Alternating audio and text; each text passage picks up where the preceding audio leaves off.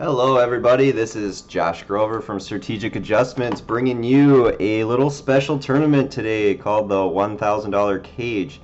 Now this is different than most tournaments. It's actually every chip is cash value. It lasts 4 hours and the blinds go up every hour. So it starts at 2.5 and it goes up to 5.10, I believe, with a $1 ante, and then a 10.20 with a $2 ante, and then a 25.50 with a $5 ante. I believe that is the structure. I'll look it up real quick. Yeah, 10.20 with 2, 5.10 with 1, and okay. So we are on the first hand. I'm going to be commentating the whole way through this thing, I've decided, regardless of the outcome. I'm definitely going to take a tighter approach in the beginning. I'm not going to start 3-betting right away. I'm going to be playing a pretty deceptive game. I think that King Queen has too much value here to check fold, and I don't like leading just because players at this stake level take advantage of leads, especially on flops such as this. It's just too dry. I would have to have a 10 or nothing, and I'd be getting raised a lot of the time. Now a 5 on the turn is a really bad card also for me to represent, given that he checked back. So I think if he had absolute complete shit, say like Jack High or something, he would have led that flop, or like 8-9 or whatever, something like that. But given that he checked, a lot of the time he's going to have like deuces, threes, or ace high or something like that, and king high just has no value to bet there. Now on this river, I actually can represent a little something, but I think it has to be a bet of like a believable bet. Like I think 18's believable. 16 or 18. I think anything more than that is just kind of like weighted too much to a strong hand. Whereas like he's not going to put me on a 10 or better too often here. But I could even be value betting like a 4 or 7. He ends up calling. Okay, so given the way the hand played out, I think I played it exactly the way I should have, and he also played it fairly well. If I had his hand, however, I honestly don't think I would have called the river. Given my bet size and the way I played the hand, I'm just not going to be bluffing ace high there, like ever. I'm just going to probably be getting it to showdown. And that's good information for me to have on check yourself. That's one big thing about, especially that we're 5-handed in this, and it's $1,000 buy-in. I believe there's 45 or 50 entrants right now. So this is going to be a bloodbath later on. And if I can get a little bit of street cred early, it should help quite a bit. And I'm just going to keep picking up reads on people, seeing where they're at, seeing how they're playing, figuring out their tendencies, their styles. And I think the best approach, especially since everyone here, I played a ton of PLO against Repats. He plays big PLO. Last year, me and him had bloodbath heads-up matches, 5-10 PLO heads-up matches, like 6 tables at a time, and we definitely had some serious action going on. I'm going to keep my raises fairly small. I'm giving myself room to do a lot of things when we're playing this deep, when you raise small like that. Whereas if I get 3-bet, I have the option to 4-bet and fold, or I even have the option to call, given I have position. If you open raise larger and you get 3-bet with a hand like 4s, you have a lot less wiggle room. And I know a lot of people definitely discourage changing your bet sizing, but I am going to change my bet sizing depending on the player, depending on my hand, depending on my position. And I believe it really does make a difference if you're playing it basically what you're thinking is optimum style, given the player, given the situation. And a lot of people don't like to give away tells and reads. However, if you take every variable into consideration, you can make better judgment plays that way. So check yourself leads the Jack 8-4 spade flop. Now, situations like this are going to be really tough for Sternberg, given that he's probably leading a Jack, because he can get a lot of value from flush draws, and he can also check call rivers like missed draws and shit. And he can also be leading the nut spade, because if he gets raised, he can shove it. And he could also be leading sets. He could also be leading flushes, and he's just not going to be leading air a lot there, because it's too draw heavy of a board where he's going to get floated all the time.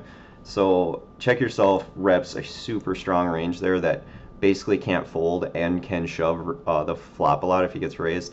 So Sternberg was actually in a really bad spot by calling there unless he had a really strong hand. So if Sternberg called there with like 2 overs, no spade, or if he called with a straight draw or say like a pocket pair under jacks without a spade, he's setting himself up for disaster in that spot against a good player. We have Jack Deuce on the button, which okay. I'm gonna fold the repats obviously here, but if it got around to my button, now what I'm gonna try doing a lot, given that these are better players playing deep, I'm actually gonna be limping my button quite a bit, but I'm gonna be limping my button with a very, very, very wide range. And when the thing is, when you play this deep, and if they know I'm a good player, they're just not going to be raising out of position unless they have a really strong hand, because they understand the dynamic of that it's going to go 2 or 3 streets a lot of the time. And if I float, they're going to be put in a lot of bad spots. So you actually can get away with a lot of limp buttons against decent players when you're deep. And then I can steal a lot of flops and rep a lot of hands. And they're just going to be put in a lot of really strange, weird spots. And given that it's a cash game tournament style and there's no rake anymore, we already paid the rake. You can play as many hands as you want, and you don't have to worry about rake whatsoever. So that's also a benefit. I'm gonna fold Queen 4. I can't remember if I said this, but I dedicated myself to commentating this whole tournament, regardless if I bust or not. So hopefully we go on a good run here, build a big stack, play really well. That's my main goal, is just to play as well as possible, give good commentary, do good hand-by-hand analysis. Hopefully people learn a lot, especially playing against good players. Playing against good players can be tough. However, taking an ABC approach is normally going to get you nowhere against a really good player, just because you don't want them to know what you have. Every once in a while it's okay if they know what you have.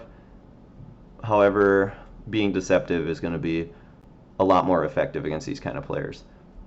If it was smaller stake, I would be playing ABC. I'd just, be playing a top 20%, top 15% range, and then just going for value. However, against these players, you want to be the guy that they're questioning. What does he have? I want to look him up. I don't know. Especially 5-handed, where the times you do make a hand and you can go for 3 streets of value in position, that's where you're going to make the most money by far. Okay, so Check Yourself has been the most active, and I've been folding a lot. So I'm going to see if I can get some cred here for 3-betting, and 4 deuce of hearts is a pretty good hand to do it. I think I've folded like the last 15 hands, and he snap calls, which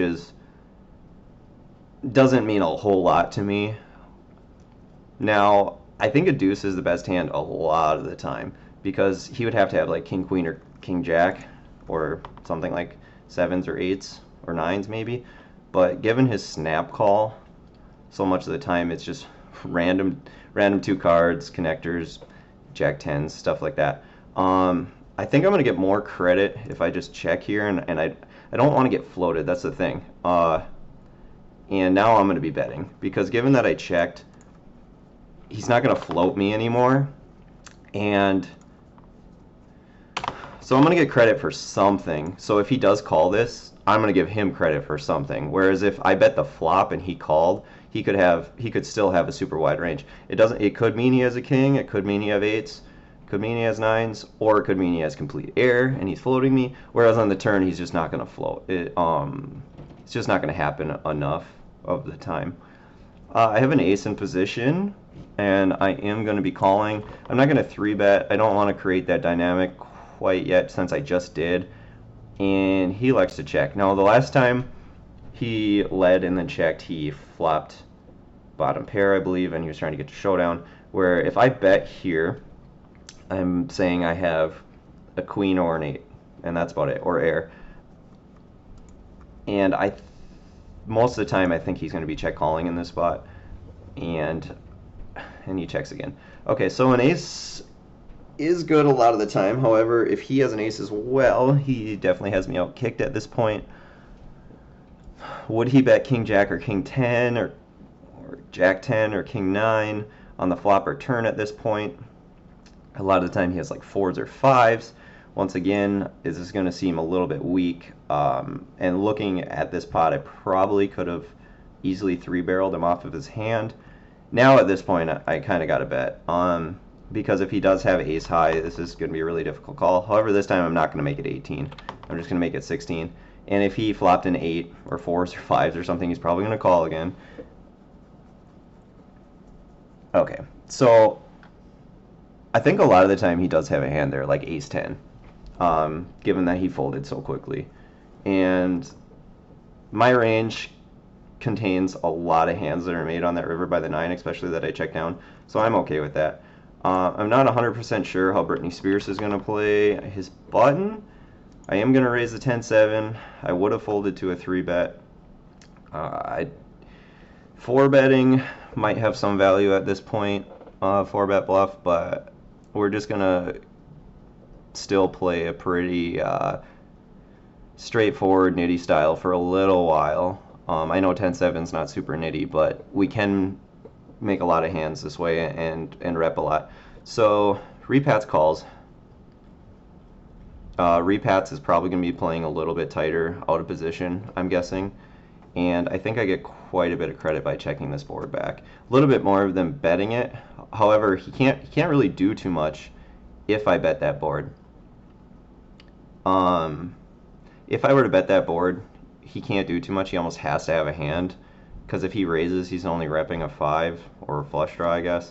And if he could call with a ton of hands though. Now that he bets out 20 on the turn, I'm going to be folding.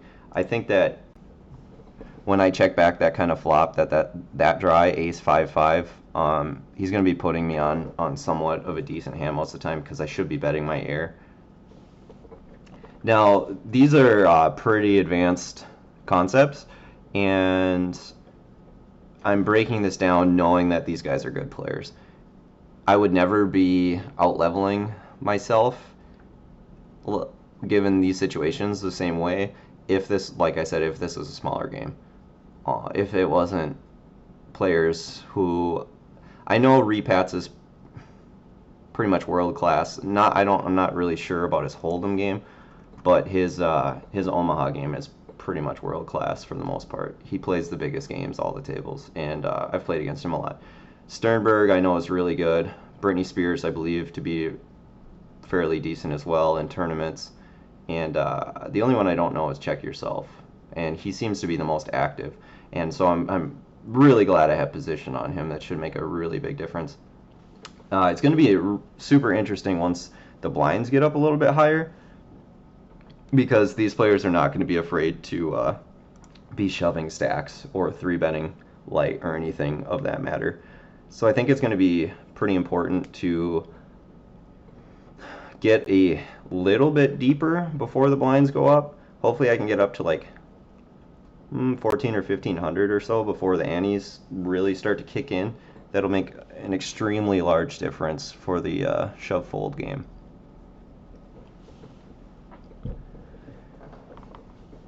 Now, looking at these pots that have been played,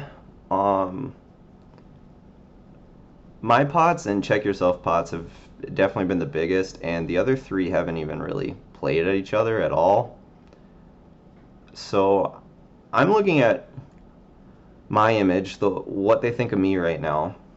They probably think that I'm a target and Check Yourself is a target to be playing back at maybe a little bit later, which is fair enough, because we've been the most active. We've played the widest range. Now actually I'm going to limp my button for multiple reasons. I'm hoping to set myself up for later to get more credit when the antes kick in. So, and it's like first impressions are lasting impressions. So so this is the dynamic I was talking about. When we're this deep, that's a pretty dangerous raise by him, because I could call and float a ton, and I think he has to be raising a pretty strong range there, at least Broadway cards, like Jack 10, King Queen, Ace King, Ace Queen, like hands like that, or decent pairs like sixes plus, for multiple reasons that I could be calling flop, floating, I could be raising, I can be putting him in a ton of spots. I am gonna fold just because Deuce 5 is just too terrible.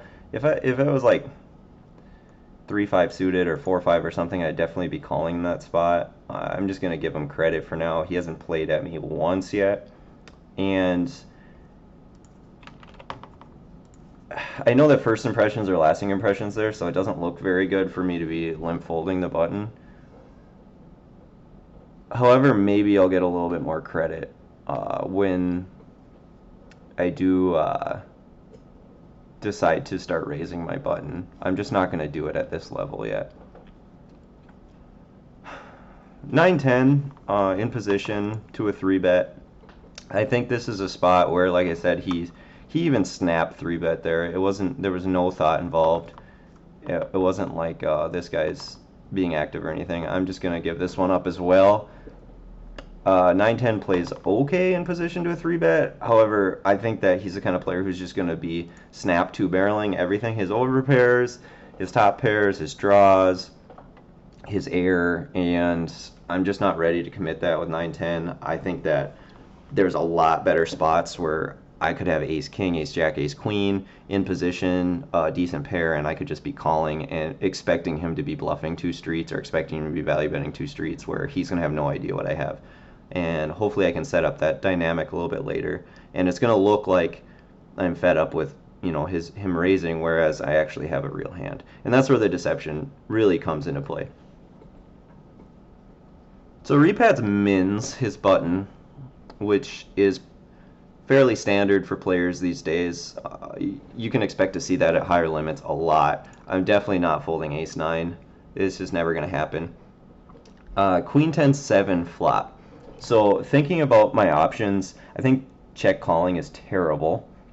It gives me no information, and he could just keep barreling draws. He could keep barreling air. I think that leading is also pretty terrible, given that there's so many hand combos that can call the flop. And so I think check folding is the best option. He checks back. Checking back on a flop like that, a lot of the time he's going to have a 10, a bad queen, a 7, or just complete reg like Ace 3 or an underpair. How often does he have a hand like Ace 3 or Ace 4 or an underpair and not bet that board? I think often enough where I can get some credit for calling pre and then betting this board. I'm perfectly okay with that.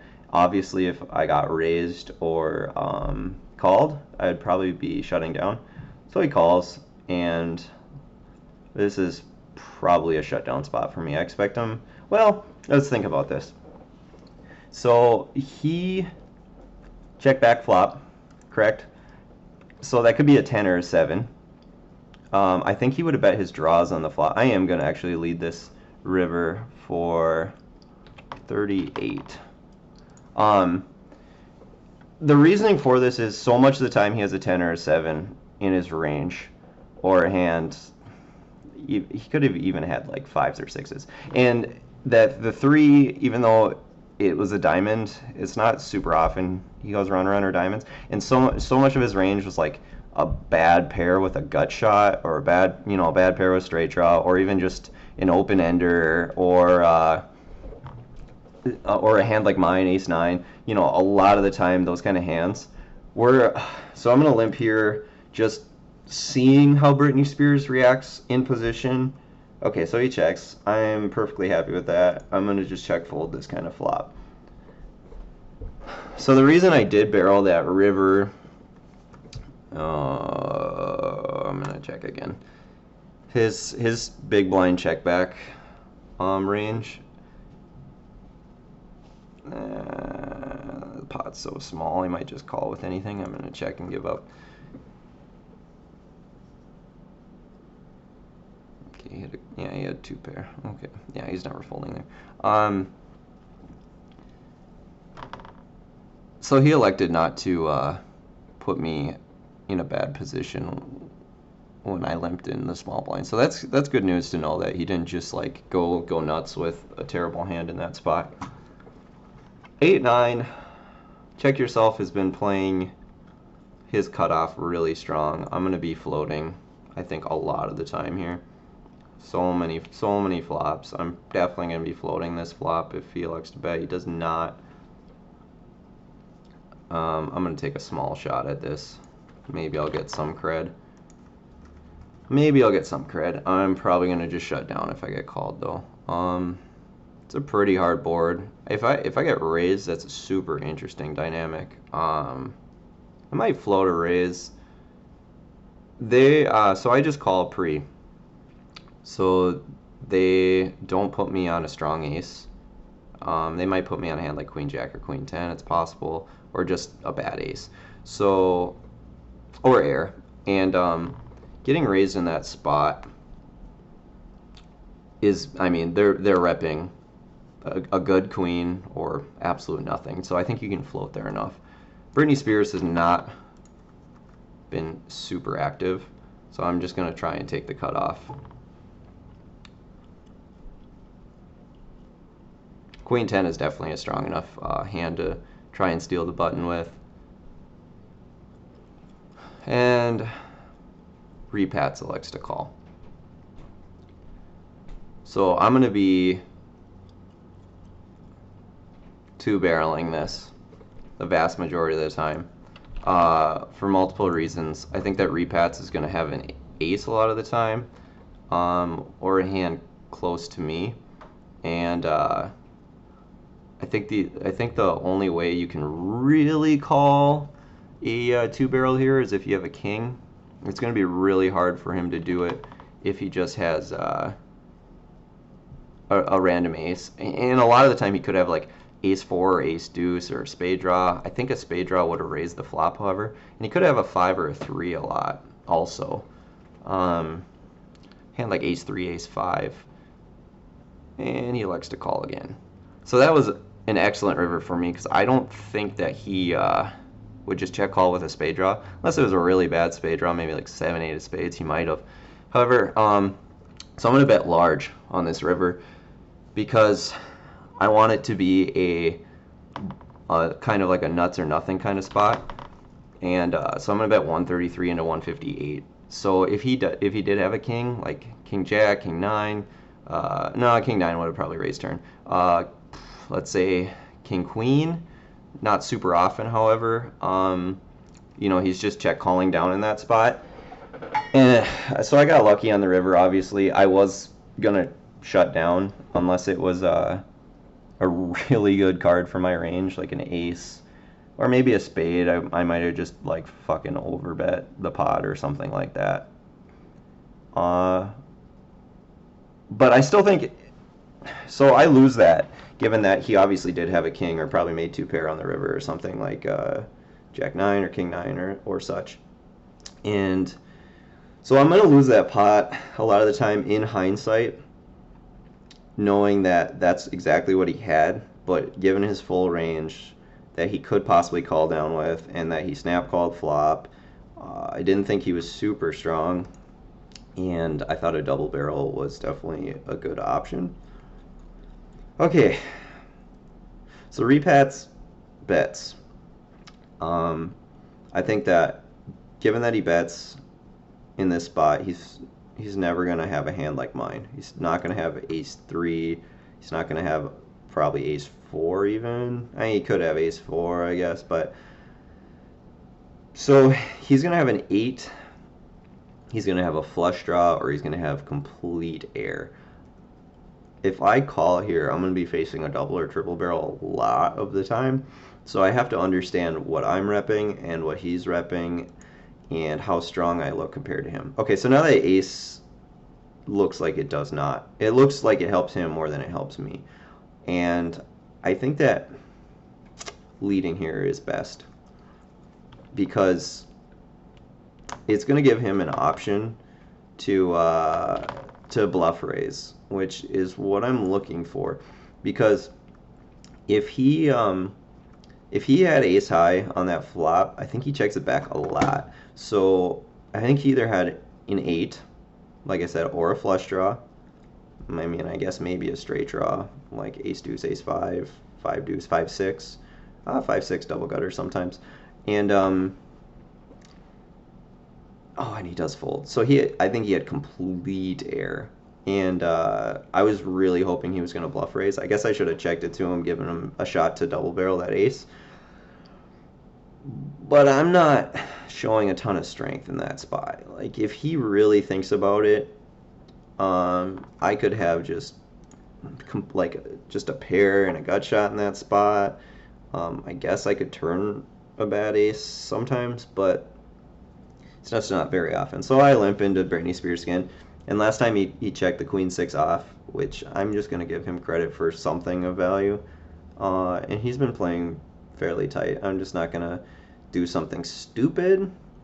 We're going to try the limp dynamic on the button again and see if Sternberg just raises, given that I limp again. Okay, so I'm obviously going to be betting in this spot for value. I'm going to bet 7 into 12. I'm going to get called by 4s, I'm going to get called by 7s, I'm going to get called by straight draws, I'm going to get called by gut shots, and so many of them are going to, given that he's the big blind, could even be like Jack 4, or it could be, okay, so if he just had a pair, no draw, I think he would have just called. So now I think it's either pair plus straight draw, 2 pair, or like a nut draw or something like that. Or maybe even a bad flush draw. I am going to call. My hand's too strong to just give up. And a lot of his pair plus straight draws are going to be beat by my 6-8. I'm going to be calling again. Or I could raise, I suppose. I think a min raise is actually probably best here for multiple reasons. It gives me a better river option. By that I mean he could put me to a super hard test where I just crumble under pressure.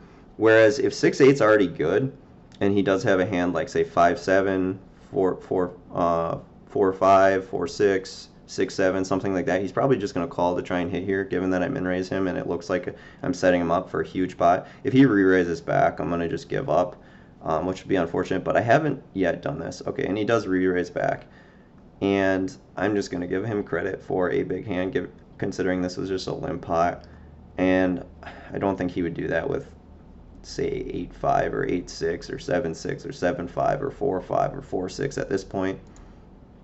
We're just too deep, and I'm repping a really big hand. And if he did have a flush draw or 9-10, something of that sort, he probably would have just called my min raise, hoping to hit, and then make a bunch of implied odds on the river. So I'm gonna end up folding. The reason why I didn't just call there though was I'm not 100% certain where he's at. And if a river bricks, I'm gonna be facing a large bet and make a bad choice a lot of the time. I'm just not gonna make the best folds or calls on rivers unless I improve, obviously. And given that he re-raised back and he had like only 580 behind and it was limp pot, I'm just gonna give him super cred for it.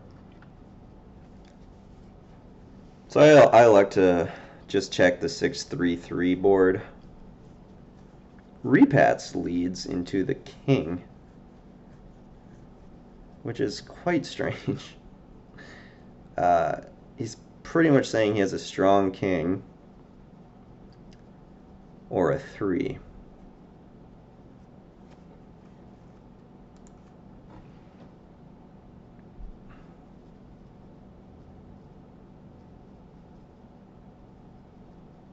I'm gonna call. It's gonna be hard to. So I'm repping a king. Queen's a pretty decent card unless he had a queen and a flush draw, but I don't think he bet it.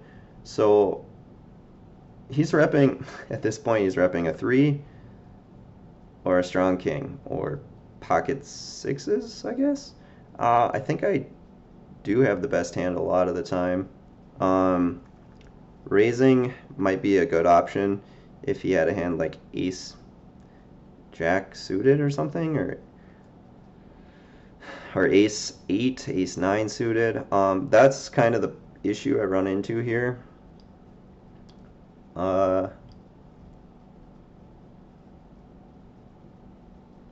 Yeah, I am gonna make this call, expecting to have a 3 sometimes, a good king not very often, and a lot of misdraws in his range. Okay, he had a 3, which makes sense. But that's literally all he was repping. Like he whoops, I meant to make it 12. He had to have a 3 to be double barreling in that spot. I mean, he's the kind of player, if he had king queen or ace king, he wouldn't have just snap called pre-flop. He would have definitely thought about 3 betting, and ace king he would have probably definitely 3 bet. So I flop top pair. Check yourself is active enough where I obviously want to try and get some value if he does have a jack or a 6 or some sort of draw. I mean, I only min raise pre, so he calls. He's not gonna have queen jack very often at all. He's gonna have a 6 quite a bit. He's gonna have a jack sometimes, and he's gonna have other random draws, 5-4, deuce 5, all that kind of random jazz. So I am gonna bet again, because it kind of looks bluffy on my part by betting a queen on the turn. So I'm hoping he's just kind of in like call down mode with a jack or a 6 or a 3, which is definitely possible.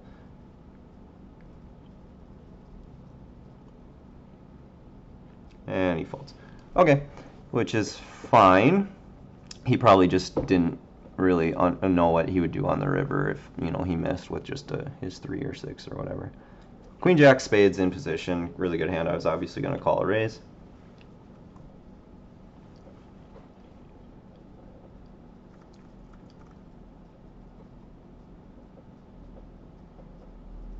Britney Spears,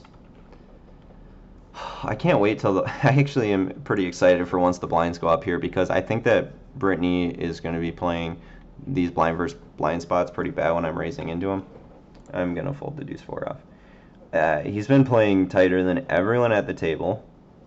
I think that he's probably trying to squeak out a win, unless he's just waiting for the blinds to get higher and then start being more aggressive, which is possible as well. Or maybe it's a she, but I'm going to start leading in those blind versus blind spots, especially once the ante kicks in. However, given that check yourself is pretty active, once the antes kick in, I don't think he's going to be folding his button almost ever.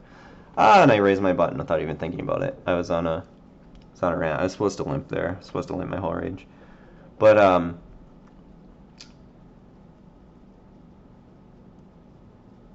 we flop top pair with a pretty decent kicker, and this is a kind of board where I'm going to get called by a ton of hands, and not raise too often except by draws. 6-5 is sometimes possible, or 5s or 6s. However, I don't think kings are in there, and I don't think king 6 or king 5 are going to be in there almost ever. So I am going to be going for value, and I don't expect them just to call out a position with some sort of draw very often, especially not a flush draw. So I'm going to check that back, making it seem like it worries me, but an ace doesn't worry me too often unless he had an ace 5 or ace 6. I think that he's going to have a 6 like that a lot of the time, or a king like me, which I think he would check a king in this spot. I think that he would bet a missed like 3-4 or 7-8, and I don't think there's a whole lot of value in betting here. I mean, obviously there's no value. I just don't think he can fold. Let's say he called with a 6. I don't think he's gonna fold this river ever. And if he called with a hand like 7-8 or 3-4, 7-4 that contained a club, he's just check calling. Whereas I have the best hand. If he made an ace on the turn, which, like I said, is not very likely unless he has ace-5 or ace-6. I'm just gonna check, expecting to win maybe like 40% of the time. Not very often, actually, given that he checked. Okay, so he did make 3 6s, which I'm pretty sure he is gonna check call that spot. And that's pretty much the range that I put him on. I figured makes sense. 5-4 offsuit, obviously not a good hand, but I'm staying active in the cutoff just because Brittany's kind of letting me. And repats keeps calling, but we'll take that. So I said I was going to be playing Nitty, but anytime the player to your left is allowing you to open up your range, I'm going to take advantage of that. And Brittany Spears is definitely allowing me to open up my range a lot. And Repats and Sternberg are willing to play me out of position, which thus far hasn't played out well because they've had massive hands, but it will. I will find a couple pots to get extreme value against them, or bluff them off a mediocre hand, or so on and so on. And Check Yourself, I believe, is just going to eventually just ship me a big pot if I just slow play him when the blinds go up a little bit. That's kind of my plan for Check Yourself. I'm going to kind of let him just barrel off against me when the blinds get up a little bit higher. He just seems like that kind of a splashy active player where once he gets like rolling a little bit, I don't know if he'll be able to slow down. Whereas I think Sternberg and Repats know how to slow down, and they know the boards where they might be getting trapped. Okay, so we finally have a 4-bet. There was a 3-bet and a 4-bet. Sternberg 15, Repats 3-bet, and Sternberg 4-bet, and Repats folded. Repats didn't even take very long to fold, so I'm guessing he had squadouche. Which is interesting. He finally decided to 3-bet. I think that was his first one. And Sternberg woke up with a hand because his 4-bet was fairly quick, and Repats hadn't been active at all. So I don't think that he would just be opening up that quickly.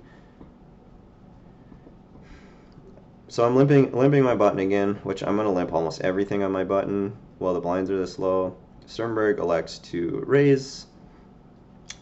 And considering he does this again, I think that he's doing it with a wide enough range where I can call and float. Especially a flop like this, I'm going to be floating. So I think that he's obviously going to be leading again. A half pot bet. We'll see what he does on the turn. I think that he's going to have Broadway cards a lot. He's going to have suited connectors a lot. He'll have any ace maybe and be raising in that spot. So the queen's a bad card because that makes him a pair a lot of the time.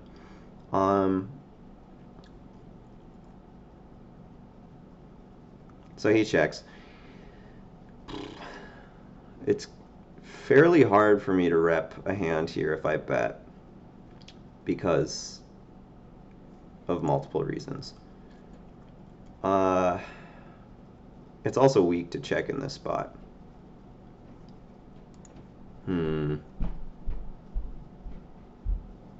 What? How do I only have 2 seconds on my time bank? That's bull. So the 9 is an okay card for me to bet, however. He snap checks.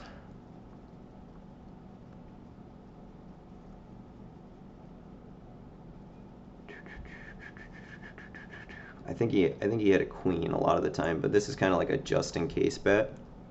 I think I got to make it a little bit more. It's kind of like a just-in-case bet. I think I get called here a lot of the time. If I say king-queen or... Oh, he made it. Yeah, I'm surprised he didn't bet that turn. I did think I was going to get called there a lot of the time. However, the random times where he just gives up with an ace, I think betting small there is pretty good. And I don't think he was going to fold that turn either if I bet. He might even been planning to check raise that turn.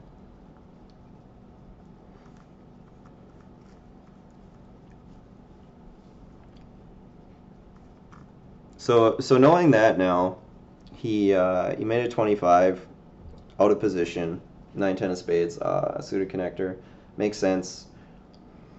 And then he decided to lead half pot on the scary board. What was it, Jack 4 deuce all hearts? Next time there's a board where he's basically has to have a strong range, I'm just going to be raising him.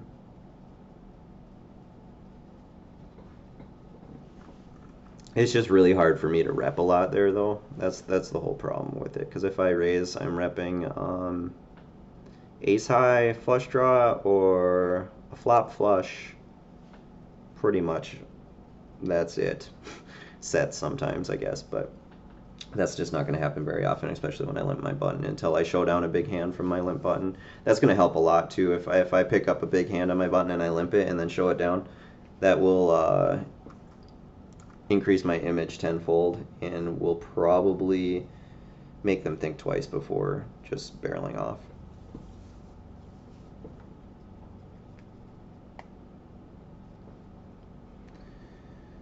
So Brittany is gonna just play this ABC, wait for a big hand, and I guess try and get it in with a big hand.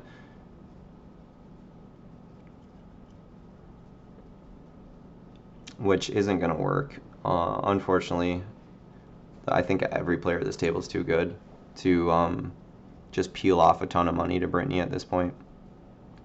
Okay, so Brittany min raised, which could be any pair, hoping to flop a set. It could be a hand like ace jack, ace 10. I don't think ace king or ace queen very often. I think it would have been more. But a lot of times it's just Broadway cards. I'm going to be betting here, expecting for Brittany to fold a lot and Steinberg to call a lot. I don't have to have anything. And they both just give me instant credit. So they just both played their hands straight up and didn't even think about the situation. This table is actually boding extremely well for me in the long run. If I can just get in like 1 or 2 good spots to get value, this is actually going to be amazing. It just hasn't panned out quite yet. I'm going to raise from under the gun. I haven't done it too often. Sternberg might 3-bet his button. He's been getting more active. There it goes. And I am actually going to be forced to 4-bet for multiple reasons. He's been the most active as of late. I think he's kind of picking up a little bit of momentum and realizing what he's getting away with. And calling out of position with his hand is kind of a disaster. I'm going to make it large enough to basically force him to re-raise or fold. I don't think he's going to call too often. If he does call, I'm putting a fucking hard spot, to be honest. Okay, the reason I 4-bet there was for those dynamics. Sternberg was getting away with a lot. He was picking up momentum. He had his button. He figures I haven't really showed down anything at this point, which I haven't. I haven't won a big pot, and it's kind of one of those just feeling plays by him where he has the upper hand and is trying to take advantage of it. So I have to be aware of that situation and play back at him. But I wanted to play back at him where he couldn't 5-bet light. I didn't want to make it like 90, where he could just make it like 180, which is a really cheap 5-bet. And then I just fold. I'm not too happy about that. So my limps on button haven't been working, so I'm just going to wait for a stronger hand to limp. I'm going to fold the queen 5. I'm going to fold the king deuce, even though Brittany has been giving up everything.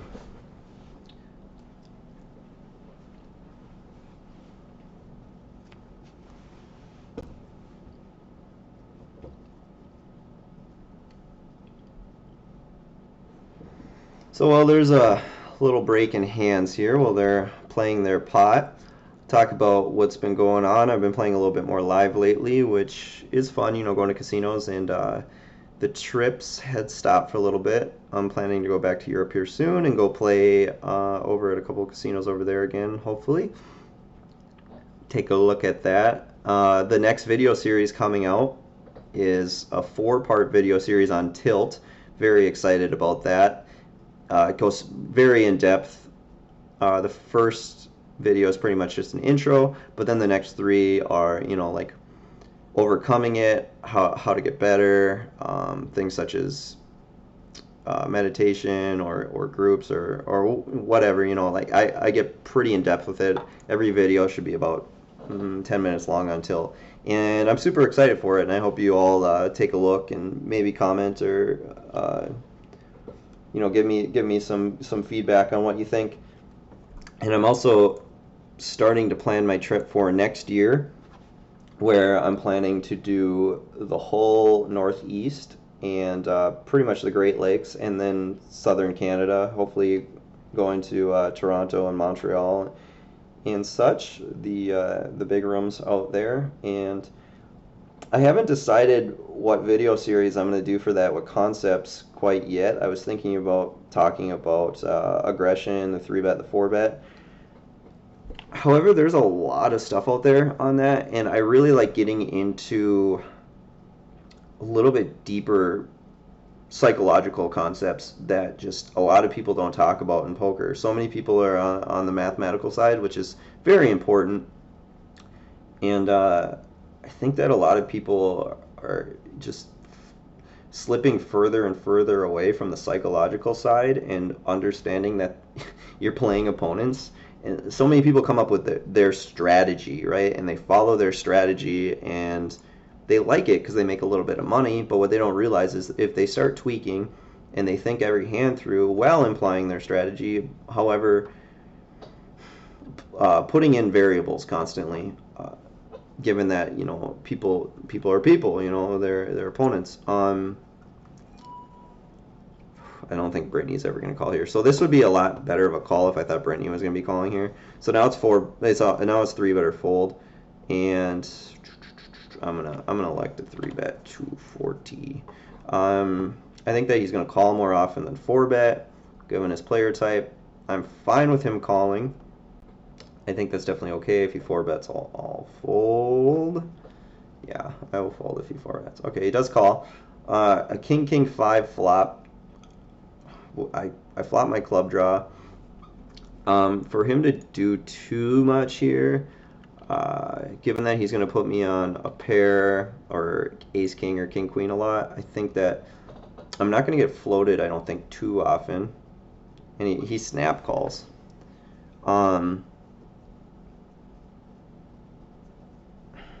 Ace highs, pairs like deuces, threes, fours, sixes or something. For him to continue in this hand, I think he has to have a king. I'm just going to lead and hope that he doesn't raise. He could have a king sometimes by snap calling, which is impossible. Oh, I'm going to have to shut down at this point.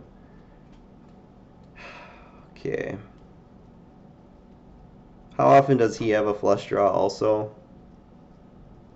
Not often.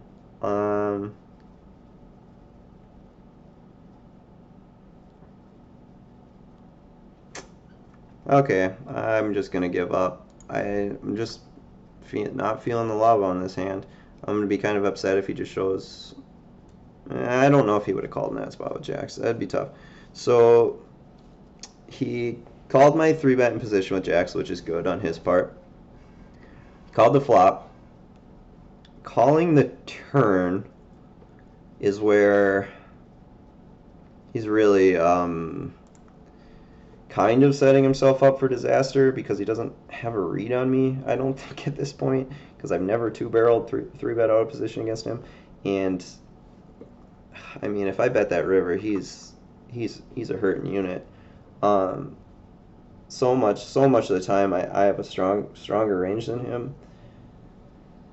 It's a really strange hand, actually. I'm kind of glad I gave up, because he seemed really sticky, very sticky. I think he was actually just going to snap call the river, kind of like a crying snap call the river, which is terrible on his part. However, that hand it would have worked, which makes sense. And If it was somebody else, I think I could have fired, but Check Yourself, I think, is the most loose player at the table, other than me at this point, I suppose.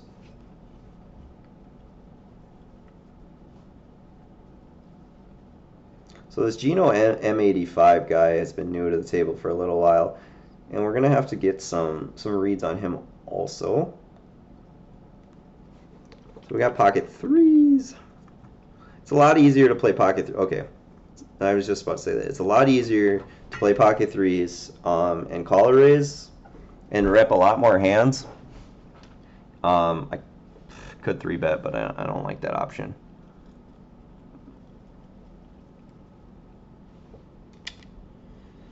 Check Yourself had been checking out of position a lot on tons of flops. So now he's kind of narrowing his range. However, I think threes are just too bad. If I had a queen there, or obviously any ace, I'd be floating, or flush draw, or king jack, or jack 10. I'm going to give up threes in that spot, however.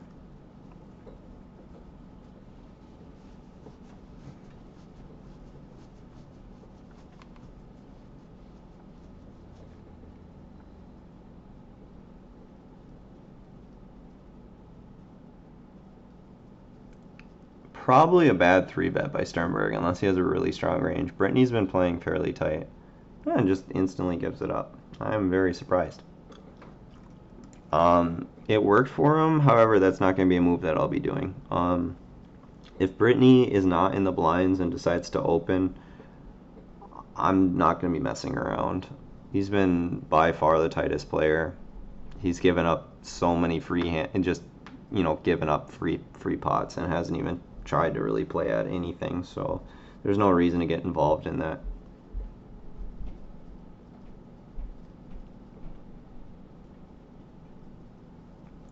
We are at the 52-minute mark. In 8 minutes, the blinds go up, and $1 ante will kick in. So start to probably see a lot more action, I'm guessing, especially from guys like Repats and Sternberg. I think they're gonna really up the aggression once the antes kick in. That's what I expect.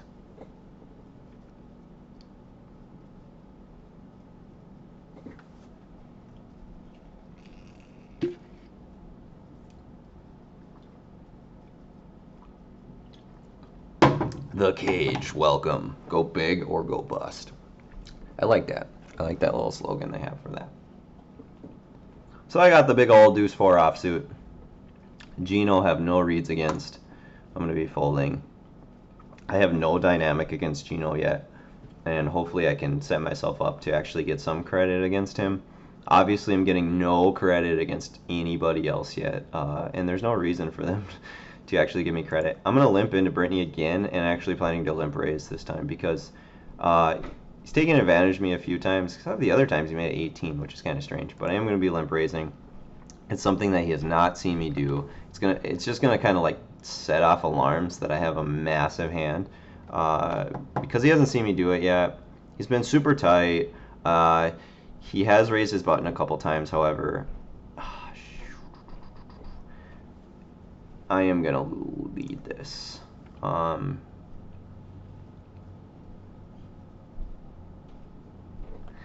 I can get a lot of credit by checking it as well.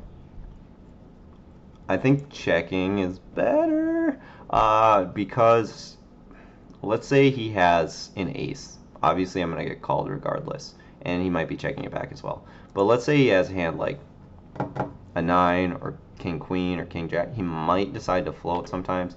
Not too often, but I think I get a lot of credit by checking. It makes me seem like I have a monster, especially after limp 3-betting and then leading out.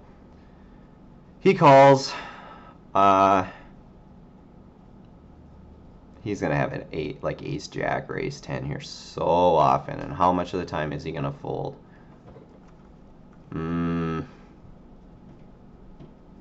Almost never. I'm gonna be checking. I expect him to show up with a hand like an ace 10 or ace jack. And he bets 162 on the river, which doesn't make a whole lot of sense, to be honest. Unless he has sevens? No. Ace 7? Probably not. Picked up spades? Oh my god, I wish I had a larger time bank. I want to call! Fuck.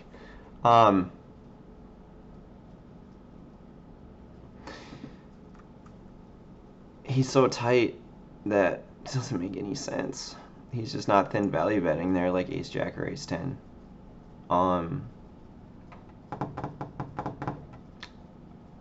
He could have had a set. That would make sense. He's obviously going to be playing all of his pairs in a spot like that, blind versus blind, and I open 3-bet, or I limp 3-bet.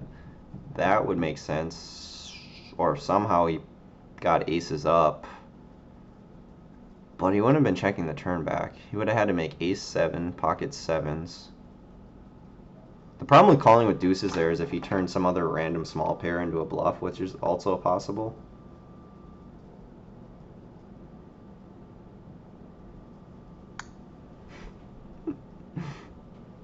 So kind of getting beat up here, unfortunately. However, I still think we're playing the hands right. It's just not working out well. That river was a spot maybe I could have checked shoved, but it's super high variance. Super, super, super high variance spot.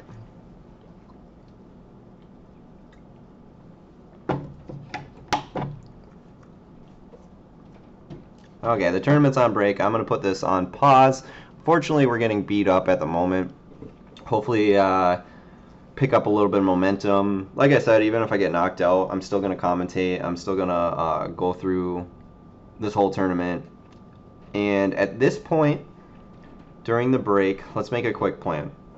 So I'm going to put pressure on Brittany. I'm going to be limping a strong range against Sternberg, hoping that he kind of goes crazy, especially out of position. Unfortunately, I just am not hitting anything against Sternberg. Check yourself is where the majority of my money should be coming from, and he's willing to raise pre and then check call the rest of the way when he hits a pair, I believe. So hopefully something can happen where it's like a board like queen 8-4, and I can have queen jack or queen 10 or king queen, and he can have a hand like 10-8 or ace 8 or such, something like that. And I guarantee he's the kind of player where he's going to check call down in a spot like that. So that's where all my value is going to come from. I haven't been able to get much bluff value out of these players at all. Everyone's been super sticky. Especially now that it's 645, I don't think that I'm going to get away with many bluffs. So I'm going to start trying to go for more value. However, I am going to stick it to Brittany consistently, and maybe Gino a little bit. But Sternberg and Check Yourself, they just kind of have that momentum, that feel against me, like I said, where I can't beat them in a pot, and sometimes that just happens, and you are definitely a lot more likely to get looked up, to get called, to get put pressure on when you're just not hitting hands, you're just not running good, you're not showing down any winners, which is unfortunate when that happens. However, we're going into the second hour, and hopefully we can find a couple good spots and stack check yourself. So I'm going to take the next minute 32 break, and we'll be coming back. Okay, we are back. The break is over. We're in the second hour where Annie's kick in. Remember, this is all cash value tournament. It's 4 hours long. The first hour is over. Oh no, there are no Annies quite yet. I thought they kicked in at this point. Jack 4 off. Obviously, we're going to be folding that. There's no value at this point. Like I said, I'm not getting away with anything. My image is absolutely terrible. It would be very nice to show down some winner, even if it was a smaller pot, just to hopefully up my image a little bit. Blinds have increased to 2-5, and we'll see who is extremely aggressive. I expect Brittany to still remain very tight, play ABC. I'm not 100% about Gino. And then Repat's got moved to a different table, which I'm pretty happy about because I think Repats was probably the other best player at the table. And like I said, remember this is all real cash value. At the end of the 4 hours, whatever you have in front of you, you cash out with, and the blinds consistently increase. Hopefully, I'm in at the last level. That would be quite fun, especially when it's going to be 25.50 with a $5 ante. If anyone's at 600 stacks, 700 stack, maybe even 800 stack, is probably a shove fold game, and considering that's all cash value, it's gonna be a lot of fun. It's gonna be really interesting, and it'd be really nice to go on a sick run at that point. The King 3 offsuit, we're gonna be folding.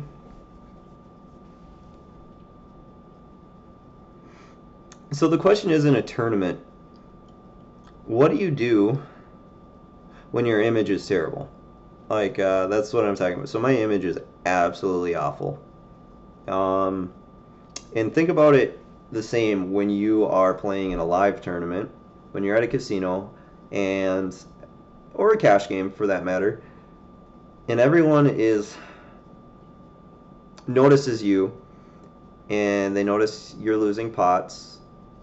They notice you're mucking hands and not showing or whatnot, and pretty much every time you get called, you say, good hand, you win, or anytime you call, they have a better hand. This is just like a demoralizing energy around you, and people pick up on that online as well, and they're going to be much, much, much more inclined to do things like call in position against you, even with bad hands. And it's so people will be giving up the ABC type style when you have that terrible image. They will have a lot more confidence against you, and maybe not so much against other players. Oh wow, we finally have a shove. And Gino, I think, definitely had at least pair plus flush draw. At least. He either had kings, aces, ace queen, or pair plus flush draw, or maybe straight draw flush draw. That's possible as well. So obviously, I think Gino had an immensely strong range, and Sternberg probably floated and then folded. Might have folded a bad queen, I guess, too, but.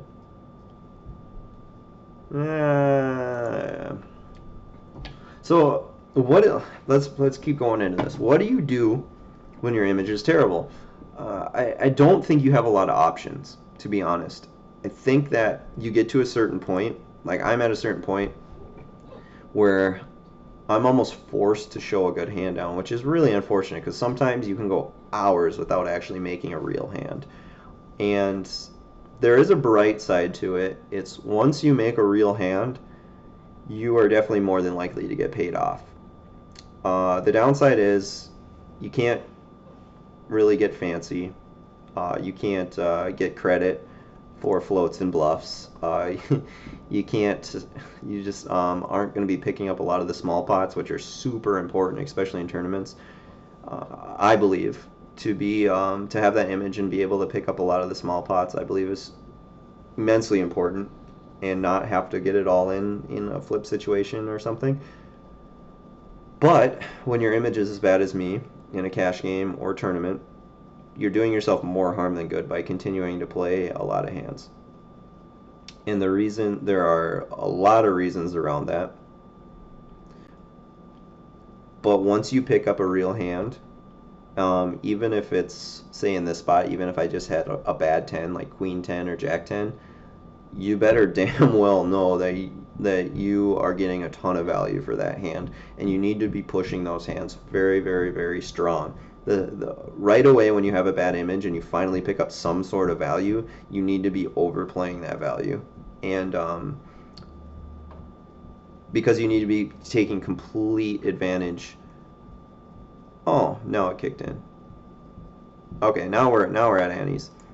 Blinds move up to 510, and now we had antes. Okay, so that makes sense. I don't know why they had a break before the hour mark. That didn't make sense.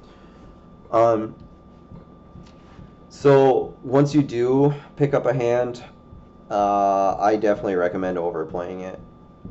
As hard as that is for some people to do and to understand, like a lot of people when they're running bad or their image is terrible and they finally pick up a hand, let's say they flop top pair or a set or they finally make a flush or a straight, they try and get like some sort of money out of it because they're just feeling terrible and they just want to win something. So a lot of the time they'll bet really small or they'll even trap or something like that matter.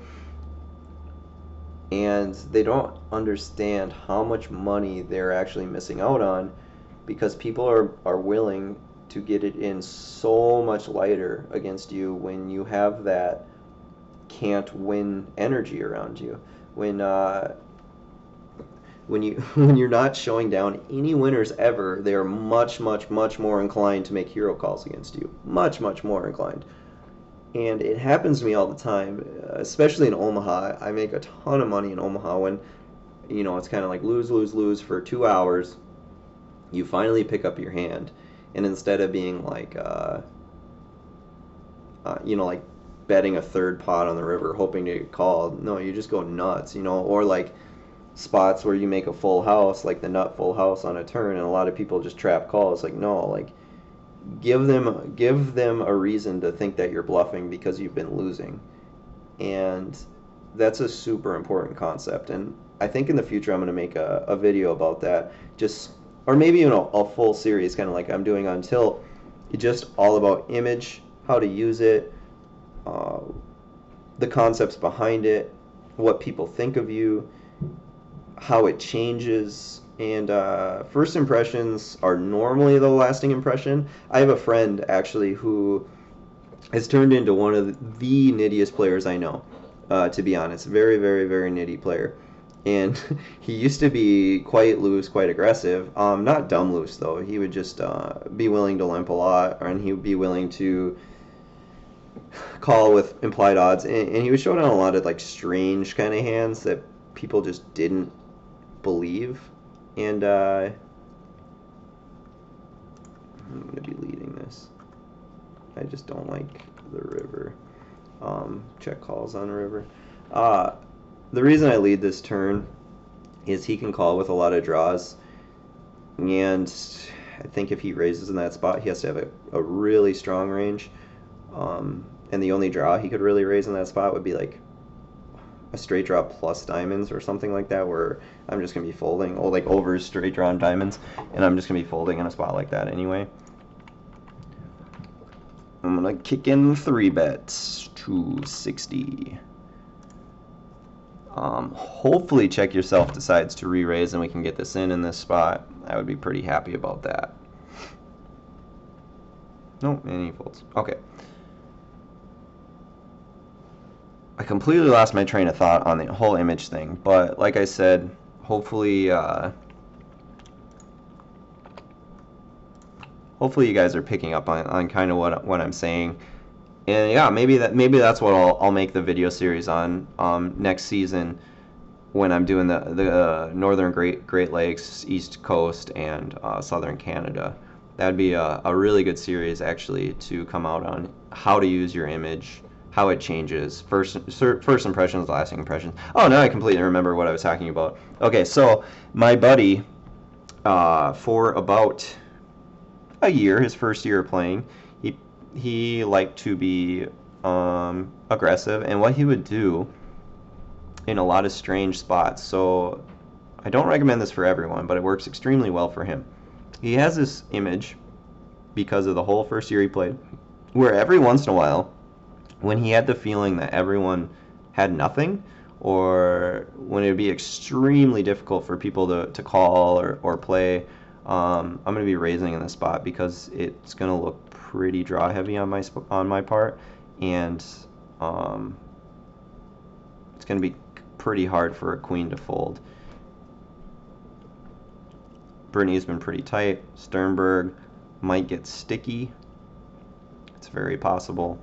And the board is, I think, too draw heavy to just call with a set there. I think shoving this river is best, and pretty much snap shoving it. I think a shove might get hero called, and Yeah, I did get hero call. Well, no, not hero call. He made 2 pair on the river. Okay, so he finally made a hand, and against a player who was sticky. Yay! That is what I was hoping for, and a shove was by far the best, because if he was gonna call a 3/4 pot bet, he was gonna call a shove, in a spot like that where. So he called a raise on the turn. Ooh, this is. Normally I'd be raising here, but I don't want to call like a 3-bet or shove from Sternberg, and I think he's going to be a little bit tilty, especially after playing Queen 6 and losing that big pot. I just kind of expect him to shove a wide range if I lead. Let's say he has like 9-10 or something, he might just shove it. Obviously, in hindsight, now that I flopped an ace, I would love to play this pot. But okay, so my buddy. I keep losing this train of thought because of hands that are playing. My buddy, for the whole first year that he played, anytime he sensed that nobody had anything, this is all live poker, by the way, and no matter the stake, let's say it's a 1-2 or a 1-3 or a 2-5 or something. Let's say it's just the blinds left and he's on the button, or he's in the cutoff and just the blinds and button left, and he had that good feel where he just knew that people didn't really have much and they're probably going to fold. He would just make a huge bet, like a really, really dumb huge bet. I think if I just call here, Sternberg will actually call. I don't think re-raising is very smart, given that Gino's probably got a pretty strong range. So it's either call or fold. I think calling is okay.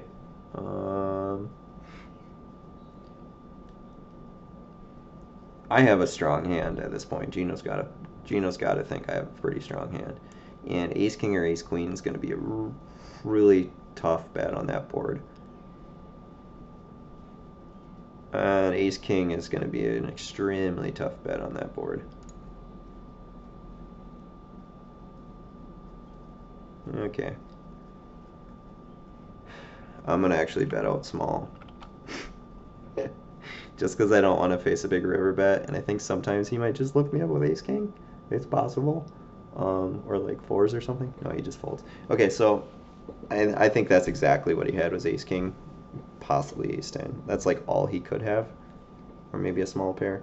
But he obviously put me on a really strong hand by just flatting his 3-bet from the blind, and it's a board that he thinks he's going to get called too often if he bets, which he is going to get called too often if he bets. However, I would have had to put him on something if he did bet because my range was strong. A very, very complex situation where I would have folded if he bet, but he doesn't know that. He thinks that my hand is stronger than it is. I'm going to be folding the 9-6. So my buddy would bet a ridiculous amount. So the blinds are, let's say it's a 1-2, and he's got the button and it folds around, and he makes it like $80. And literally that's all that's left is the blinds, and he just knows they're gonna fold. So then they fold and they just laugh. They're like, "What are you doing? Obviously I'm not gonna play unless I have aces or kings or ace king or something." And then he'll show 9-4 offsuit. And the whole reason for this, obviously it's not a mathematical play. Obviously it's not ABC or anything like that, but this is a full psychological image play, and he's also got the kind of look that he likes to gamble. He's got the look that people just kind of expect him to be a little bit stupid about poker, which is funny because if you dive into his brain, if you know him properly, he's an extremely smart guy, especially with psychology. He's one of the better poker players I've ever played against. He doesn't really have the mechanics down too well, but he definitely makes up for it with his image and understanding his opponents. He definitely makes up for it. He's a very, very big winning player, very consistent winning player, and he basically set up his image for life at this casino by doing this, and he would do it about 2 or 3 times a night, basically until people would start saying like, "Oh, I'm gonna get you, I'm gonna catch you." Then at that point, it was going for value, and he could also later on, say a flop would come like Queen Jack 4, and he'd have pocket jacks, he could get so much value anytime he'd have top pair, top kicker, or a set or something. Way more value than most people are capable of. Most people who play ABC type style are just gonna make small 3 streets of value, if even maybe 2 streets, where he could get max value on every street because he had set up his image. So that is how important image is. That is where the psychology comes into play. I think it comes into play more in live poker than it does online, because some players online just aren't paying attention. They're playing too many tables and they don't have the time or attention span to care. So sometimes when you're trying to set your image up online, it might not even matter. 6-7. This is a check fold spot because I can't rep shit. And even if I tried to rep a 3 by just calling or some sort of flush draw, he can kind of keep barreling with a lot of scare cards. Like, every turn card's a scare card except for a 4, I guess. A 4 or 5 is like the only card I could rep on the turn, or spade maybe. But if he has air there, any cards that come over to that board, he can just keep barreling and repping for value, where I can't rep anything. I can rep like a call down 3. So that's a pot that you just don't want to get sticky or aggressive on, in my opinion.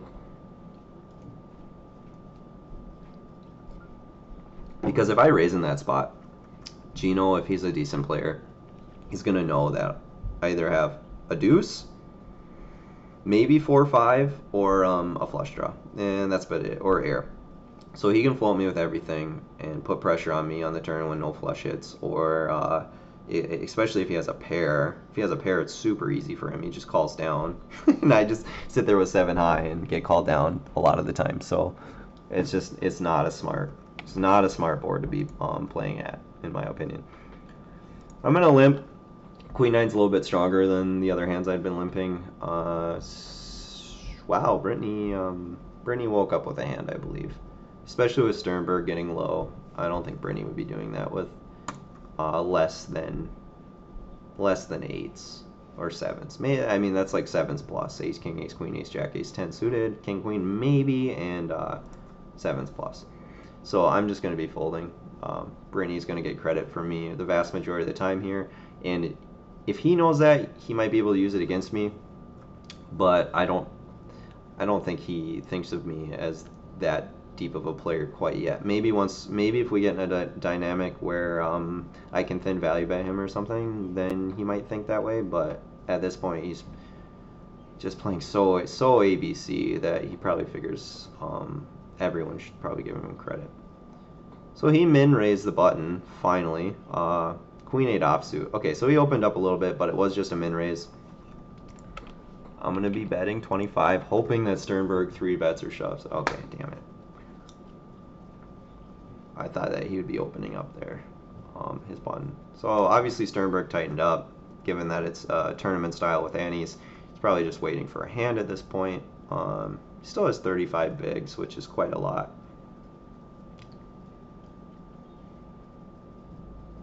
Brittany opens, and I'm going to be folding to Brittany again. Yeah, I mean, I could 3-bet. I have a blocker with a king. That's obviously a folder 3-bet. I think calling there is terrible.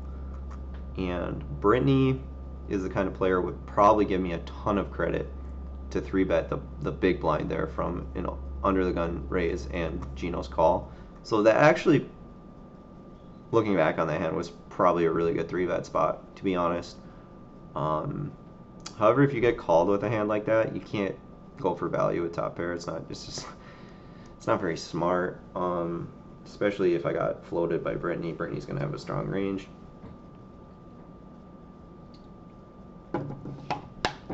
Okay. So the question is, who do I open up against here? And I think the answer is Gino. Gino and Brittany.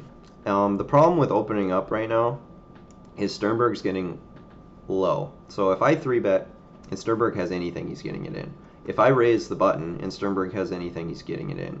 Or at least, you know, putting a lot of pressure on me. And when he's short, and I can't do anything against that, right? I'm gonna try and steal Brittany's button here. Sternberg has been playing tight, so hopefully he doesn't pick up something. And it's okay to bet small fold against these small stacks, but it's really not a good idea to be 3-betting and putting a lot into the pot when there's a short stack to your left. I think it's awful, because let's say Check Yourself makes it 30 and I make it 80, and Sternberg wakes up with anything and he shoves. I'm just giving Sternberg way too much value to get it in with any pair or ace 10 or better, and because I could be 3-betting light against Check Yourself. But what he doesn't know is if I tighten up my range on my 3-bets big time, I'm only 3-betting large, big hands because of knowing that he could be shoving a light range, which is also a very important concept. And I think a lot of people get in trouble with that in tournaments where they're so used to 3-betting deep, even small 3-bets against players they can take advantage of that are to their right, without taking into consideration shorter stacks to their left. Check Yourself raises into me. I could go for the stab and make it like a large 3-bet here. I am just going to let him run me over a little bit. Well, my whole plan from the beginning with Check Yourself was once the blinds got a little bit bigger and the antes kicked in, I was hopefully just going to let him barrel off. And that spot is probably going to be in blind versus blind, where I can just call, have some sort of showdown value, equity, and just call down. And I think that he'll just go for multiple streets. I'm just going to call with ace-jack in this spot. Could 3-bet for value. I've been 3-betting a lot, however. Oh my god, and Brittany is really starting to open up. Really starting to open up. I don't... How strong would I look if I raise this spot? That's the question. Because that's a good squeeze spot for Brittany. So I am actually going to re-raise, because that looks... Okay, so Brittany could have a really strong hand. It's definitely possible, but I've seen Brittany open up quite a lot. It's a really good squeeze spot for Brittany. Given that Check Yourself is raising wide, I'm calling somewhat wide. The antes are kicked in. It's a good squeeze spot for Brittany. It just is, and that's a pretty bad board. Given that I 4-bet, I called 4-bet.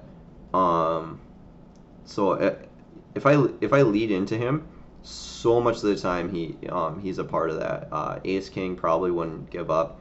Ace Queen is there, and he's gonna have queens, jacks, tens, aces, kings a lot. I just don't think he's gonna call 4-bet with much else. I'm gonna give him credit for a real hand. I'm gonna fold this.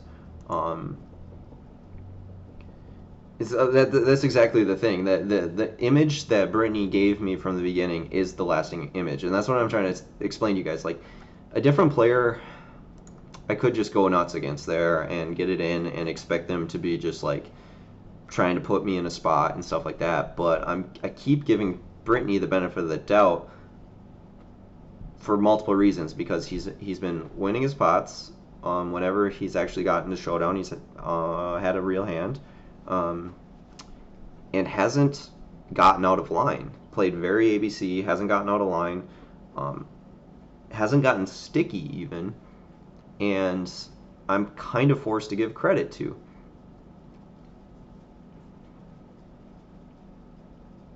And Brittany picks up the pot there as well. Okay, so I'm actually getting a little bit fearful of Brittany getting deeper now and having position on me. So what do I do? Do I open with 7-8 of hearts and get 3-bet by Brittany a lot and then 4-bet? I mean, I kind of expect Brittany to 3-bet for how much he's been rolling. Yep, there it is. Okay.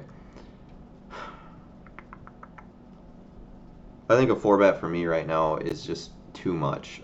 Given that I just 4-bet and folded a flop before, I'm not getting credit. Um, I'm gonna let him have it. I have to tighten up my range big time. Brittany's obviously a lot better than I give him credit for.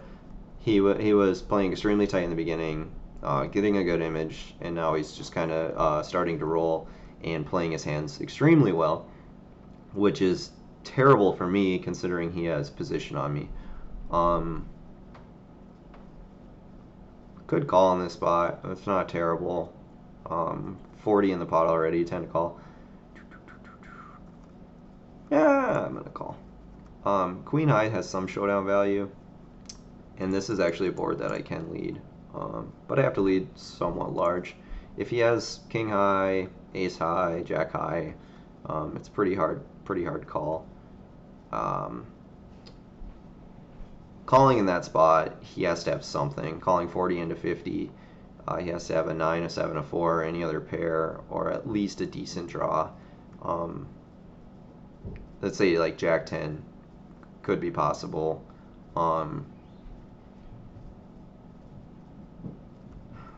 That was like a snap bet, and that's not going to happen too often.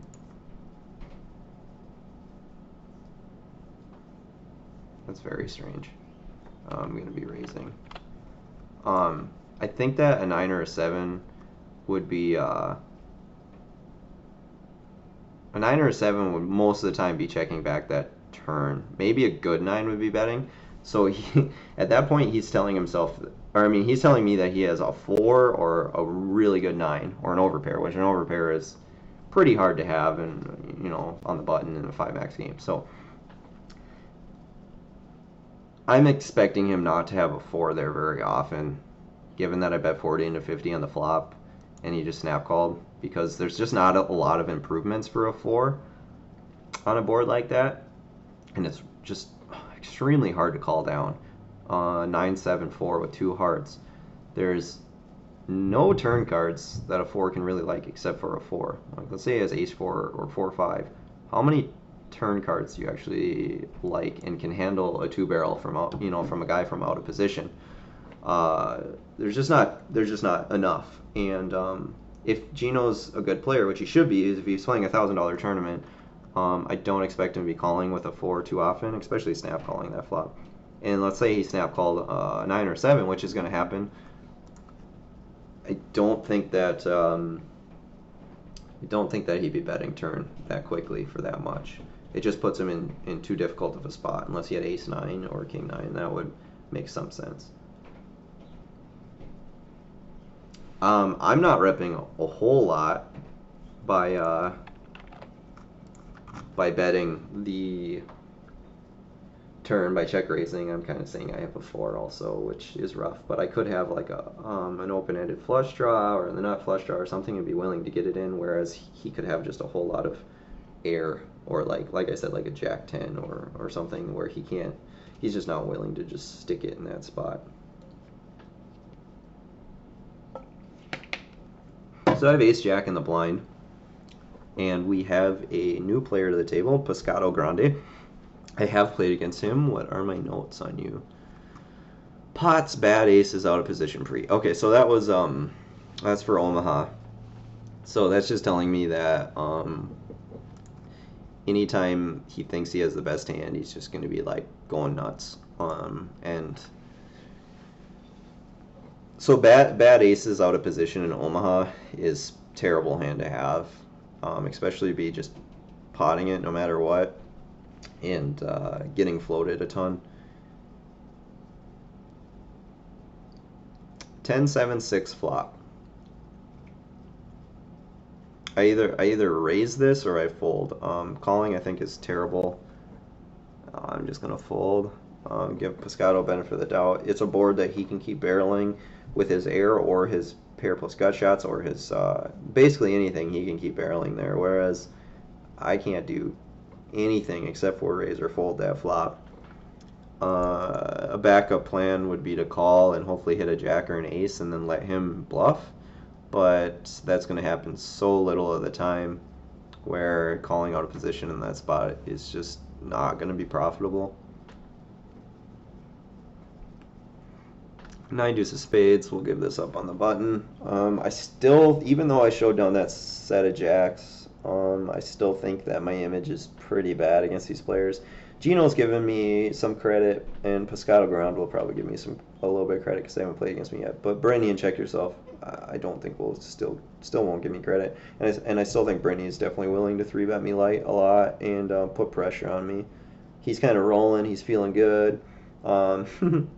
As Jason Somerville would say, he's feeling his oats. Putting people in the cage a little bit. And so when that happens, especially when the player has immediate position on you, you are forced to tighten up. And for those of you who don't,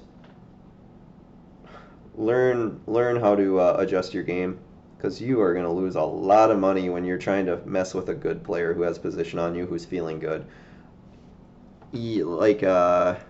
It's just by far better to tighten up your range and get to a couple showdown pots with him to the point where he just doesn't feel as comfortable doing that stuff to you anymore. And if you're just either calling 3-bets out of position with bad hands, or you're 4-betting all the time, you're basically giving that player rights to all your money. And they're going to be very happy that they're playing against you, and you're going to be very sad at the end of the day. So understand and kind of check your ego a little bit and realize when there's a really good player at your table. This is also extremely important in poker because, I mean, let's be honest, everyone thinks they're the best player in the world. I think I'm the best player in the world, obviously. I mean, I'm trying to coach everyone and do videos and travel and do more videos, and so of course I think I'm the best player in the world. But the problem is everyone thinks they're the best player in the world, right? And I still think I have a lot to learn from a lot of people. So I'm going to attempt to 3-bet from the blind, but I think I have to make it super large. Brittany is opening up a little bit, and I know I'm not getting credit, but this is a spot where I should get a lot more credit. And this is definitely a board where I shouldn't get floated too often. I have to bet large, however. I have ace king a ton of the time. If I get floated here, that would really suck because, oh my god, I do get floated. That's insane. So Brittany is repping a monster, and I'm repping a monster or nothing. Sometimes Brittany has a flush draw, but sometimes he flops a set. Sometimes he has king queen and gets sticky. Sometimes he has ace king and would never fold. I think the ace king, king queen, and sets are a better.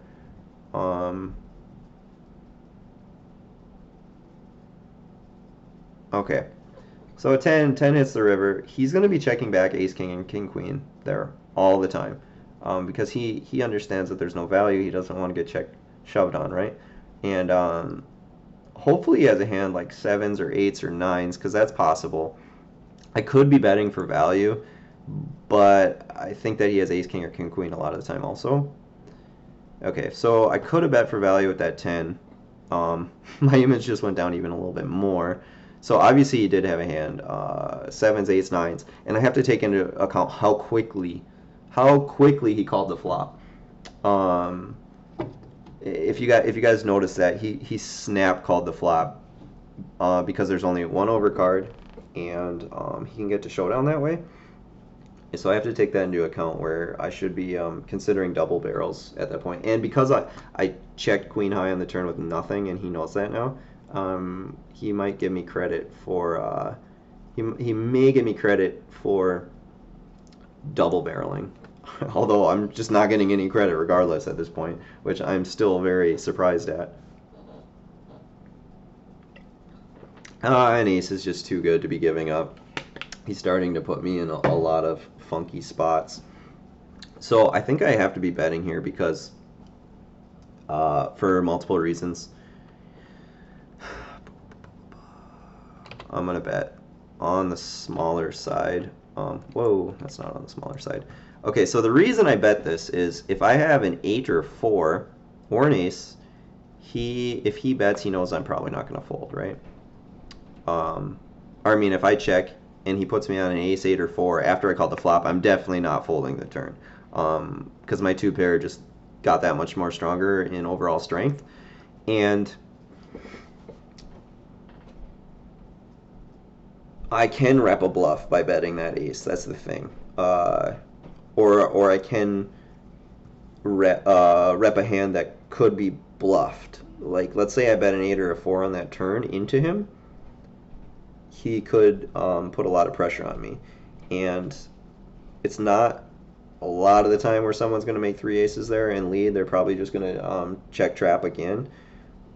But I think that he's smart enough where if I had an ace 8 or 4 on that flop or any pocket pair, I'm definitely not going to fold once it pairs again.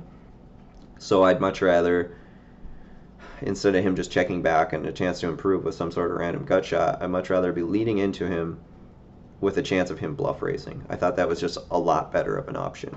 And I am getting really deep into these concepts like I talked about. The only reason for that is that these players are all good thinking players. They're all playing big. We're all playing deep. And there's just a lot of variables, a lot of consideration to take into every single pot. And anytime you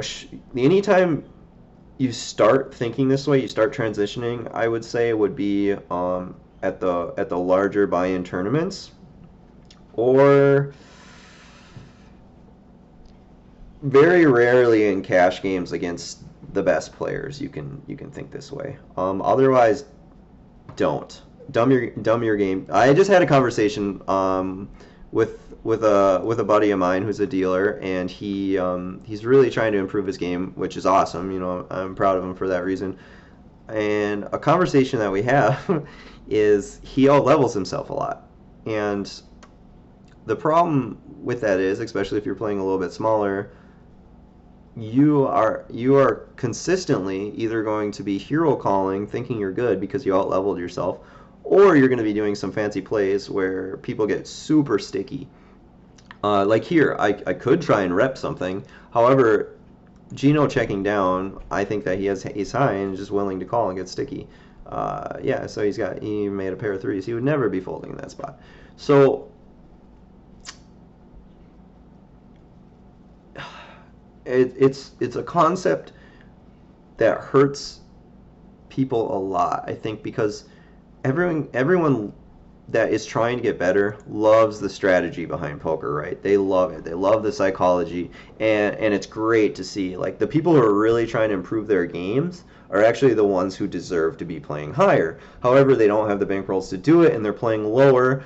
They're getting better, and then they're all leveling themselves, and they're, instead of moving up the stake level, they're either stuck there, they're breaking even, or they're actually losing money because they're doing fancy things, or they're they're playing defensive poker, things that are supposed to be done at a higher stake level, and they're doing it at lower stake levels, or they're doing it in casino games, where casino games, it's pretty rare that I get super loose.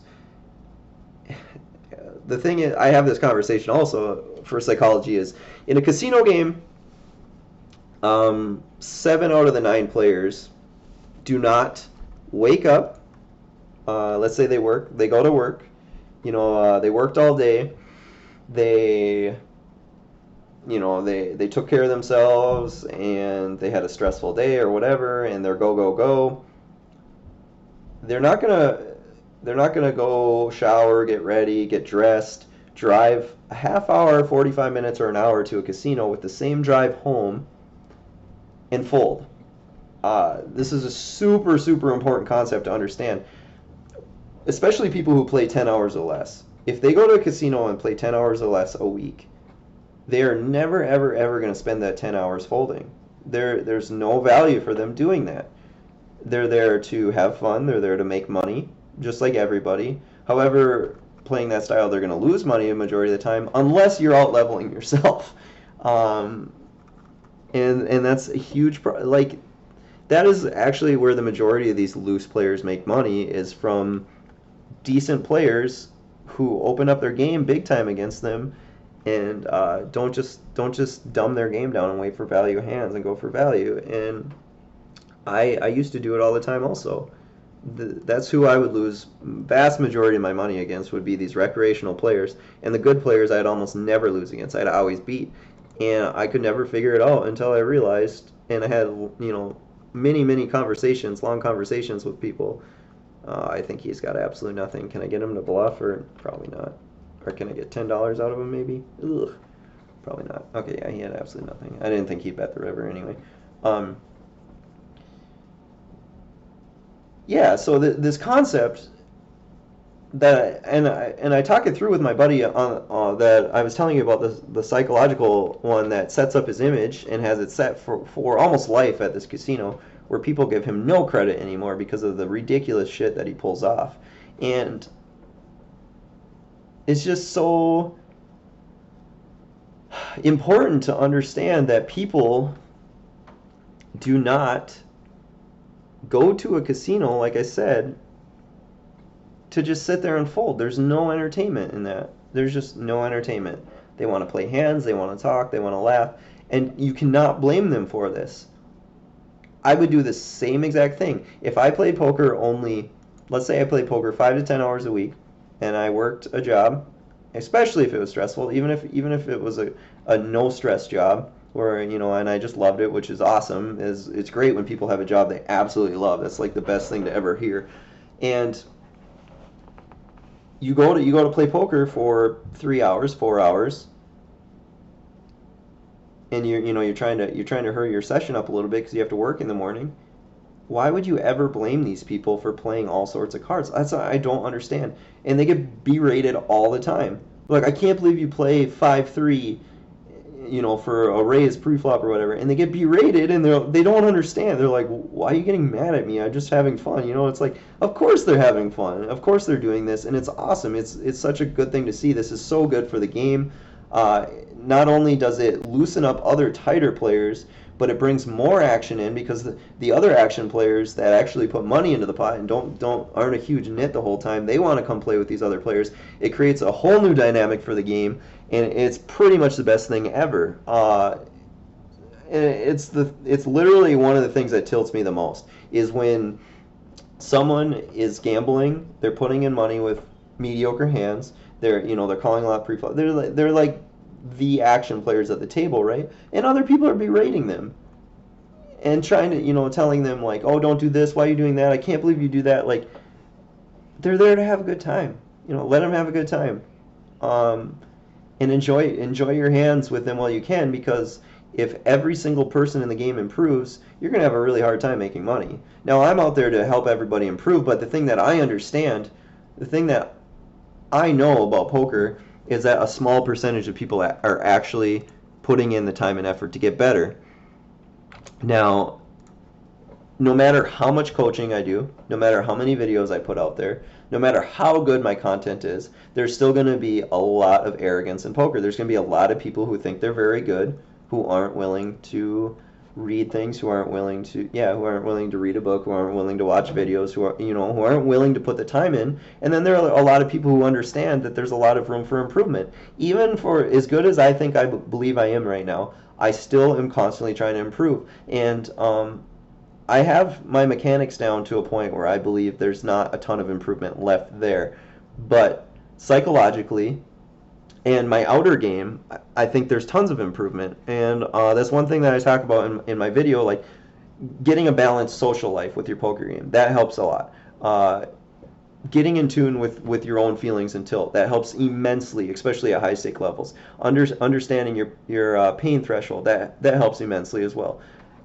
And these are things that people don't understand. You have your outer game and your inner game, and everything's an improvement. You can constantly improve every single day of your life, and the people that are dedicated to this is such a small percentage that no matter how many videos, how many books, how much stuff is out there, there are just going to be a large percentage of people who don't have the time, for one, to constantly be doing that, or that don't care. They're there to have fun and get entertainment, which is awesome. Don't berate these people. That is the worst possible thing you can do for poker. It's the worst possible thing you can do for your own money and bankroll management of making money. And I just wish everyone in the whole fucking poker community would watch this video and listen to this, because It is by far the biggest thing that ever tilts me, especially when a bad player wins a big pot with a bad hand. They get lucky. People berate them and then they leave. Uh, there is nothing worse for a table. There's nothing worse for poker than that, for that to happen. One, you want them to have fun. You know, you want them to have a good time. That's what they're there for. Give them some entertainment. Let them have a good time. I'm going to check this down and win the vast majority of the time. He's going to have nothing. And it's like, let things be the way they are. Everyone wants to control everything, right? Like, if a guy is there to have a good time, let him have a good time. Enjoy him with it. You know, like, laugh. If the guy is laughing and winning with 3-5, laugh along with him because it's kind of funny, right? I mean, why is it so awful? Even when people beat me in large, massive pots, I never berate them. I never tell them, like, I can't believe that you did that. Like, there's just absolutely zero value in this. And I will never consider someone to be a top-notch player if I see them doing this. You, in my book, are not a good player in the long run if you're berating other people. I mean, there's some value in berating a good player, I guess, if he's like really hard to tilt, but you just know those little buttons that you can push. Like my good buddy that I was talking about in our earlier days before we were really good friends. We're really good friends now, and he would never do this to me. But in our earlier days when we were just kind of friends, knew each other, he knew little buttons to push on me, and I was much more easily tilted back then, and he knew how good of a player I was. However, once someone's tilted, especially good players, when they tilt, their range opens up so much, and you just start doing a lot more dumb things without thinking about it. So pushing little buttons on good players is never a bad thing because they're going to keep playing regardless, right? A good player, especially one who plays for a living, is going to keep playing no matter what. They have to, right? So there's not a whole lot of bad things that can come from that, except for maybe like if you got in a fist fight or something. that'd be bad. I could have raised that flop and got it in actually, because he would be shoving draws and probably wouldn't be shoving a 9 or a 6, and he'd probably only shove like a good king, which isn't going to be a ton of the time. But now that the turn board paired and he decided to check, I'll just check it as well. And now I have to bet large, hoping that he does have a king or maybe even ace high and puts me on a misdraw. That will happen sometimes, but he obviously had complete air there. The reason why I would raise sometimes on that flop is actually just for complete value to get it in, knowing that he's getting low. He might be tilting a little bit. He could shove a super wide range. He could shove a 6 there. He could shove any draw. He might even shove ace highs. And like I said, it's just not super often that he actually does have a good king. So I'm starting to get a little more credit here now that I'm building a stack, which is nice. So I can open up a little bit, raise the 9 deuce on the button. So to finish out the rant that I was going on it for a while, is poker is meant to be fun, and it's really, really, really awesome the people who are super competitive, trying to get better. That's why I put my stuff out there, obviously. I want people to follow along. I want people to get better at poker. I want to help people out. But I also understand that there's a large percentage of people who don't want information to get better. And I'm okay with that. And you should be too. You should be okay with that. You don't need to school everybody. You don't need to school the bad players. You don't need to berate the bad players. You don't, let it be the way it is. Let people have fun. Let people play their cards the way they want to play. And then, you know, every once in a while I'll tell someone, especially if they're like, "Oh man, I don't know if I played that right or whatever," and I can tell that they're like searching for an answer or for help or something. That's when I put my value out there. Or I'll tell them like, "Hey, you know, check out my stuff on YouTube or whatever." Because there's a lot of good content. You can learn a lot of good things from my play, and I know that, and I'm willing to help whoever wants the help, whoever wants to start making good money. And there's a lot of people who only play, you know, a few hours a week who also want to get better and make money, which is definitely respectable as well. At casinos especially, the vast majority of people are there to have a good time. The vast majority of people are there to have a good time, and you know they want to see cards, they want to play pots, they want to gamble a little bit, and they like I said, they did not go work all day and get dressed and drive to the casino and have to work in the morning also to just fold.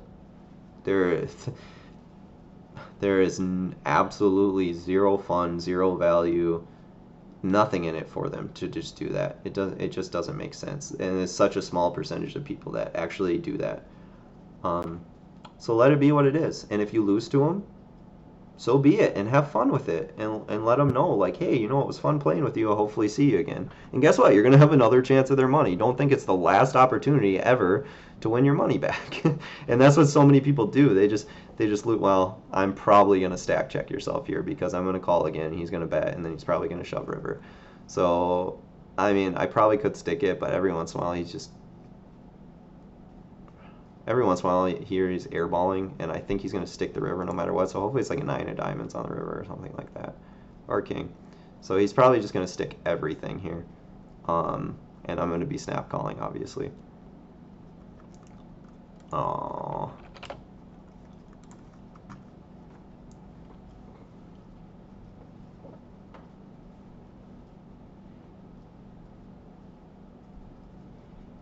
Well, maybe he will find a fold. I thought he was going to shove every river card. Okay. So he did have a real hand, and obviously he would have gotten in on the turn. But it was kind of the just in case call. Like the just in case he's barreling off with a bad hand here, I'm just going to be calling. So we kind of coolered a guy a little bit. He had top on the turn, and I had made the flush. A pretty bad river call by him, considering I call, and then shove river. I'm not going to have a bad range there ever, but he's tilty, he got low, he got sticky. I knew he'd get sticky. I also thought he would barrel off too a lot, and I didn't want to lose him on the turn. I wanted him to definitely barrel river all in. And, you know, I'm obviously happy he didn't hit an ace or queen on the river because I didn't know he was that strong. But so, just kind of a bad situation for him, but a really terrible river call by him also. We're going to be check raising, probably. Now, the reason I check raise, and I'm actually going to check raise kind of small, for multiple reasons. One, it's going to make it look like I have a bluff, because I'm kind of saying I have an 8, which looks really bluffy, right? And a 7 in this spot doesn't play super well on a check call down. So, but I mean, obviously a 2 is a good turn card. By that I mean, if I check call, there's a lot of overcards that come, and I'm in a super hard spot, right? So he checks back the turn, which leads me to believe a lot of the time he actually could have a 7, or he could have an overpair, or he might have had like a hand like ace king or something. Could lead for value to get a call from 7, but I don't want the pot to bloat if he decides to bluff on me. Sometimes he makes a straight here. I don't think he bet a 7, but I think my hand looks too bluffy. I'm kind of forced to call. And it's like a 50-50. Like half the time he has me beat, half the time I have him beat. Yeah, okay, he does have an overpair, which was one of the hands that I thought he possibly could have. I mean, obviously I didn't think he'd be betting a 7 on that river, where the problem lies. So now he's got a real value hand. Not too often an 8 though, because another draw picked up on the turn, so I think he would have bet an 8 on the turn. So he has like overpairs, or he made a straight on the river, or maybe even has a better 9 than me. Sometimes he's bluffing. I think it was like a 50-50. Sometimes they're good, sometimes they're not. It's a little bit too... It's kind of pretty sticky call by me, to be honest. A little bit of a crying call that I improved in a way. And however, I definitely could have lost more in that pot. Like I said, if I would have decided to check call down, you can get in a lot of trouble in spots like that, because he's gonna know what I have, right? He's gonna know that I have a 7 there, and he's gonna either get maximum value for his hand, or he's gonna be able to bluff me off. Reasons for that is that overcards on the turn and river come way too often. Straight cards fill way too often. He can put a lot of pressure on me with his air, and I am left guessing. Whereas when I check raise the flop, I'm now put to pretty much an 8 or air or straight draws, and I can also rep a lot more on the turn, and he's also going to be put in a very difficult bluff spot, given that I actually did have showdown there. So I don't disagree with what I did whatsoever. Maybe a little bit too sticky of a call on the river. That's definitely possible. Yeah, it's kind of like a 50-50, like you either improve to a straight or you have an overpair, or I'm good. And yeah, it's kind of one of those like iffy spots. Anyway, I'm gonna take this last 2 minutes to take a quick break, and we will be bringing you back after this break for the third hour. Okay, we have 25 seconds left here on break, and we are at a new table also, and we have to come up with new game plans. They don't have any idea about me, except this Noel Hayes knows that I kind of hero called his aces a little bit, in a way, kind of a hero call, and that's about all they know. So I'm going to take that into consideration, that they saw me call the river, get a little bit sticky, so hopefully they think that they can't bluff me. Hopefully that plays into my image advantage a little bit. Timing till min raise is pre from under the gun. I have no reads on these guys whatsoever. If he had been active and I had some idea of his play, I would be 3-betting this quite large. It's a really good spot with the blinds and antes the way they are, plus a min raise from that spot.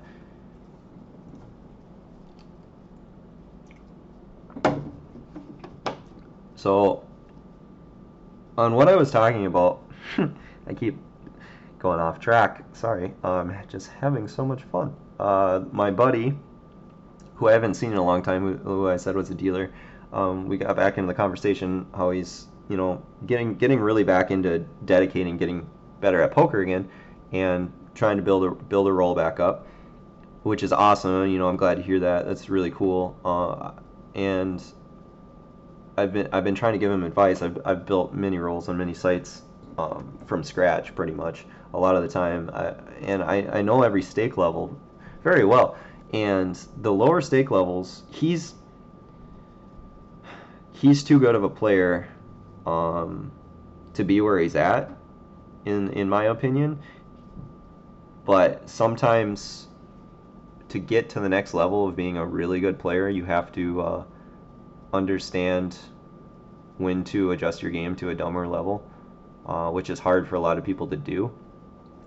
And when you are playing lower stakes, there are some good thinking players. There are some people who understand good bluff spots and such, and double, triple barrel boards and all this kind of stuff, and what to rep and all that. However, your long run money is definitely going to be coming from value spots and bet-C bets at lower stake games. If you say you 3-bet C-bet, this is going to become very profitable.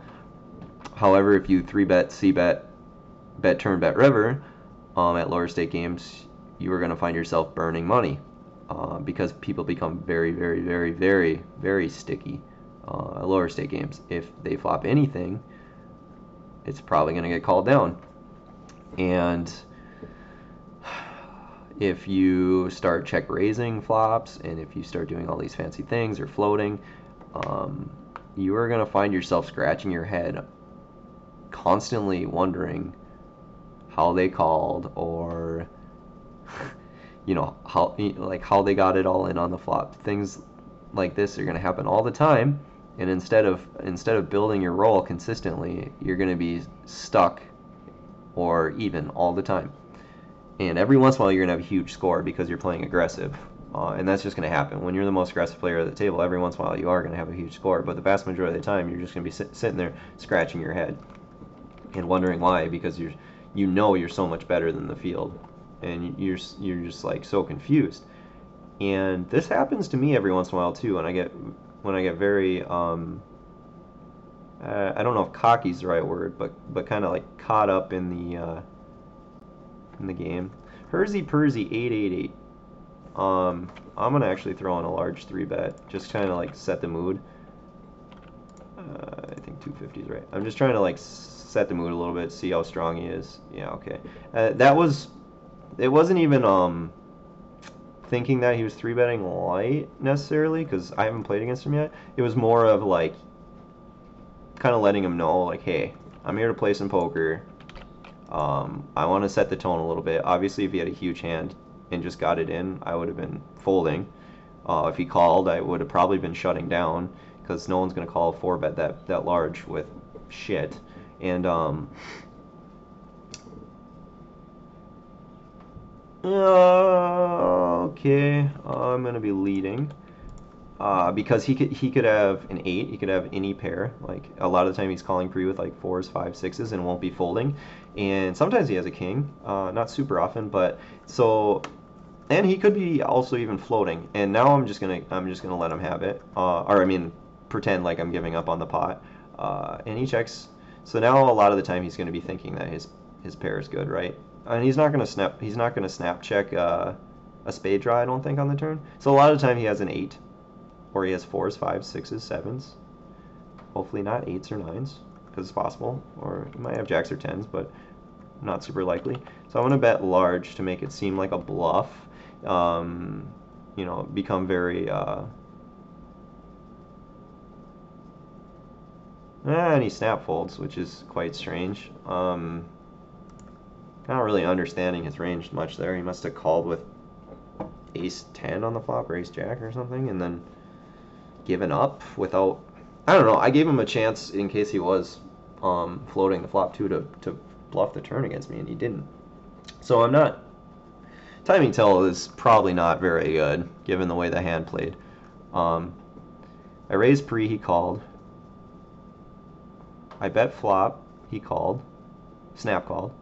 I checked turn, giving him a chance to, if he had air and floated, he could have bet, or if he had any value, he could have bet. He didn't.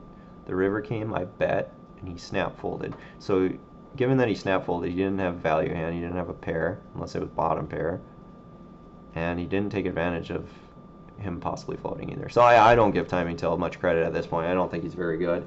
At least not good enough to be playing this high online.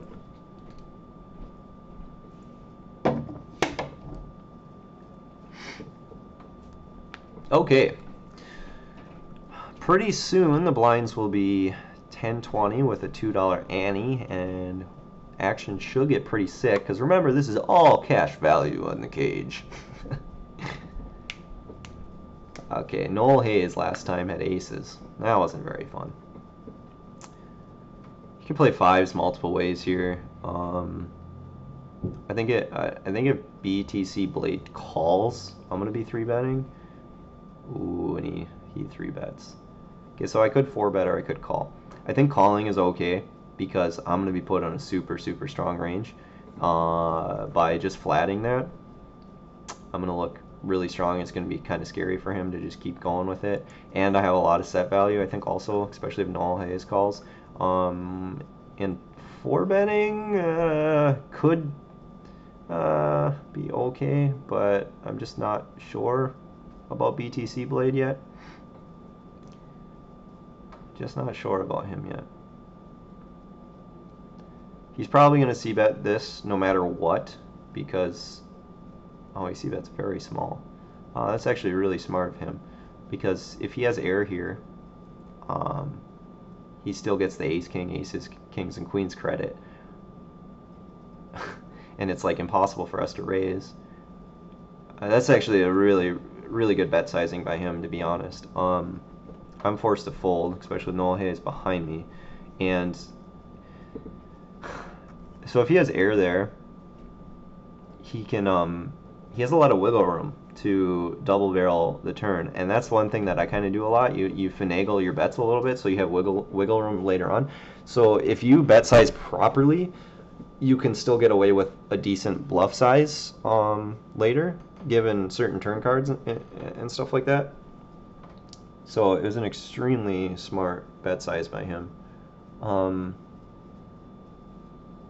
I mean, he very well could have just like a set of kings or queens or aces and just be going for straight value also, and just hoping that we didn't fold. But even if he had anything else that wasn't connected with that board, he's pretty much bet sizing this almost perfect, and put us both in an extremely hard spot. So I'm gonna give BTC Blade a lot of credit for being a good player.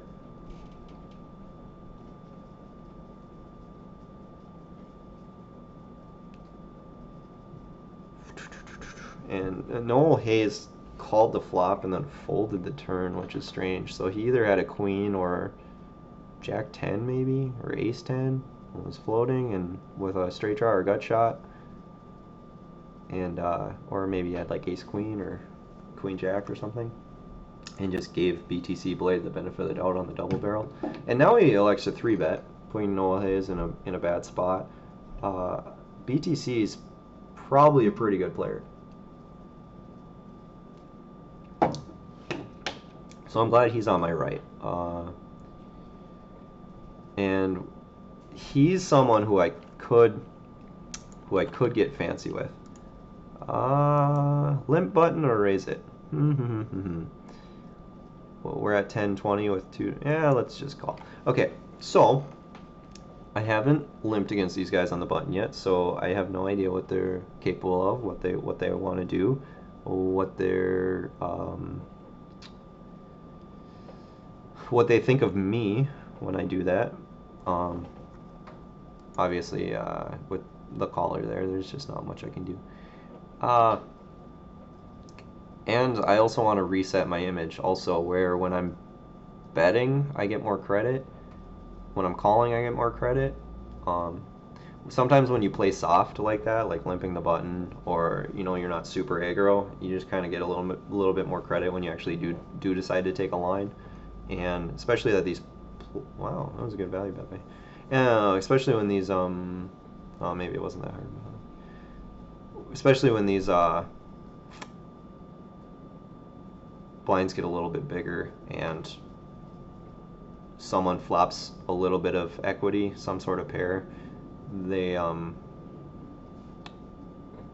might not be as sticky and give me some credit for like top pairs and stuff. I think I need to be 3-betting this. I haven't 3-bet yet at this table, I don't believe. BTC is kind of picking up momentum, playing some pots. I think that he's a good enough player where he could 4-bet light here. It's definitely very, very, very possible.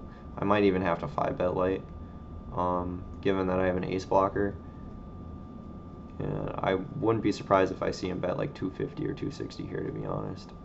Given that I think that he's an extremely good, smart player. And he calls. Okay, so calling out of position like that, we're deep. We're really deep. He's got a strong range for sure. But this is kind of like a just in case bet. I just don't want to just give up on the pot. This is just a just in case bet. Just in case he has 9s, 10s, 8s, 7s, or something. I was hoping to hit a set. He should probably be giving up here.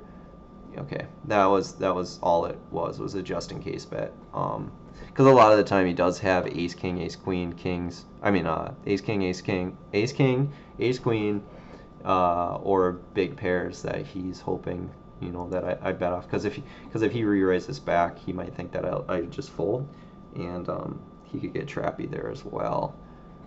So that the ace 3 c bet there is literally the just in case. The just in case he has 3s, 4s, 5s, 6s, 7s, 8s, 9s, 10s, and was hoping to flop a set because we're so deep, which happens more often than you'd think. But if he got sticky and called that flop or raised, obviously I wouldn't be doing anything in that spot. I would be giving up.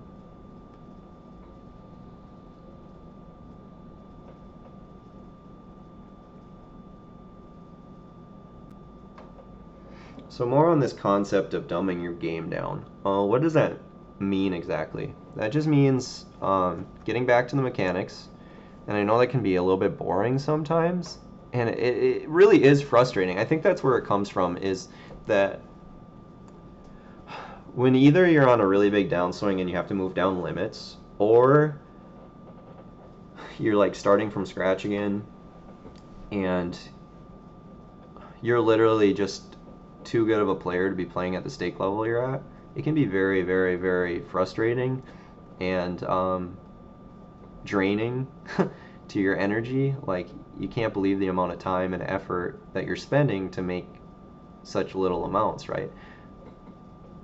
And that's why you have to look at everything in numbers and not money, especially when you're playing smaller. You have to look at it in buy-ins and percentages.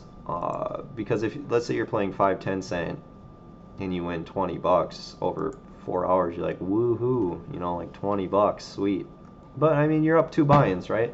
Whereas if you're playing 5-10 for $1,000 and you're up 2 buy-ins in 4 hours, you're gonna be pretty happy. I mean, you're up $2,000, right?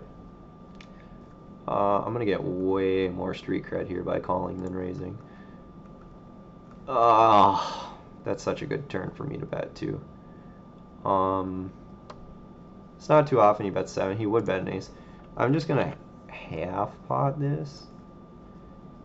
It's because given his stack size, he has to shove or fold.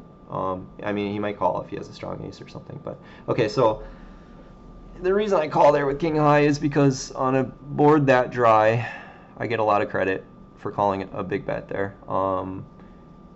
And I think that he's betting his air, and I don't think he's just gonna be like going nuts there with a 4, sometimes a 7 maybe, but and I get a ton of credit for an ace or a 7 on that turn, that's for sure, especially leading half pot into him.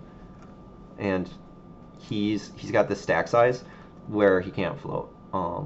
Maybe if he was an extremely good smart player, he might float there, but that is, and like super high variance play, but I'm not going to give him credit for that. So it's like he has an ace or a 7 or folds, and that's why I bet that turn into him for half pot. And I don't need to bet bigger because it's the same regardless. It's a pretty good bet size for me because he's going to make the same decision regardless of my bet size there unless it's too small. So why would I make it bigger if he does have an ace or 7 would call anyway? I'm going to be folding 6s here. There's just too many bad spots that Razor Ramon could put me in if I just smooth call there.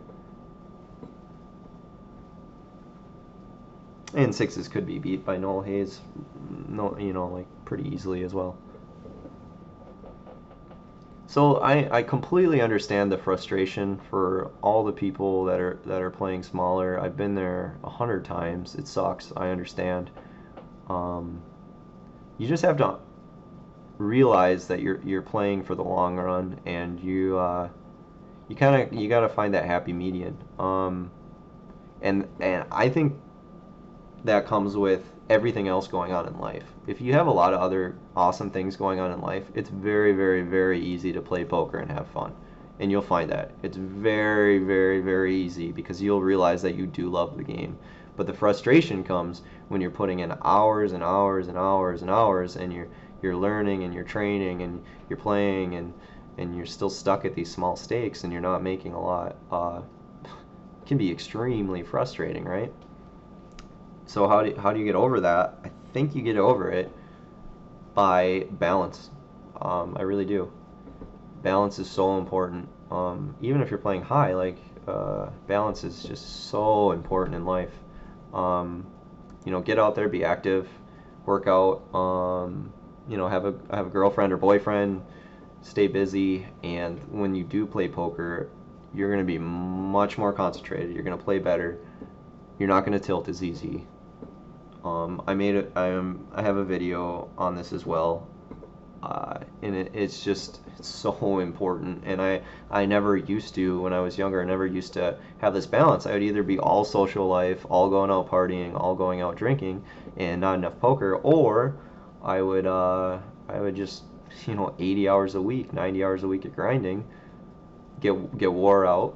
And the sessions I started putting in, I was a robot, and my mechanics were still okay, but I lost all focus. I couldn't understand, you're not paying attention to situations anymore. Your reads are off, your intuition's off, and it's just not a good thing. So my advice for people stuck in small stakes is dumb your game down. Go more for value, and like I said, like bet C bets, but at the same time have that balance, and don't drain yourself at small stakes, because you will make money quickly and move up quickly. As long as you have that balance, you just play sound good mechanical poker, and you just understand that it's kind of like it's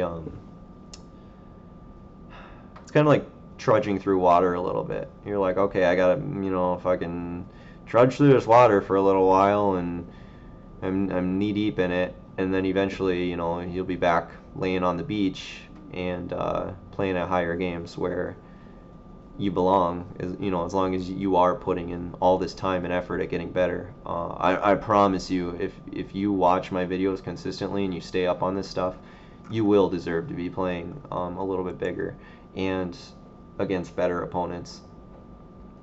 Now, a lot of the money is made in poker, don't get me wrong, from bad opponents. It's vast majority of money in poker is made from either bad opponents, or you go to a casino where people want to gamble and have fun,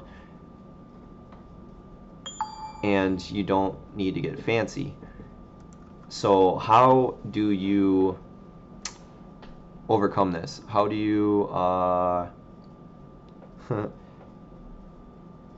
how do you not get bored? How do you not out-level yourself? And I think a lot of this also comes from the whole social life aspect. If you are playing extremely tight, extremely good, sound poker, obviously you don't need to be the biggest nit at the table, but you're just, you're playing your position well, you're going for value hands, and so on and so forth against players who are more willing to gamble. Obviously you're going to win money in the long run doing this, so how do you keep on top of that without going insane and just wanting to get in like this deep thought process battle with bad players? I think you do this just by having fun and talking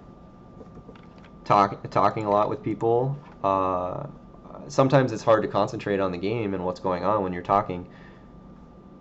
But if you're playing a super solid tight range, sometimes it's not the most important thing ever, because you're going to be playing your hand face up anyway. To be honest, there's just not a whole lot of value in betting here unless he had a hand like Queen 10. I was just going to call down. Now there's a ton of value in betting. A ton of value in betting. As he has King Jack, Queen Jack, Queen 10, King 10, a lot of aces that don't have two pairs, flush draws. Yeah, there's so many hands that cannot fold this turn. I think I need to bet it a little tiny bit larger.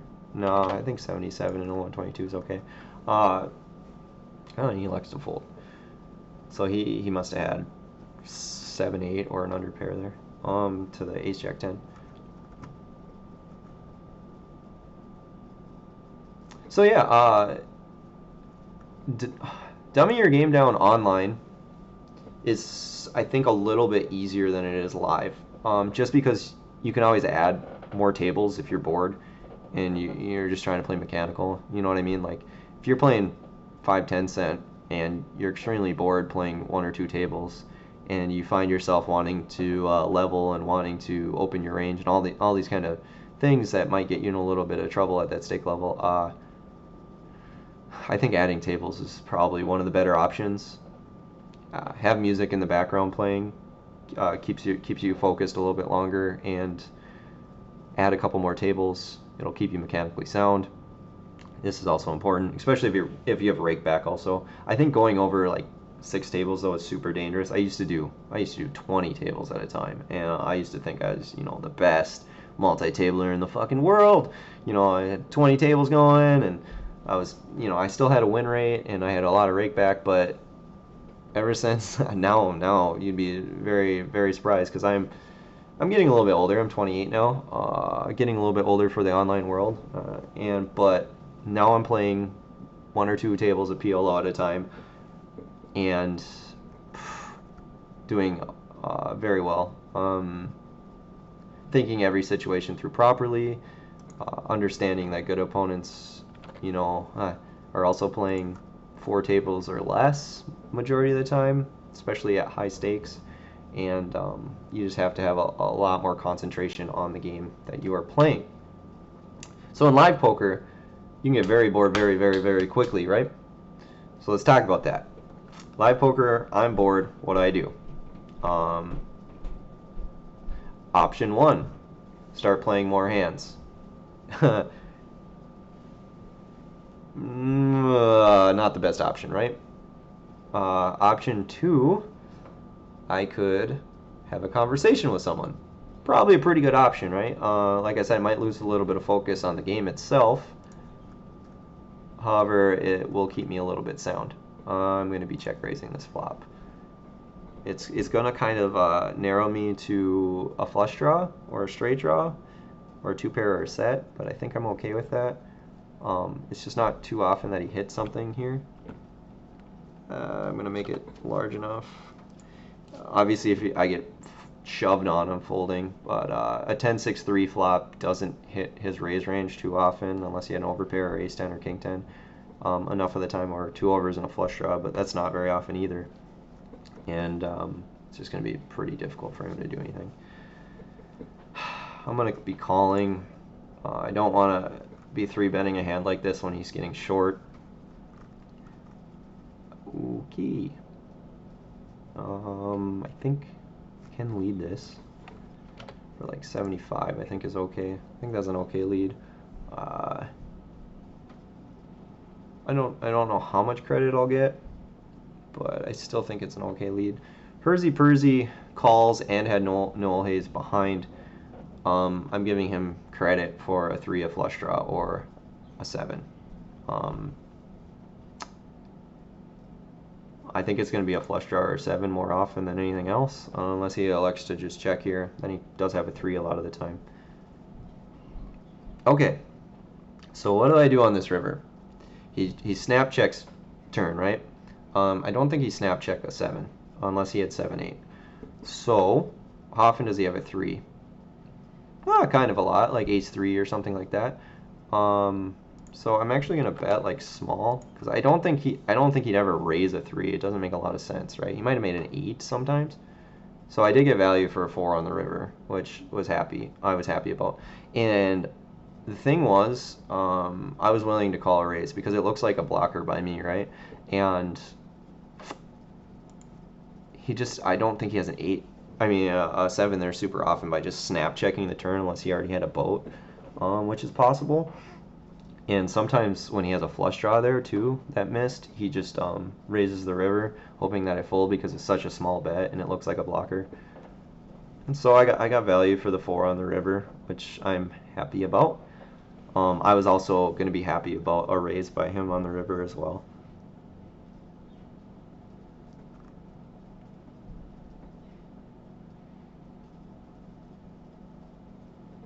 Okay, I think min raise is okay. I think calling is okay, and I think folding is okay.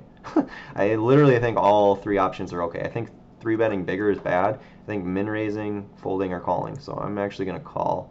I think min raising is okay because it puts his stack size at a super crazy spot, and I don't invest a ton.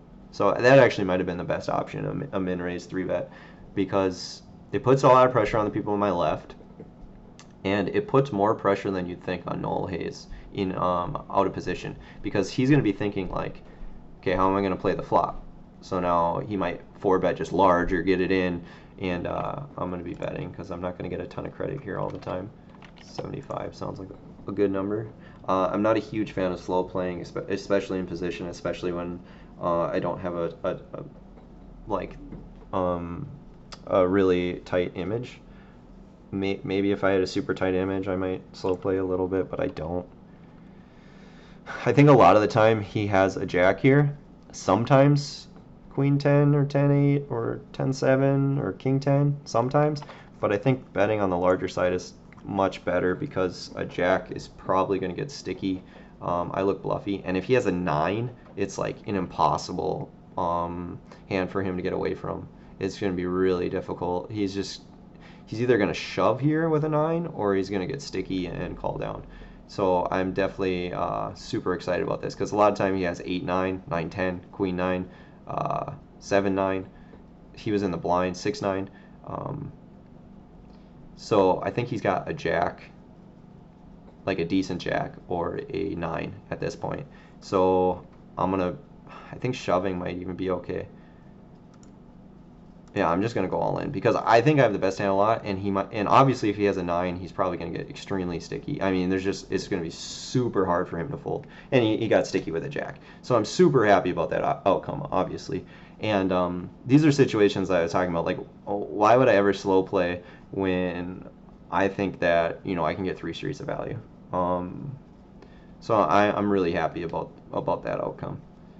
And my river shove, over shove, looks a little bit bluffy also. And that's a line that I like to take a lot more often now. So I'll over shove bluff too every once in a while, as long as my image is okay for it, and as long as I think that they're pretty light. But the second I feel like they're sticky, I think I have an extremely good ability at this. It's like almost like a sixth sense. When I feel, I just have that feeling like there's no way they're folding. They've committed themselves and they're sticky. I just go for that max shove, and it works way more often than you'd think. So this is one thing I try and teach people too, is you got to feel that out when they're in that like check call down mode. You got to learn when to shut down, and you got to learn when to just jam hard, like really hard on people. I'm gonna play soft now again in the blinds. This is one thing that I really like doing. I actually think I learned this from Somerville, watching all of his videos, to be honest. Playing really soft from the small blind. He just does not like to open, and it saves him from a lot of spots. So what is Hersey raising here? Given that it was, obviously he's going to be raising a straight, and he'll probably be raising like 5-4, 3-4, 3-6, 5-6. This is like a hand we played earlier. Okay, so now I don't think he'll be bluffing this turn anymore, and I think if he has 2 pairs, he'll be checking it also. So I'm actually going to be giving up if he bets this turn.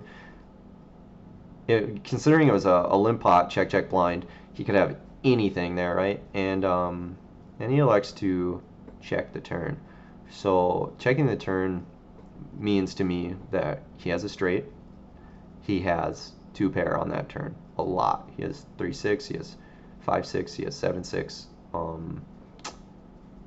Or he might have a worse 7 than me sometimes. But I'm still going to be check folding the river if he decided to bet, and he lets me take it down. So he must have had 7-8, 8-7, or maybe ace-5. I'm not too sure about that, but he should have continued with that hand betting.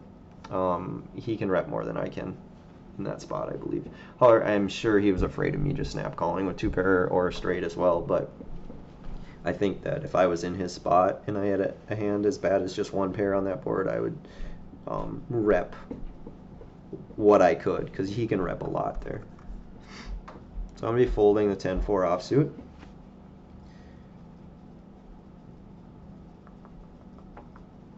Kid Duke is a new player here at this table, coming into the game. Don't have any reads or any idea of what he's doing. King 5 off. I could play positional value, just given that you'll get more credit from this spot. It would psychological positional value, where other people are going to think that I'm stronger coming from this spot, and you can get a lot more credit on flops or pre-flop. And people are starting to open up a lot more. Even in live tournaments, I'm seeing now that people from under the gun or second under the gun are opening up a lot more, realizing that they're going to get more credit. And that never really used to happen, but it's happening a lot more now. And so look, if you're playing a live tournament, kind of watch for those players that understand the game and understand that I'm actually going to min raise because it doesn't make a lot of sense. And he might do something stupid. No, he didn't. Because, okay, if I call there, I don't think he's going to continue betting anyway. And by raising, it kind of looks funky, right? I mean, am I really just raising a bad ace there? Not most of the time. I decided to that time just because it just doesn't make sense, you know. And sometimes you got to throw good players off and not make sense for them to do something crazy. I know if I was Kid Duke there in that spot, I would definitely consider re-raising with air. Because I'd be like, what? What are you supposed to have here? Come on, buddy. What are you supposed to have? Seriously? You have nothing. Well, as you know, I got the ace 6. I was super happy about it.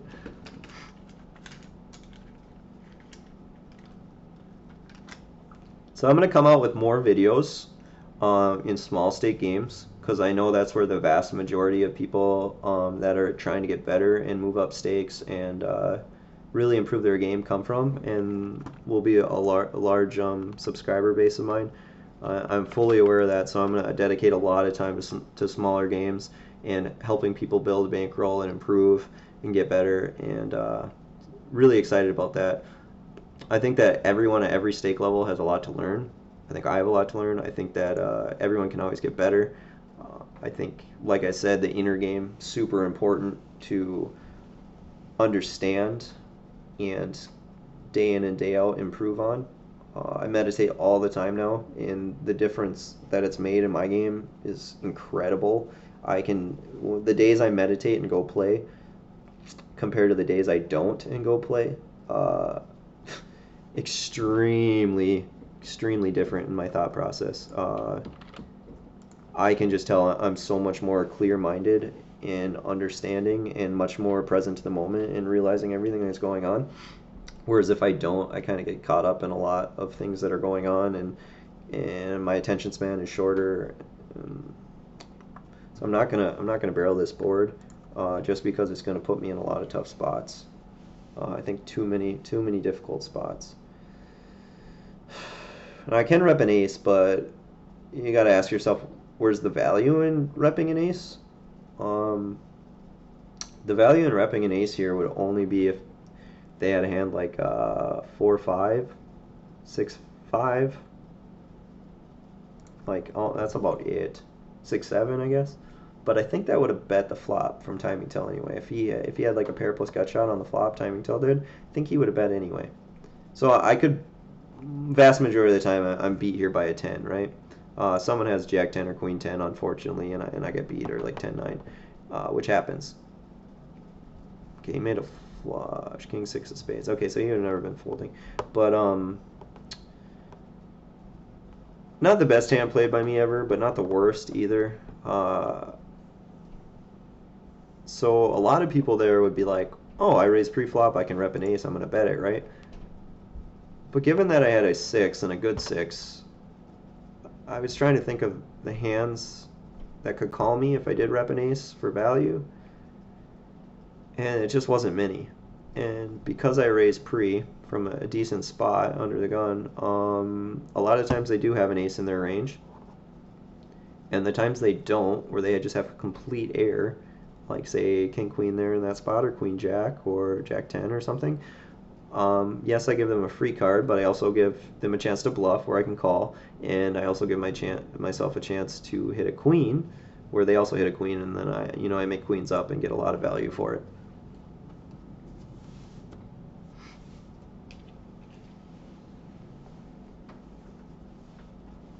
So this tournament is quite interesting. The strangest part about it is the feel. Like, it definitely feels like a sit and go, like a 5-man, 6-man sit and go. That's how it feels. But everything, remember, is cash value. It's very interesting. I like it a lot. I've played only once or twice now at a thing called a Survivor, which is um, kind of Minnesota's way of getting around the no limit thing. It's the same concept except the blinds stay really small. They don't really go up. They're like 2 or 3 hours long. Everything's cash value. It ends at that time, and then you cash out with whatever chips you have in front of you, right? And that's a way to play no limit because it's a tourney structure, but with cash value. And this is the same concept, and it's starting to pick up a little bit. And I like it. I think I like it more though with these antes. And so do I raise ace jack for value here, or do I just call? I'm just going to keep playing soft against people and then going for value after the flop. It seems like all my value is coming post flop right now, with people just becoming super sticky and not giving me a ton of credit. So Noel Hayes I don't think has much. I'm a little bit worried about timing tell, but it's still a spot that's hard to just call with a 5 or a 4. Timing tell could shove, and if he does, oh, he just calls though. Noel Hayes is probably going to be folding here vast majority of the time, unless he flopped a set or an overpair. Okay, I fold. He obviously had to have had an overpair or set, Noel Hayes. I'll be folding. But timing tail snap folded also, so he must have called with bottom pair or some sort of straight draw. So I was in a really good position to actually win that pot against timing tail. I was going to be barreling a lot of turns with ace jack high, and was pretty much just hoping that Noel Hayes had whiffed the flop and was going to check fold, especially with timing tail already calling. But that just makes his range seem so much stronger once timing tail calls and then he shoves, check shoves. I fold.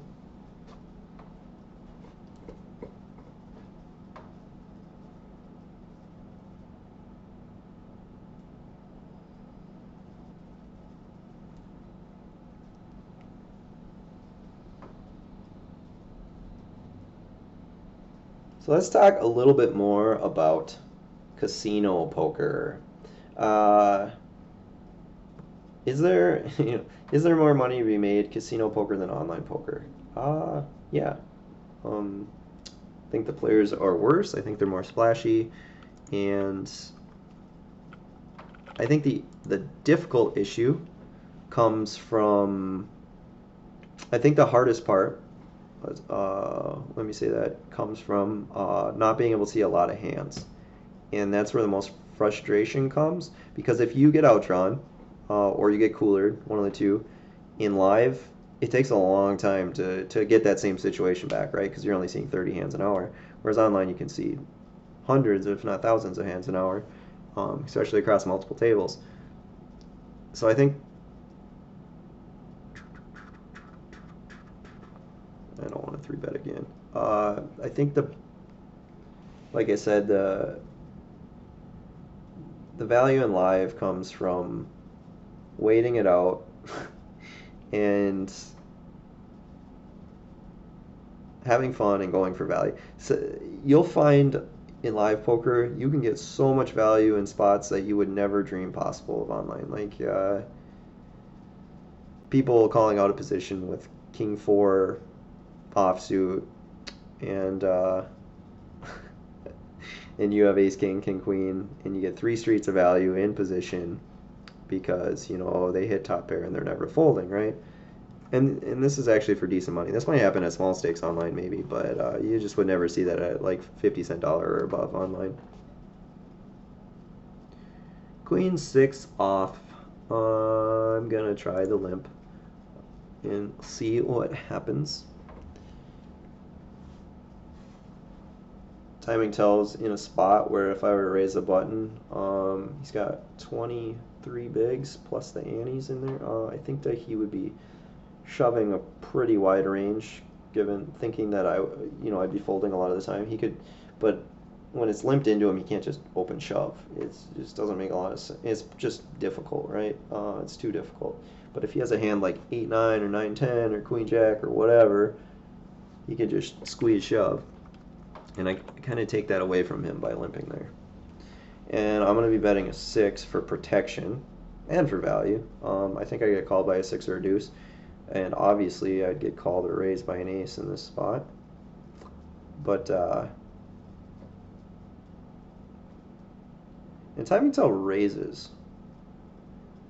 And he didn't lead out. So he could be raising a 6 for sure. Could be raising a deuce. He could be raising hand like 3-4, 4-5. And I don't think he has a strong ace very often because I would have heard from it. I'm actually going to be getting this in and sometimes losing and sometimes winning. And he folds. So I was pretty happy about getting in Queen 6 there. He just doesn't have a strong ace very often, and if he's check raising a bad ace, so be it, I guess. But he could also check raise a deuce or a 6 there, and I have almost all of his 6s beat except for King 6. And he doesn't give me a whole lot of credit either for limping the button and then betting a dry flop like that. That's another thing that comes into consideration there for my reasoning. I could have just smooth called him, but I don't like very many turns with only having a 6.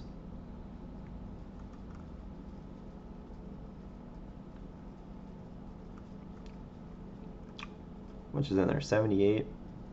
He min raises. I'm actually considering shoving. Shoving is what I'm going to do. So the reason I shove here is put max pressure on him. He's been playing a lot of pots all of a sudden. He's probably a little bit tilty, and it becomes a difficult call for him unless he has a pair or better, or a decent ace, I guess. I think he's going to be min opening his button quite a bit there after losing a few pots, just hoping to pick up lines and antes.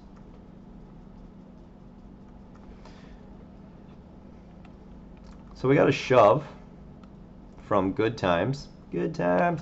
He probably just lost a big pot because he's down to 197.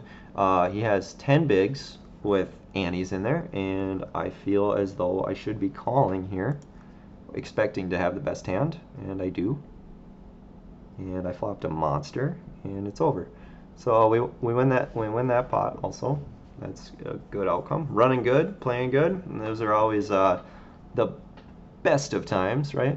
I seem to play a little bit better when I'm commentating because I'm breaking everything down possible. Whereas if I was playing without commentating, I would still be playing a good game. However, this takes every single variable into consideration, every single hand, and it really makes me happy to break it down and realize also my own thought process. And the more I do it, the more natural it becomes also.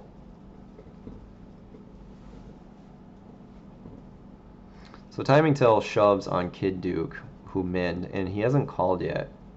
So I'm actually a little bit surprised that Kid Duke would min in that spot into a short stack and a large stack behind him. It's pretty bad on his part, to be honest. I don't know what he was trying to accomplish there. And Sun Tzu is in here. He plays a lot of tables and a lot of PLO.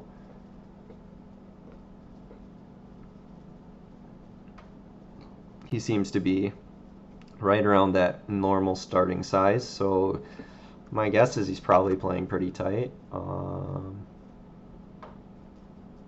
My notes on him are he 4-bet small with King, considers 5-bet small, but that was for Omaha, and that's obviously, I'm not going to want to 5-bet him when I know he has kings and hold him, but a 5-bet in Omaha when you have kings and you're facing that pre is extremely difficult, right? So I'm going to elect to be raising here. Okay, so the reason I do this is he could be leading into me with a lot, right? We're very deep, and he is going to be in an extremely difficult spot calling down with a 10 there, right? And he's also going to be in an extremely difficult spot if he elects to re-raise with a 10 there. Now, he could re-raise with a draw, expecting to get it in with the ace-high flush. And obviously, if he has a 7, he's going to either raise or call. If he has an overpair, he's probably going to call down. But how often is that? Not super often. So it's actually a really good spot to be raising and putting a lot of pressure on. Because if he has a 10, it's a really hard spot. I know most people are going to get sticky there, but all the other times he has air, he's just not going to be making a play at that board. Because it's too often I either have a monster draw, a big 10, or a 7. It's not super often that people just do that with air on those kind of boards. That's why I elected to take that line.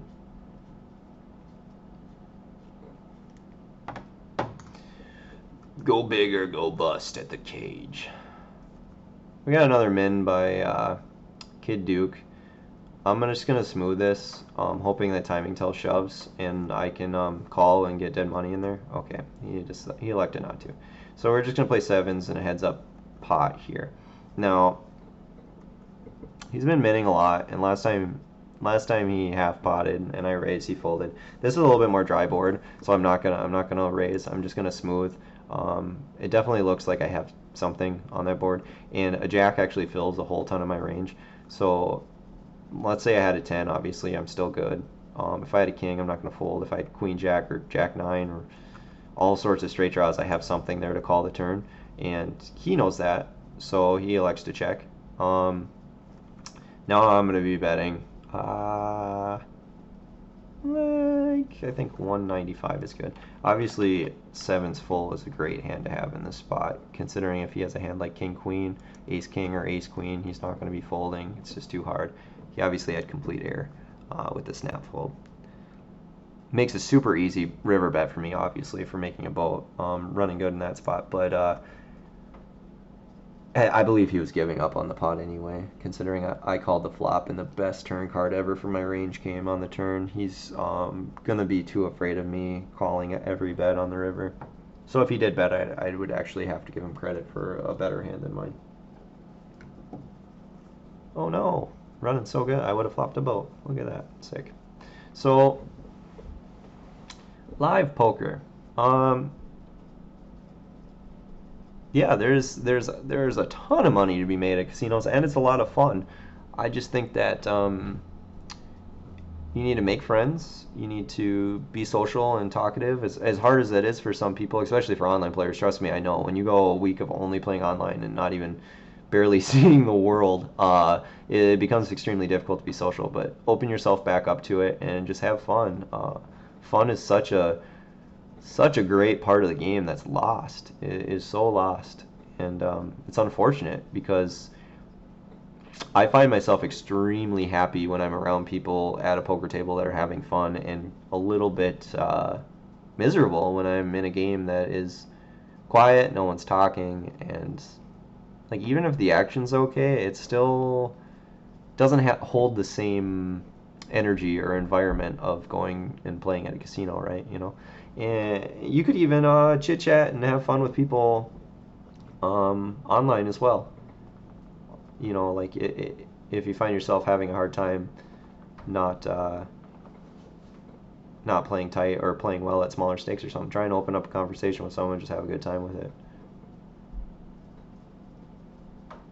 Another benefit to making friends at a table is you can bounce hands off of each other. You can bounce ideas. You can talk about, you know, other players and what you think they had.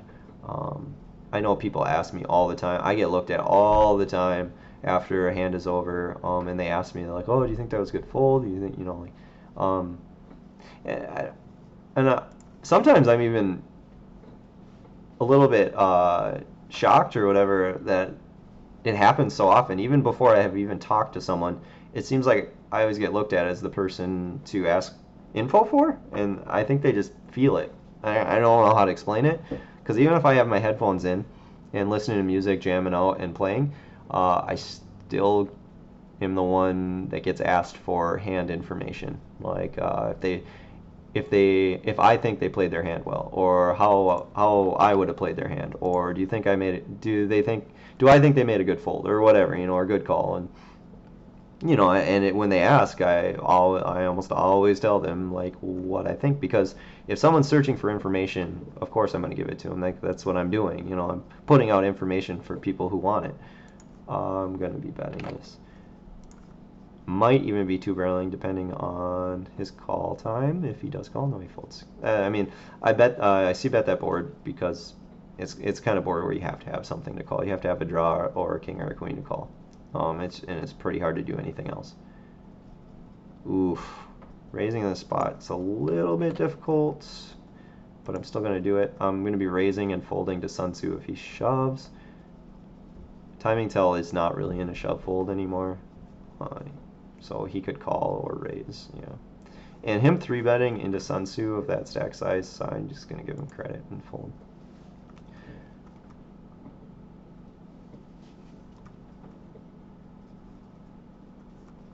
King, Queen. How do I want to play you? I think I'm going to get really funky here and just limp.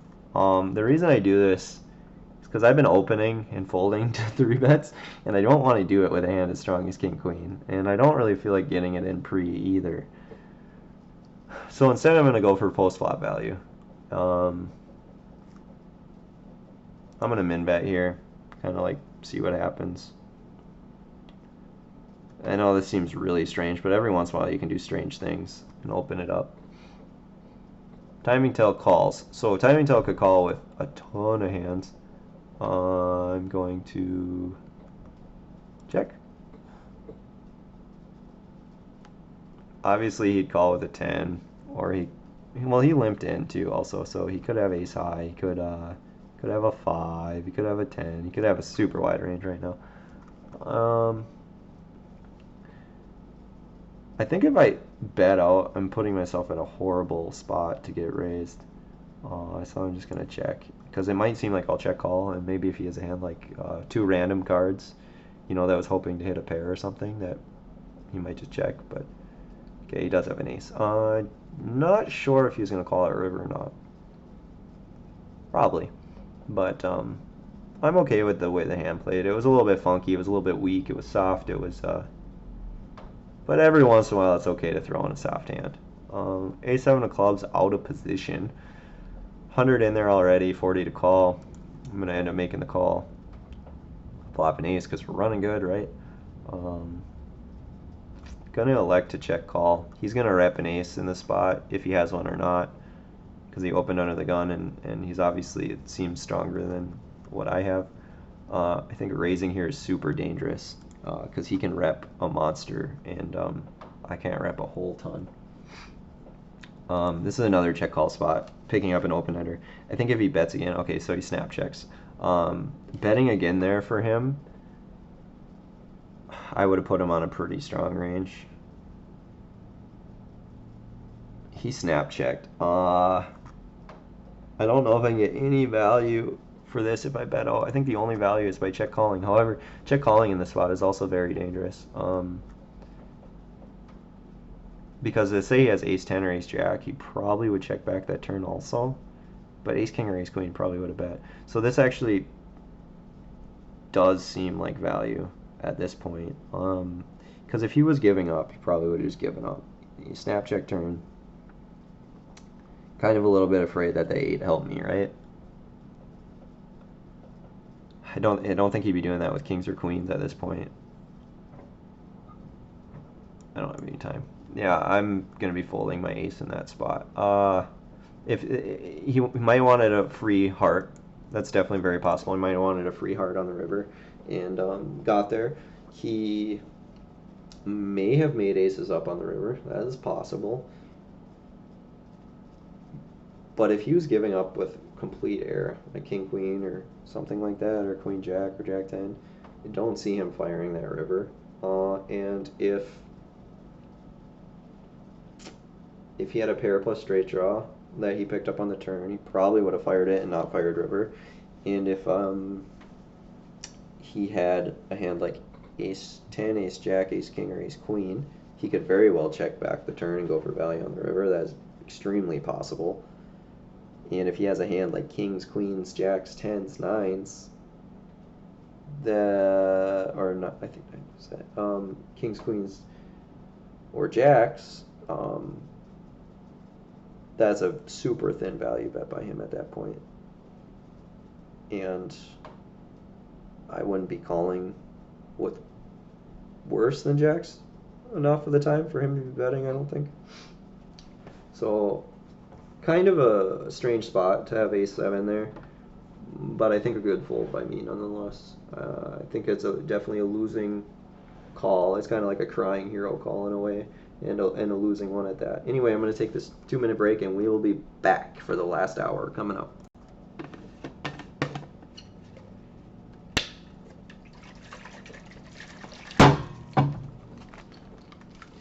And we are back for the last hour.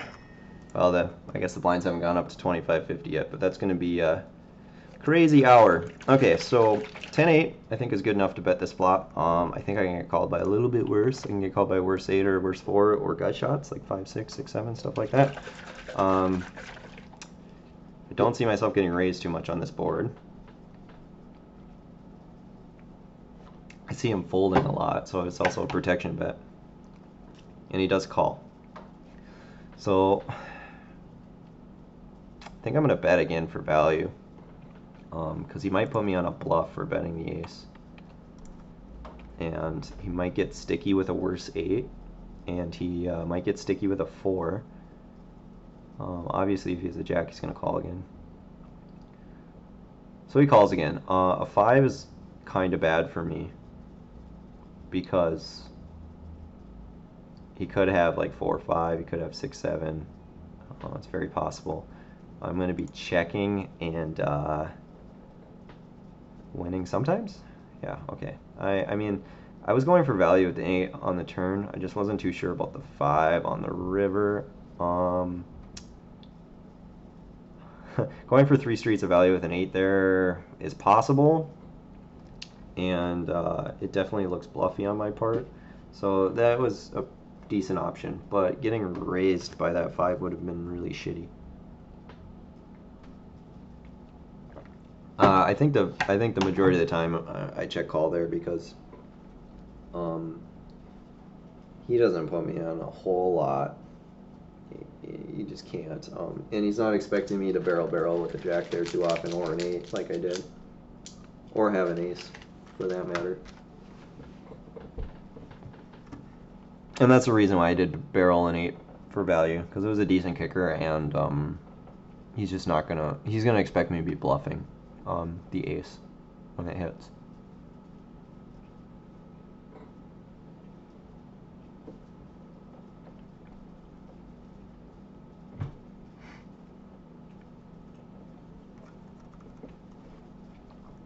So that 25.50 with $5 ante should be kicking in pretty soon, and that's when action's going to get real sick, because anybody who's pretty much 700 or under is going to be in a shove fold game, and that's going to make for a crazy dynamic, because at that point I'm probably going to just start min raising into small stacks, because they're going to be in a shove or fold mentality, and that completely gives the edge to the large stacks such as myself, where I can make a decision if I want to call their all in or just consistently pick up antes and blinds, right? And they can't just shove every hand.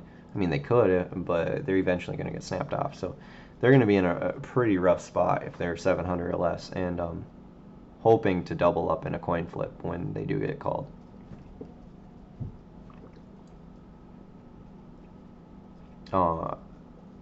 I mean, I'm hoping that at the 25.50 level they tighten up. They shouldn't, but I hope they do, because there'd be a lot of money made in blinds and antes. So Hersey Persey's obviously still on break. He's still gone, so that's good news that his time bank's gonna go. I don't understand what happened to mine. I never clocked down the full 100 seconds that they gave me in the beginning. So I'm a little bit pissed about that because all of a sudden I don't have a time bank, and it's kind of not fair because I like to think through and talk this through with you guys, but it is what it is, I guess. Have to think a little bit quicker, make decisions a little bit quicker. So, well, it's on a little bit of a break here. I'll talk about other videos that I'm doing. I'm going to be coming out with more small stake sit and goes because I think that's a great place for people to build rolls. And you can't, it's kind of hard to tilt off a lot of money in sit and goes as well. So, you know, if you lose like 4 or 5, yeah, you're stuck to 4 or 5 buy-ins, but it's not like instant rebuy in cash games and all in right away again. So it's a little bit harder to tilt. It's easier for bankroll management, and the fields are extremely soft as small stake sit and goes. So I think it's a great place to start for building a roll before you hit cash game tables. So I'll put more of those out. Obviously, the guy editing my live videos, you know, we'll be putting one of those out a week still. And like I said, next up is the Mississippi River Adventure. Super excited about that, where we go from Minnesota down to Mississippi, over Louisiana, and up through Kansas, and back into Iowa, and up through Minnesota again. I think we hit like, I don't know, 12 states on that tour or something like that. So we have videos all around that Mississippi area and Gulf Coast and stuff, and the theme for that series was all about the tilt, and also obviously hitting the casinos and talking about that kind of stuff as well. So really excited about that and that adventure. Super happy that one's coming up because I really enjoyed that trip, and I really enjoyed talking about all that stuff. So I flopped a monster, and Kid Duke leads half again. I'm gonna try and snap call this one, hopefully seeming pretty weak. Now I'm gonna bet, just because if he has a pair or ace high, he's probably gonna get sticky. I want to bet an amount that he can play back at. No, he just decides to check fold. So these players on this table are much different than my first table. My first table was playing back at each other. They were sticky. They, you know, they were doing all sorts of things. So Sun Tzu is going to see that he's sitting out and probably trying to take advantage of this. And it sucks because I have 4-7 offsuit. Could call. No, I'm just going to fold. I'll let those two play it out. But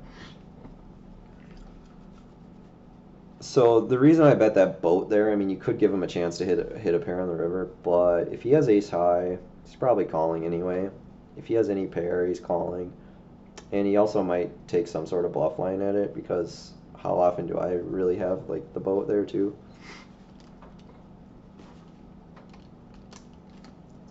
That's one thing Phil Galfond talks about. I've watched a lot of his stuff also, and studied his game, where it's always a good idea to be betting if you could be bluffing in the same spot. Whereas if you really couldn't be bluffing, there's not a whole lot of value for betting until the river, obviously, when you have no choice but to go for value. But and that's a really interesting concept and a really good thing to add into your game. Whereas if there's ever a time that you read the situation and in the other person's spot they definitely think you could be bluffing and you have a real hand, you should probably be betting for value, and vice versa. If you know, if you could be betting for value in that spot and you have you take a bluff line as well. But if you could never be betting for value in a certain spot, you probably shouldn't take that bluff line. And that's another thing that I've become very aware about in the last couple of years, and it's helped immensely, is like knowing when to shut down, because I'm trying to think like, what value hands would I actually be betting here? And the other person, if they're a good player, they're going to be aware of that and probably hero call. So when you move up into high stakes games, those are things to implement that will really help as well. When does this 25-50 kick in? Very curious. I'm not going to be 3-betting.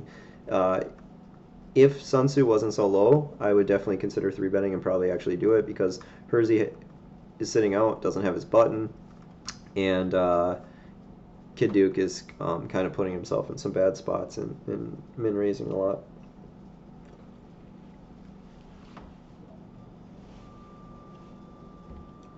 I can't really open up until Sun Tzu gets knocked out or doubles up. He's just going to look down at Broadway as a pair or an ace and get it in. Whereas if I'm opening with like a hand like I had 7-5, especially to a 3-bet, I'm going to too often be having to call pre for an all-in and not be happy about it at all.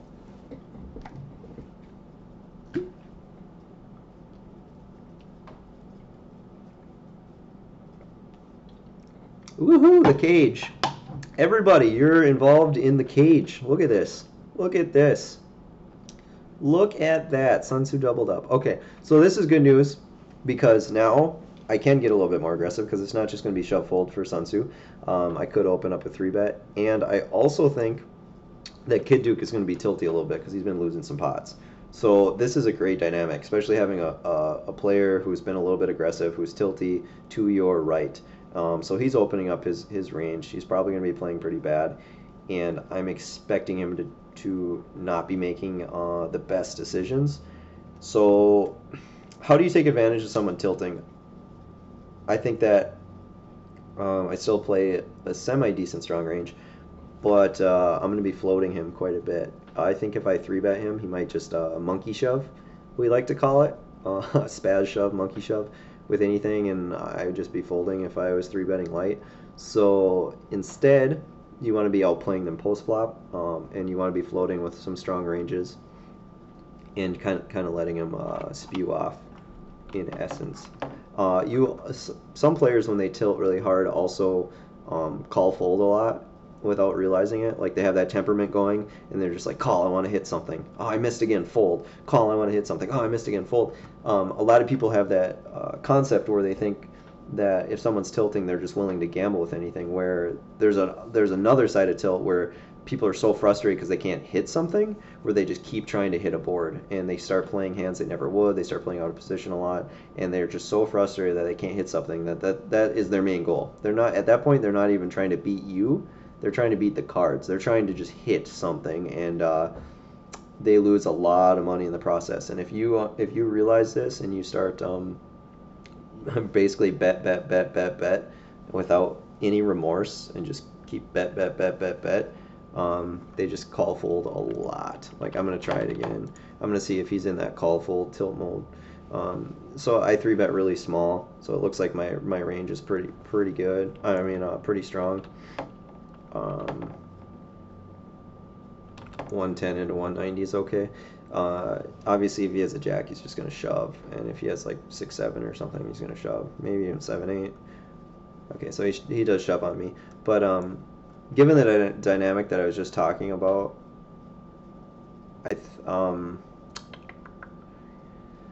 some people just get in that tilty call fold mode until they hit something, and then they're like, holy shit, I hit it. But in the process, they lose a lot. Sun Tzu min raises. He hasn't been opening at all. Noah's dad is a great player. He's been playing this site for a long time. It's very, very solid. He's definitely on the tighter side, however. I expect him to be playing very, very nitty, especially out of position, and not like going crazy or monkey spazzing or anything. He's just solid. He's just all around solid player, and I will definitely probably be giving him credit for a lot of hands. So I was right. Sun Tzu does have a strong range. He wasn't opening ever, and Timing Tell did the right thing as well by getting in with queens pre. So that was just a setup hand, especially for the blinds being high and and Annie's and their stack sizes. So neither of those players did anything wrong. They both did everything correctly, especially being six-handed as well with the player sitting out.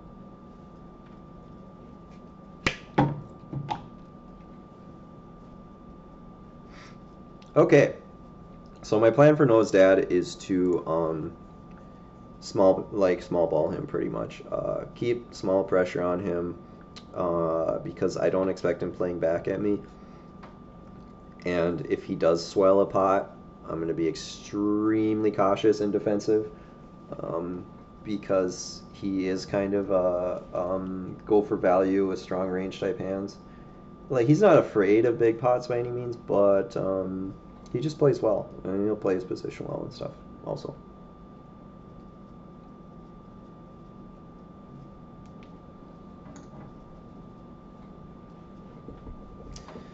So I'm already calling that all in with the Queen 7. Pretty excited. We'll see if someone... Yeah, okay, Noah's Dad. I give Noah's Dad credit for probably Ace 10 or better.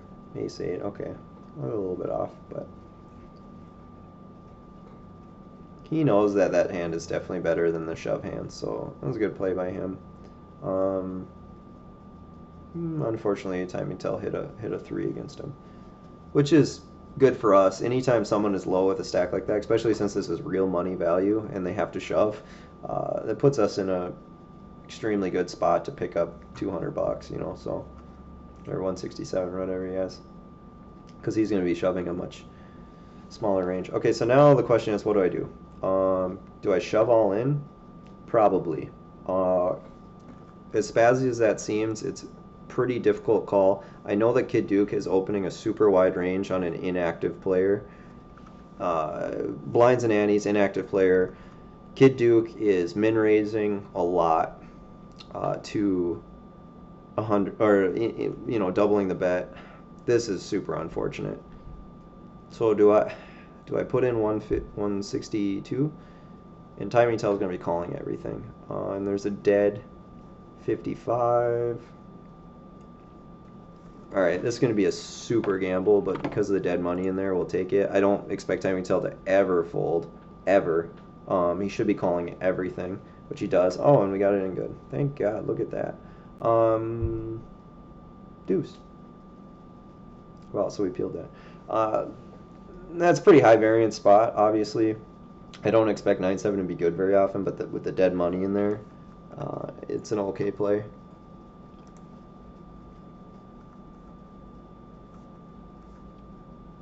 So Hersey Pursey is still inactive. I wonder if he either was trying to lock up a win and was just like, yay, I won money, and hopefully I don't want to, you know, he doesn't want to lose, so he just left. That's one option. Or, unfortunately, like, his internet or computer crashed and he's freaking out right now, which I actually kind of feel bad sometimes for people when that happens, especially this is a real money tournament and he's just getting blinded and anteed to shit, and you know, that sucks. Like, I've been there a lot before and it's terrible. Or anytime you're involved in a big pot and you disconnect, oh, that is the worst.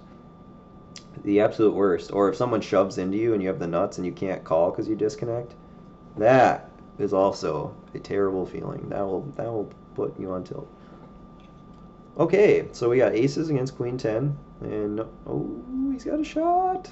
Kid Duke's got a shot. No, Noah's Dad. So, like I said, Noah's Dad is, you know, solid player. Did everything right there, and Kid Duke was taking his opportunity at squeezing. So, but I have to be also putting people in hard spots. I think 350 is probably the right number. Sun Tzu might shove on me. He's smart enough, good enough player to probably do it with like any ace or better maybe. But having this inactive player makes such a different dynamic, and you have to just get crazy aggressive into that shit. So I'm still going to be raising, having the inactive, having Noah's Dad out of position, and he just won a big pot. He, you know, he might not want it. He might not be wanting to play a big pot right after winning one with aces. You know, he might be a little bit content, like, oh, sweet. And he also, I know he doesn't really like playing out of position very much either, so we'll take that pot down. Happy about that result also. 5 deuce offsuit, we're going to fold because just to get some more credit when we're back to the blinds with an inactive Hersey Pursey. This makes for actually a crazy dynamic that I wasn't expecting. I would never expect someone to be sitting out of an event of this magnitude with this much money on the table, just, you know, getting passed around. So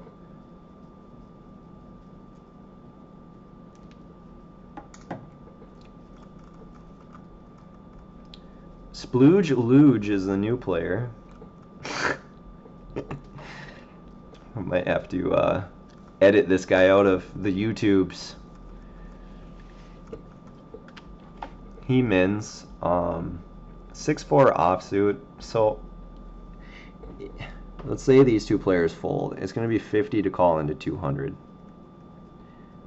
6-4 is a pretty bad hand. However, he's got the stack size.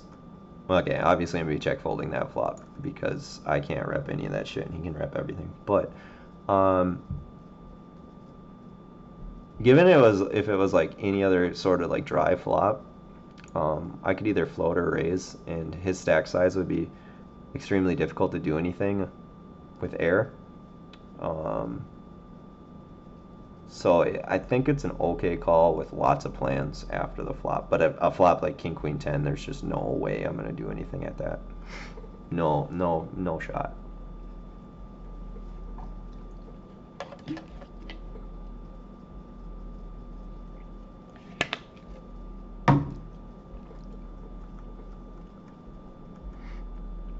Okay, we're back to this dynamic, and Sun Tzu learned. Okay, so Sun Tzu's afraid of me now because he knows that I understand the dynamic and I'm just gonna go nuts, right? Because that guy's sitting out. So now that I have to take that into consideration, that Sun Tzu just completely adjusted, right? He knows that I know that he was gonna switch it up, right? Okay, so is Splooge Luge is he capable of just shoving?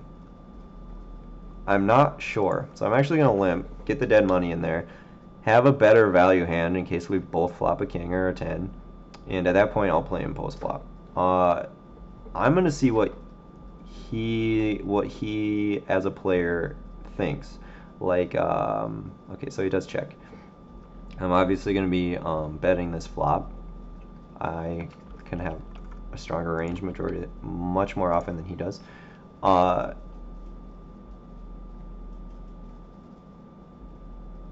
So, what? He probably won't won the seed. Have you? Oh, yeah, someone's talking about the guy sitting out. So when I'm not sure if people are capable of squeezing or not, that's when I like limping because it completely takes the squeeze away from them, right? So, maybe it's better to have raised and find out if he squeezes or not, because if he doesn't squeeze often, I should be raising, given that the blinds and antes are this big. But with a hand as good as King 10 in position, and I'm not really willing to stack it off for 1,000 pre yet, or probably ever, given that the blinds don't go up anymore. I just don't like it. I don't like the raise. Looking at every variable possible, right? I just not a fan. I'm gonna keep the pressure on though. Splooge Luge has a stack size where you can't really just call anymore. If he does, it's kind of bad unless he's trapping big time. Noah's dad isn't playing out of position, and Sun Tzu also is not doing a whole lot. So I might as well just keep pressure on the blinds and antes.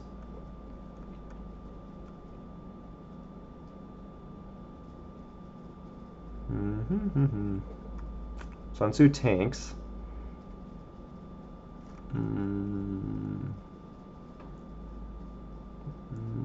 He's tanking big time.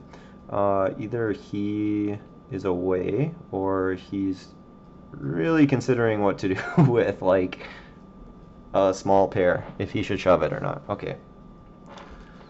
So he raises it to 175 or 175 more after tanking that long. My opinion, my personal opinion on this is I've opened a lot, right? I think he has a small pair a lot of the time. I don't have a ton of reason to need to play back at him, given that I'm taking all of the inactive players' money. I'm winning against Noah's dad when he's out of position. Splooge Luge I can put in a lot of bad spots. I could call there, expecting for Sun Tzu to have a small pair a lot and hitting an 8 or a 9 being good. That was kind of my feel for him tank raising, like not knowing how to play a certain hand out of position with the blinds and antes for how big they were. and he probably didn't want to shove either. He was really confused on what to do, which makes a whole lot of sense. So Noah's dad instantly c-bets.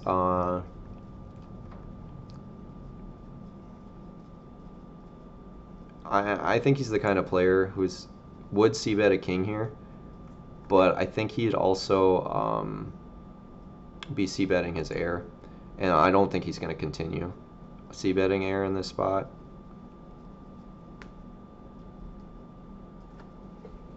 I think he'd continue with a flush draw maybe.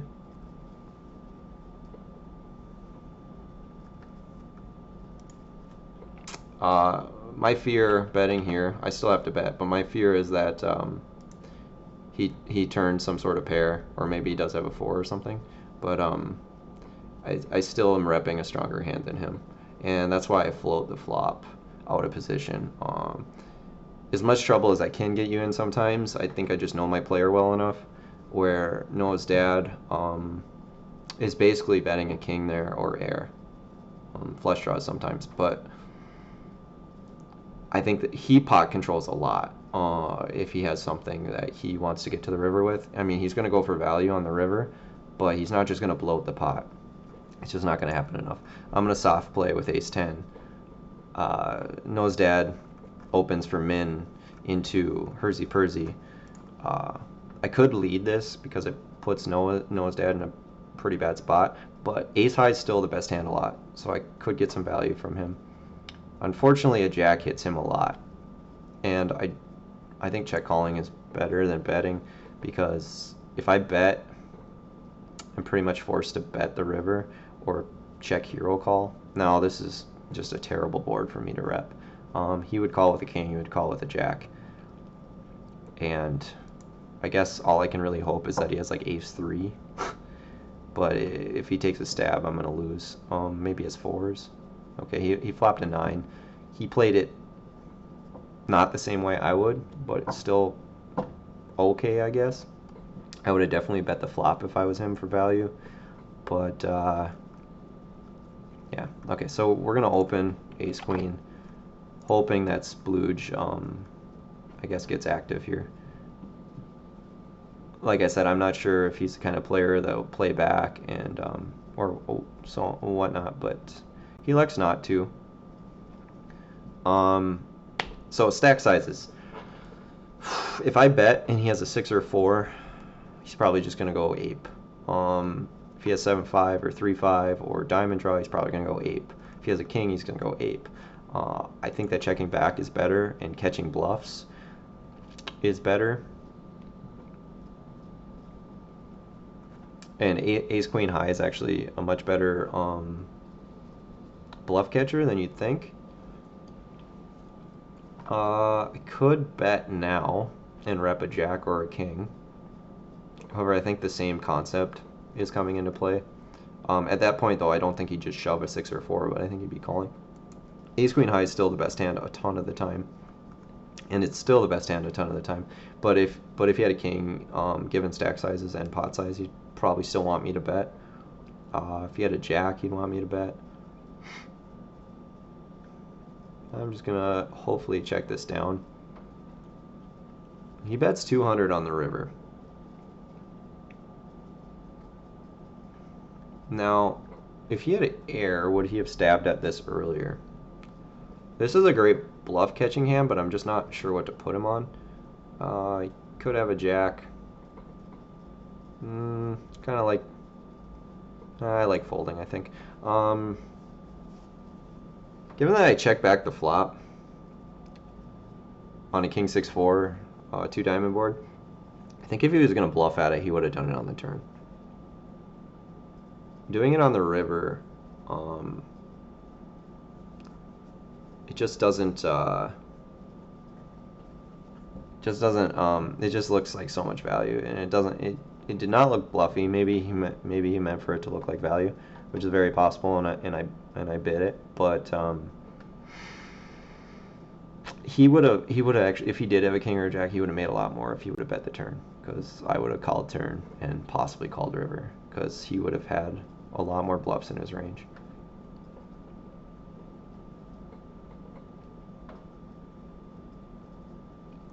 So Sun Tzu opened for min. And I pretty much expected him to be c-betting this no matter what. I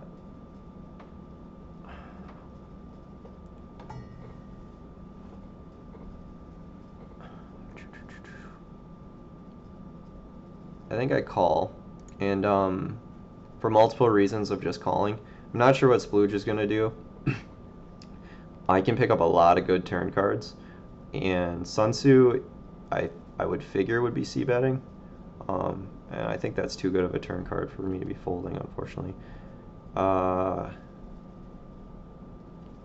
So if Sun Tzu has a queen, he's obviously going to town, right? Well, let's think of his other hands that he could have, like say pocket nines. I think he'd be betting bigger here with nines though. Bets 340. Now I'm going to be calling and probably folding to rivers. For hopefully I improve. A 9 or a 10 would be awesome, but him betting 340 on the turn, he never expects me to fold. After calling the flop and betting that into the turn, he never expects me to fold. So that's the issue there. So I think he's got a pretty strong hand, like ace queen, king queen, or a set, to be honest. Or maybe the nut flush draw, hoping that it looked really strong. And tens are not good enough on this river to be calling. He, I think if he had like pair plus straight draw, it would have been much different on the turn than that. Like a 6 gives me no reason to ever fold the turn, and especially for the bet size that he made. He expects me to be calling or raising pretty much 100% of the time.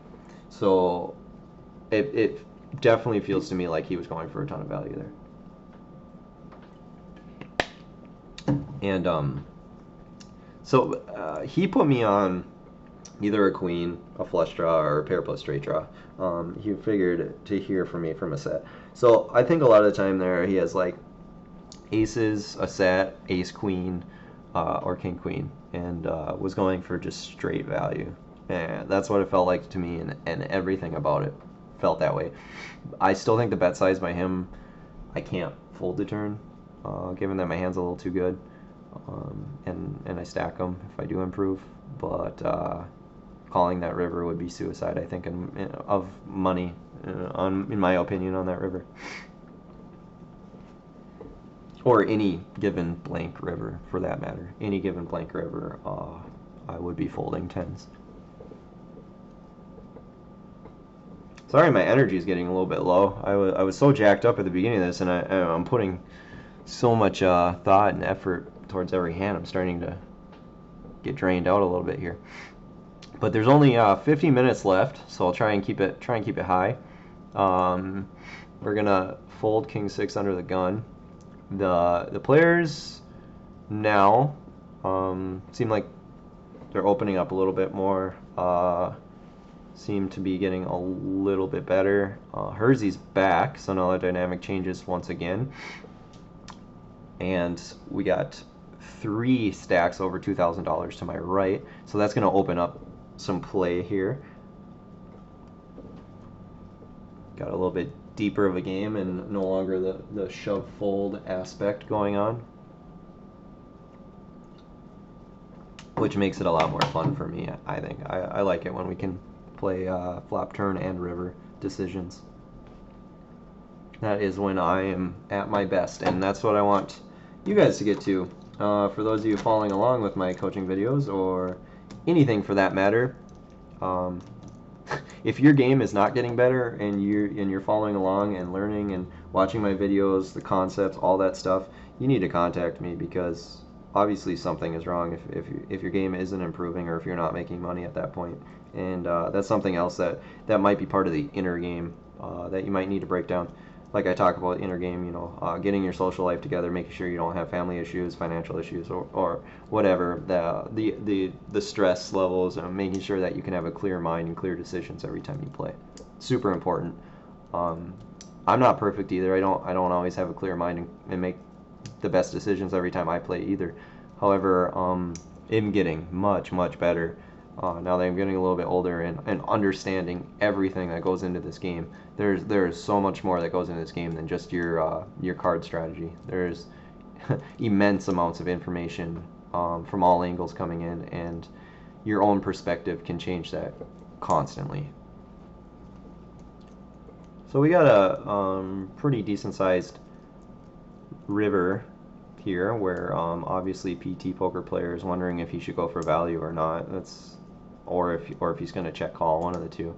That's I don't think he would tank this long for a bluff. Most people don't because they're afraid, like, oh, if I take too long, I'm probably just going to get called. Or maybe he's doing it on purpose, so then he can bluff and it looks like value. That's possible also, but to me it looks like he's contemplating a big river value bet. So he does. That's how it looked to me. And splooge lose folds. And he was wondering, you know, trying to figure out the perfect amount to make also.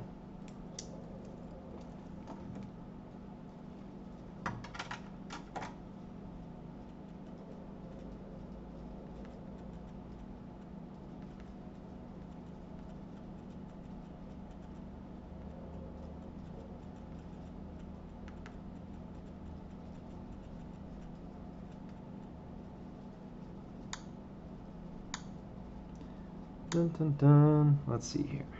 So we got a raise and a shove. Obviously king 3 is going to get mucked. That's not a very hard decision.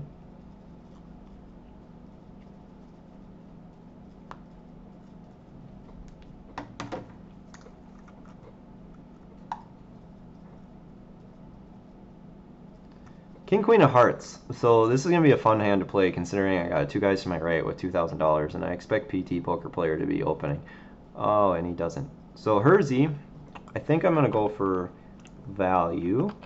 I don't expect him to just be open shoving too often unless he picks up a pretty good hand. So I open for value. And I think I get floated a lot here. I think checking I look a little bit stronger, and if I bet into him, it's going to be a tough hand to play. So he bets 140.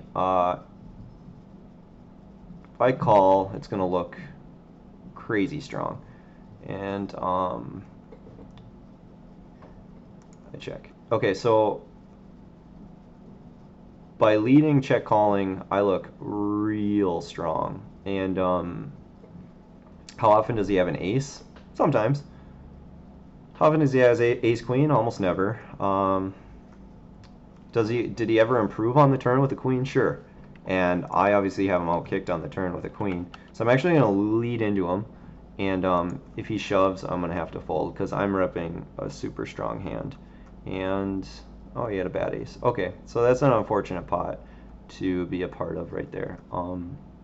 I would figure him to bet again on the turn with an ace there, but I guess not.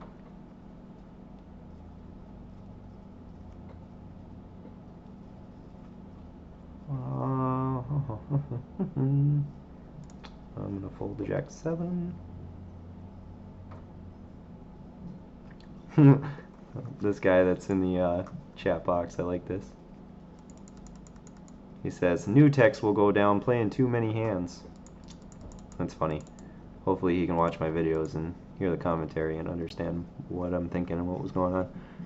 He will catch a few monsters and finish the war in new week. What? What are they talking about?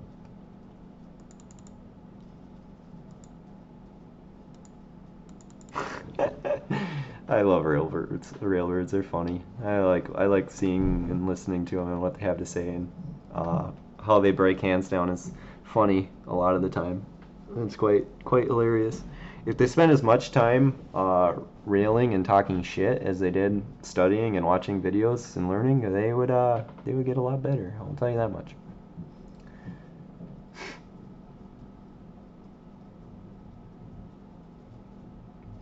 See, playing too many opens up more chances of suckouts. Yeah, that's very true. I can't argue with that, I guess. You can get outdrawn more if you do play more hands. All of these people. Very funny. Okay, so Sun Tzu min raised, and we're gonna get to showdown, and he min raised with fives. Okay, so given his stack size, pocket fives is going to be extremely hard hand to play, right? If he gets 3-bet for $2,000 out of position. Extremely, extremely, extremely difficult. Now I'm going to be raising. The reason I raise, Noah's dad, pretty tight blind. Hopefully Hersey doesn't like his hand. Okay, he likes his hand. So we're going to have to play a pot against a player I don't have a lot of information on, out of position. Not super happy about it with a bad value hand. Hersey could have a very wide range, and Noah's dad is considering. I don't know what he's considering, but okay, he folds. So Hersey has pairs in his range, and he has a lot of other shit. So I'm actually gonna elect to check raise. Given that if I bet, I could get floated, right? And I think check raising here to like 420 is okay. So he just half pots. It's just a spot where he has to have something to do anything here. If he shoves, I fold. If he calls, I'm gonna have to shut down. But check raising in that spot, given stack sizes, given the amount of money, he has to have something there to play it. He like even top pair there is going to be really difficult. Say he had 7-8. I would expect him to just call, I guess, but just shoving there would be really difficult. He doesn't have an overpair often enough, and he's going to have random hands so often, like Jack 9 suited or King 10 or Ace whatever, like so much more often than anything that can play that board for a check raise.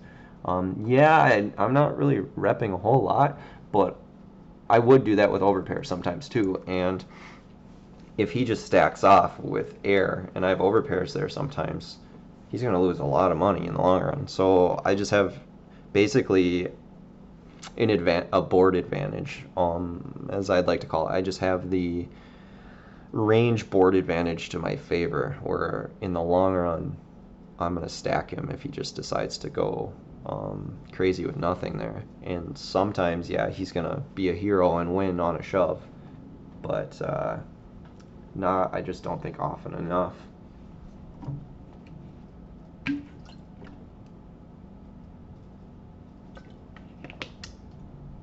The $1,000 cage, go big or go bust. So that was my $420 bluff for the day. No more bluffing. I'm just kidding. There'll be lots more bluffing, I'm sure. We still got another 39 minutes. 39 minutes. 39 minutes of bluffing. Noah's dad opens. I got Jack 5. Noah's dad is not opening super wide from cutoff, I don't think. I'm going to be full. I mean, I could elect a 4-bet, actually. It wouldn't be terrible, but I think my image is pretty bad. I've been playing more hands than anybody. And I think if they have, like, ace-queen or better, they're just going to ship it on me. Or, like, 9s or 10s. Whereas if I had a really tight image and I 4-bet that spot and they're sitting with 10s or jacks, they might fold a lot of the time. But with my image, given the way it is that I'm just going to get shipped on. And I don't blame them whatsoever for doing it, because I have been quite active. Sun Tzu 3 bets, and his bet sizing on this flop is perfect, because regardless of what he bets on that flop, if Noah's dad has something, he's going to be calling. So Noah's dad is either putting him on 3-bet air or 3-bet value, right? So Sun Tzu bets very small on the flop on a super dry board, 7 deuce deuce. So with Sun Tzu's air, it still looks like value, and with Sun Tzu's value, it's value. And Noah's dad, with all of his pairs, isn't going to be folding the flop, and he's got a pair a lot of the time, and ace king, ace queen, ace jack, and that's not going to be folding the flop to a small bet either. And it actually gives Sun Tzu opportunity to keep bluffing along the way. Also, I could raise this for value, considering I got value before. I'm going to be just leading, hoping I don't give him a free turn. Okay, so I make a straight, and he did call. And I think a call there is like a jack or a 10 a lot of the time that probably picked up a straight draw also. So I'm going to be betting on the larger side. I'm super happy about this situation because I just don't see him folding when it gets limped in. Super, super, super happy about the situation. And I even go running flush. So I'm going to look like I'm bluffing, and I'm going to bet, I'm going to make it fucking $480 because I don't look like I have much. The way the hand played, and he just snap calls me, so I'm super happy about that also. He might have even made 2 pair on the turn, like 10-8 or jack-8, which is possible also. There's just no reason for me to hope that he's going to bet his hand though on the river and get a check raise in, because so often that he's hero calling me with a bad ace, a jack with a gut shot, or a 10 with a gut shot. He's going to be checking that back on the river, going to showdown. So that would be a terrible decision for me to try and check raise that river. Awful, awful, awful decision. So I'm glad I just bet really big on the river, because it is a spot where I could be bluffing a lot of the time. And I may even take that line bluffing a lot of the time, given that he just checked back pre-flop as well. So I don't think he has a strong range. So that's where the dynamic comes into play, is like we both think that we're light, and so it's a spot where he could definitely hero call, and I'm happy about my bet size there. I might have even been able to get off a pot size bet. I was just a little bit afraid that that just looks like straight value if I pot it. But so Splooge decides to shove, which is proper.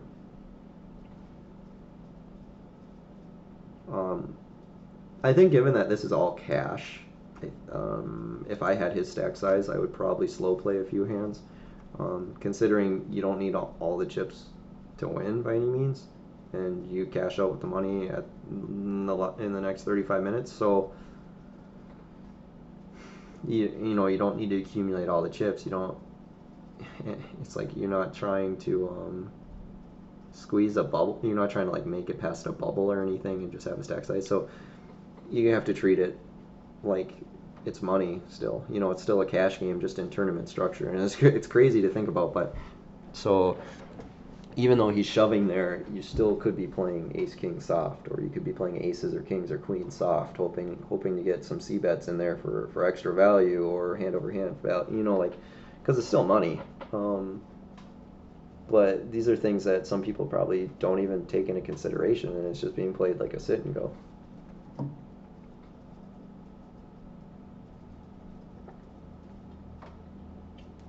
Oh wow. Oh wow, we will.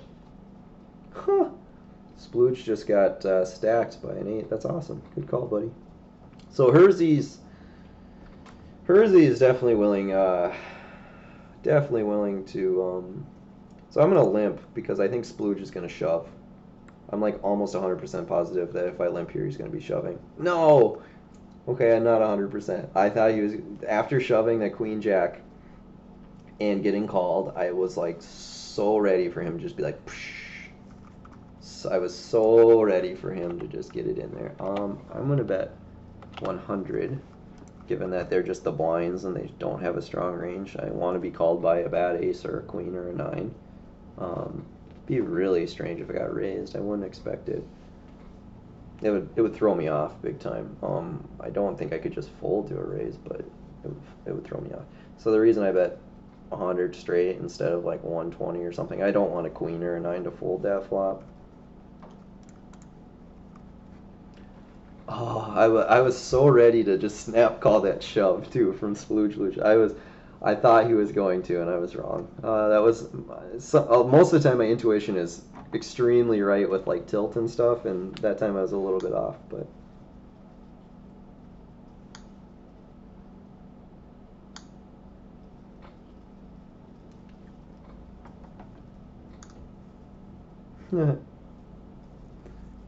Okay, so we got pocket sixes from a raise from Hersey, who's probably feeling good now after calling that guy's bluff shove all in.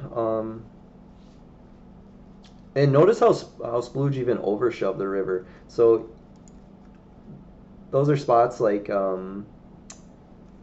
I pick up on. I realize that people are willing to hero call those kind of spots, and so I'm gonna bet. The reason I bet here is there's so many people in the pot, and I don't want to give Hersey a chance to c-bet and me fold the best hand. If someone has a queen, obviously they're not going anywhere, and I'm okay with that, and I'm probably going to shut down if I do get called. So I get called. So Sun Tzu has a strong range. He's either got a queen or a flush draw, or maybe even flop set. I don't put him on anything else. I'm gonna check here. I guess hoping to hit a 4 or 6 on the river. He's probably going to check back a queen a lot here, unless he has a really strong queen. So he does check, and I'm going to check and hopefully get to showdown. If he bets, I'm going to be giving up. There's just I don't see the value in me calling. Every single hand in his range has me beat, and I don't almost ever expect to be winning this unless he has ace 5. Or yeah, he's gonna check back and win. So he's tanking, which would give me an option to check shove this river. I just don't know how happy I'd be about it. I guess yeah. Okay, so he does bet. I expected him to be calling the flop with sets, a really good queen like ace queen or king queen, which he could still be betting for value right now, and flush draws, which he would have checked back like the nut flush draw on the turn as well, hoping to get value on the river. Just makes so much sense, and sixes are almost, I would say, if not ever good in that spot, like ever.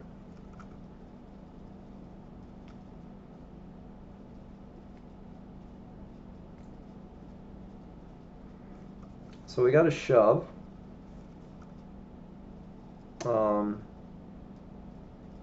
Do I want to take a coin flip for... Ooh, and it's no longer a coin flip.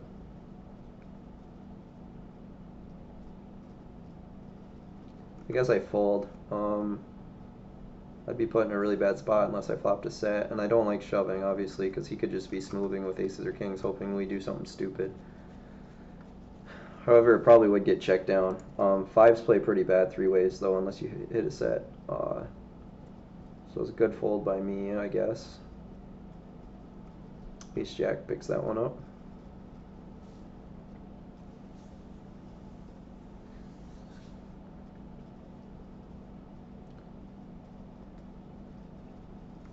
Now his dad mins from under the gun, and he's going to be playing a strong range here.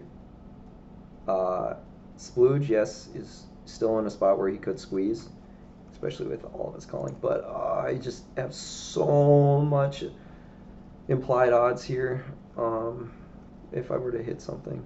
Noah's dad has the best hand, or at least can rep the best hand by far. He should get the most credit. He's tightest player. I'm not a huge fan of betting this flop if it checks to me. Given that I'm not getting credit for my bets right now, and I don't think a 7 is folding, and obviously a jack is never folding. And Noah's could be slow playing a hand, considering he didn't c-bet. Because if he had like king queen, ace queen, or something like that, ace king, ace 10, that's a really good board for him to c-bet. And I think if he check folds here, it's a pretty terrible decision on his part. I think that's a bad decision on him. If I were him, he should have check raised there. To be honest, he can just rep such a strong hand, where a PT poker player can only rep like an okay jack. So I'm going to be raising and hoping that Splooge takes a shove. I would be really happy about that. And Hersey elects to raise to 370. Now, This is probably a shove spot by me. 600 in there. Jacks is a really strong hand, and he's going to be 3-betting much wider than just kings, queens, or aces. Um, I think shove is best, and I think a fold is okay, and if he calls, I think it's okay also. Could have ace queen or ace king, but yeah, we're in a great spot. Nice. Okay, so he snap called off with tens, and so I'm happy about that outcome, obviously. And he didn't even think about it, which I don't understand why people act so fast in that spot. But I'm gonna go ahead and fold the 8-9 offsuit. Splooge is kind of at that point where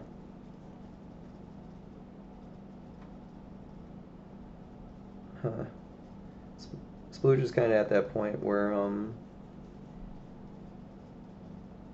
he could be squeezing with a ton of hands, especially because I've been the most active. I'm probably the one that he's going to target the most and shove on. I mean, that's what I would do. That's what I would expect, but we'll see.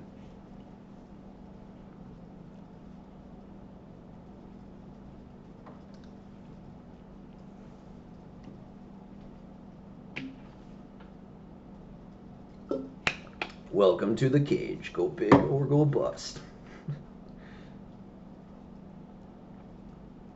Oh, and we're on break again. So I will come back in 4 minutes and 21 seconds and finish up the last 26 minutes of this tournament, hopefully with a strong finish. Put a lot of pressure on these three guys to my right that are, hopefully trying to make the money that they already made. Splooge is probably going to get it in pretty light, and hopefully we can pick up a hand against him. That is my game plan for these players up and coming. You don't want to miss these last half hour. I'm sure it's going to be crazy action with the blind still at $25.50 with $5 ante. Remember, this is all cash value, and we are 5-handed also. So this is a really fun tournament. Actually, a lot of action, and I enjoy the structure as well. It makes for a ton of play, as you can see.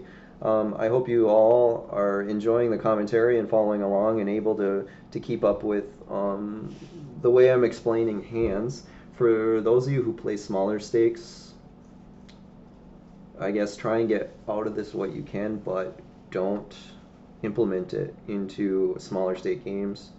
I talked about that earlier on in the tournament. Don't start leveling too much at smaller stake games. Yes, there's going to be a couple players, maybe a couple regulars or something you can get into leveling wars with, and psychological battles, or whatever you want to call them. And sometimes with live players at small stakes too, this will happen. However, the money at smaller games is made by being patient and playing your hands well, playing position well. Yes, you can bluff and stuff, but like the standard money is made by like bet c-bet pretty much, or 3-bet c-bet, or just value. And yeah, I can't stress that enough.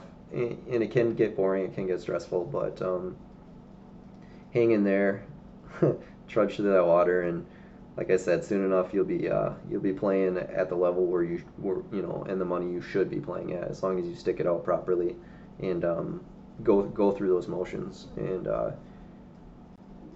kind of like earn your rights to the kingdom in a way. Put in those hours, put in that grind, and you'll feel how much more deserving when you're up there, and as long as you transition properly. I know I do. Like now whenever I play bigger, I definitely always feel like I deserve to be there, and I always feel like I'm a threat, a huge threat to be reckoned with at every table, no matter what game I'm playing in now. And I'm always very feared at the table, unless obviously unless I'm way off my game, which is really rare now because of all the inner stuff I've been working on, and that just has to do with psychological and personal development and things of that sort. But I'm just happy about everything that's going on in life, and putting the YouTube channel together, and I'm just gonna keep trying to put out great content, getting people better at poker. Gonna keep traveling, putting out like fun travel videos. I was also thinking about starting to maybe do some funny videos too. Also, like just random stuff, such as funny things people say at the poker table, or just something random, or like funny poker facts, or terms. Also, I'm thinking in season 2 when I'm traveling around a casino of just doing a poker term at the end of every video, like the term of the day, term of the week, something like that, and just what it is, and just in short. But maybe like the Wikipedia um, definition of it or something of that sort. But so that should be a lot of fun. And I'm just very excited. I'm a couple months away from probably having to plan for season 2, but crazy excited for it. And I'll do some more videos when I go back to Europe here soon as well.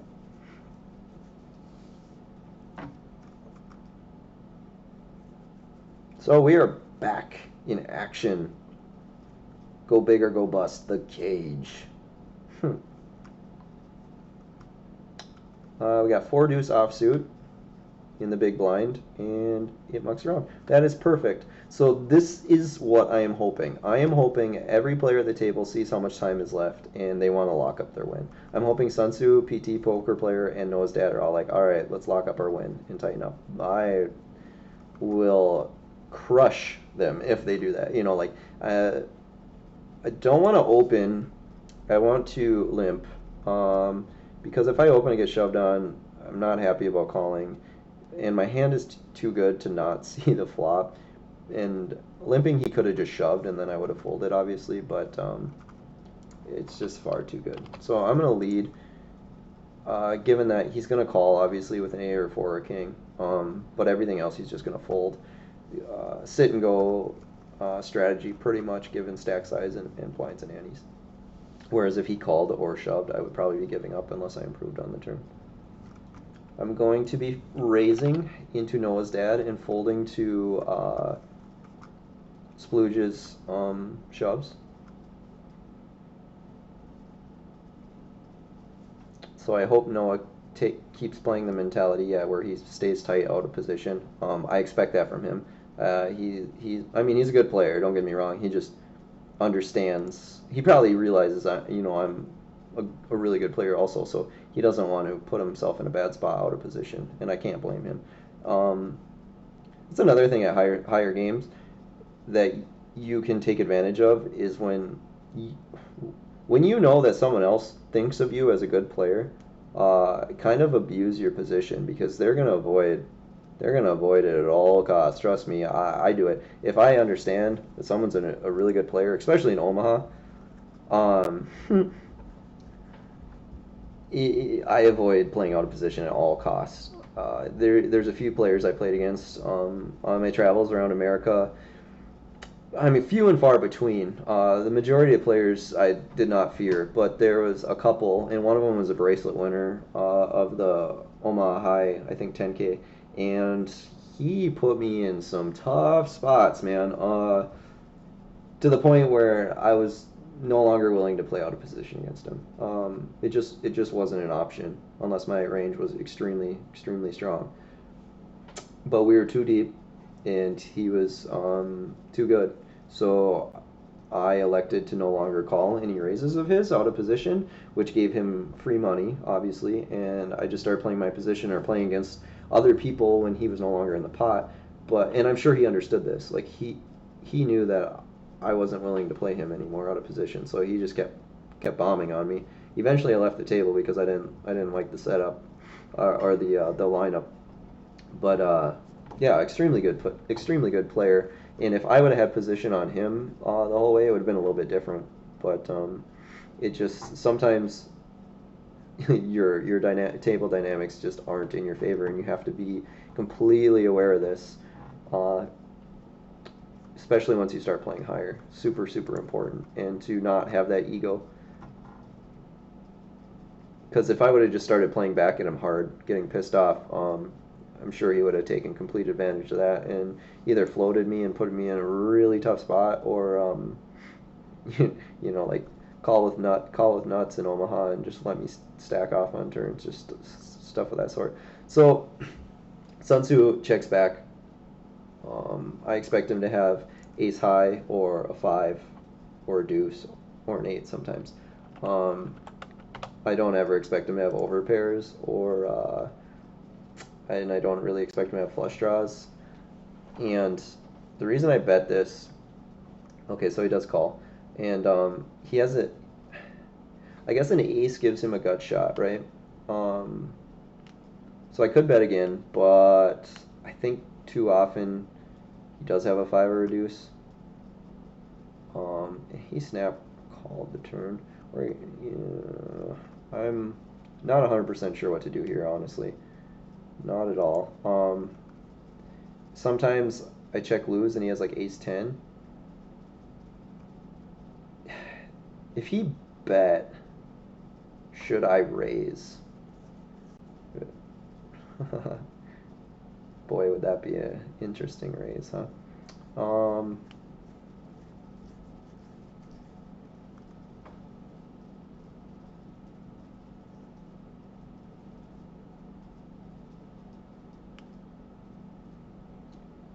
Wow. I'm gonna fold.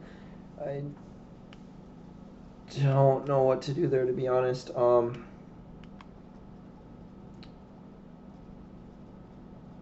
I think check raising was the only play. I think that too often he's betting a bad hand on the river that has me beat, and also a pretty decent hand that has some value. Even sometimes he might have ace jack there, hit a jack, and he turned his gut shot with 2 overs. He may have slow played an overpair. It's very possible for pot control at this point when people want to lock up their wins and not get too sporadic. That's very possible.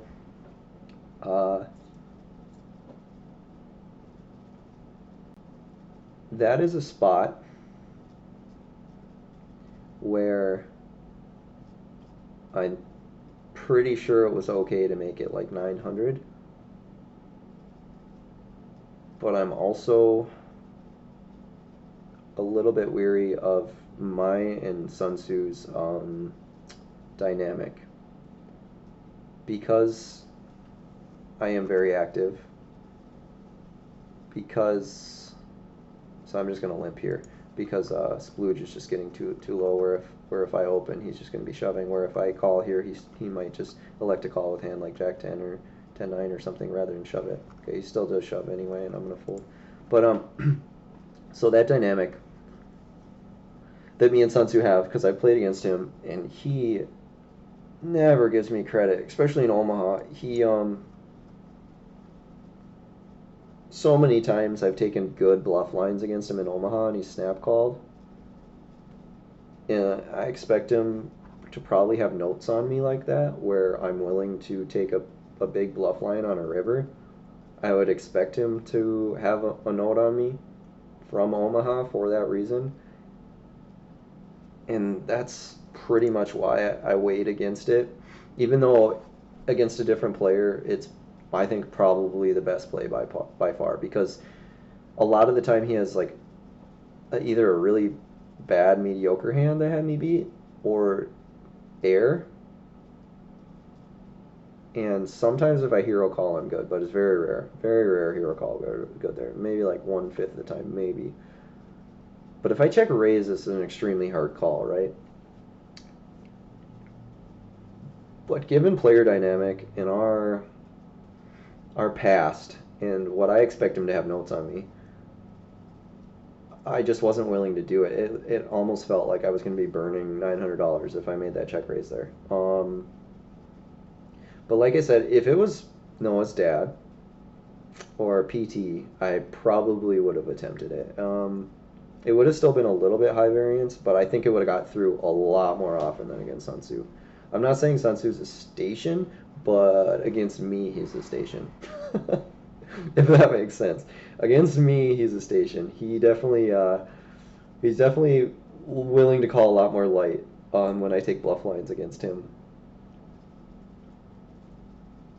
Oh. I'm really confused at why he turned his ace into a bluff there, especially when Noah's dad was probably going to check back. That was an awful bet by Sun Tzu, I think.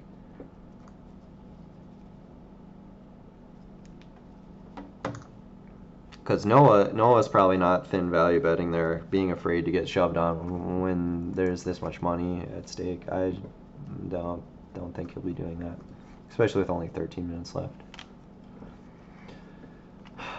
So, King High is probably good. PT just limped in. I'm just gonna bet like $75. Expecting him to probably fold the majority of the time. I know I'm not saying I have much. How many calls? So, I think he's got an ace. I think he's got a 3, a jack. Or he could even have a hand, like King 10 or something and be floating. I'm just going to check back this turn. And there's very few rivers that I'll bet. Like, that is not one that I'll bet. Too often he has an ace and will not be willing to fold the river. I expect to check lose here, vast majority of the time. I expect him to show up with like ace 5, but that'd be okay. Ace king, yeah, and I guarantee he was planning to check call that river, because if I bet, I have to have a jack, a 3, or a 9, which the way the hand played is not super often.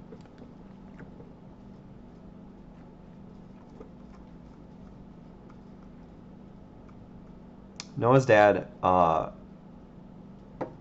makes it 150 when he's been min raising majority of the time, and that kind of throws off flags for me. Like instantly, I notice that kind of thing where someone's been opening 100, min raising every time, even under the gun, and he's been playing really tight actually as well, which I expected. I pretty much knew that was going to happen, but and all of a sudden he elects to make it 150. Just throws up flags for me instantly. Like I said, they're I mean, that makes me think like his range is much stronger there, or much weaker. I'm not really 100% sure, but I'm guessing he probably had a really big hand there. My better judgment would tell me. So I'm actually gonna open the button here and call a shove from Splooge. He's gonna think that I'm opening a button wide. He's been shoving kind of light. Given that there's 225 in there, he's got 800. He's going to be looking for a spot to be shoving a lot of hands, and I'm going to have to be calling the 800 if he shoves. There's 10 minutes left. I mean, maybe some people are going to try and lock up, the wins, but I think I'm going to keep attacking. King deuce of diamonds. Could open again. Yeah, I'm gonna open and then fold the shove. I think I'm okay with that. If Splooge shoves, I'll fold, and if he folds, I have a really good opportunity to win the pot. Okay, so he does shove. I'm gonna fold. I just think for all the times where Splooge doesn't wake up with anything, I'm gonna either win post flop against these guys or win pre flop. So I'm pretty happy about my decision to raise this hand, actually, even though Splooge shoved.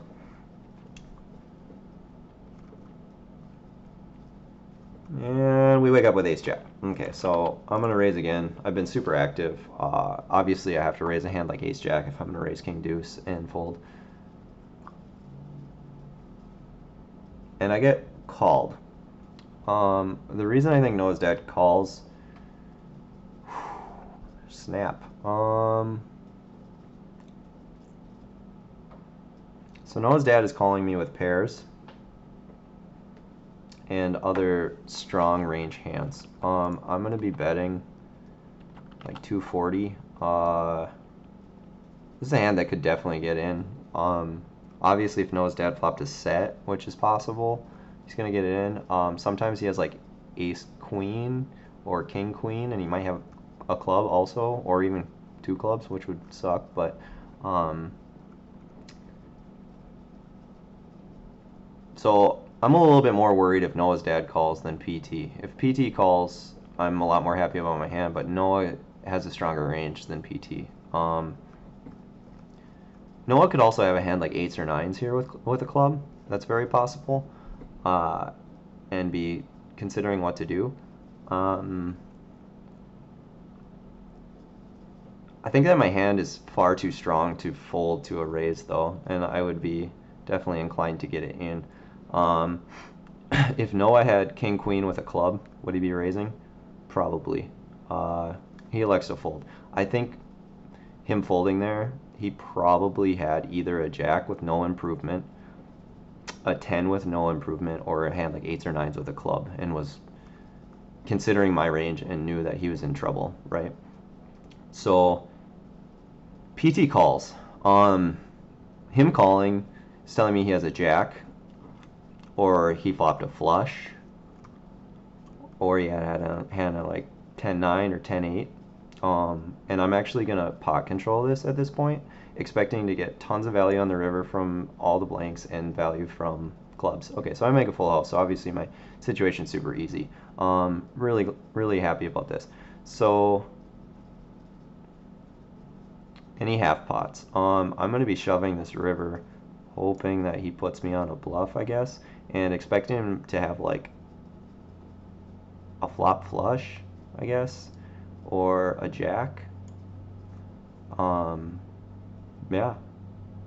I think he flopped a flush a lot, and I think he has a jack a lot, and sometimes he has ace-10. He did flop a flush. So I'm really happy about the way I played that hand. Extremely happy. I knew that the turn wasn't really a great bet spot for me.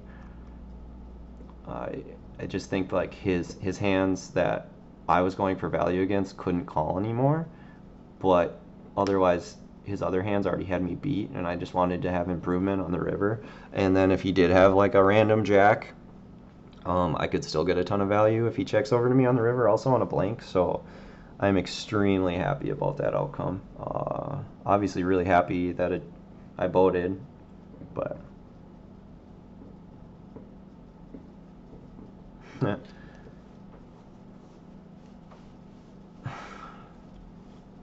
you know, running good, playing good. I'm glad I thought the situation through once again. Like I said, I'm just excited to be a part of this whole experience, you know.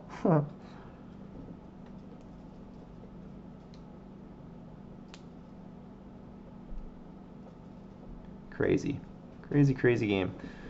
The cage, go big or go bust. So Splooge is on our right now, which makes the situation completely different because I don't have to worry about him shoving on me. And he raises. I'll fold the jack-10. I'm not sure about Calm Desk. No idea. Skipper, no idea. Uncle Chow, no idea. And Zatakavich I have played against. I do know Zatakavich a little bit. Last year when I was on this site going for the Beast all the time, I had won the Beast a couple times, and like I said, I was playing like 20 tables at a time. I played a little bit against Etiquette, but no longer trying to win the Beast because that is takes a life, your whole week, definitely like 80, 90 hours to win that shit. So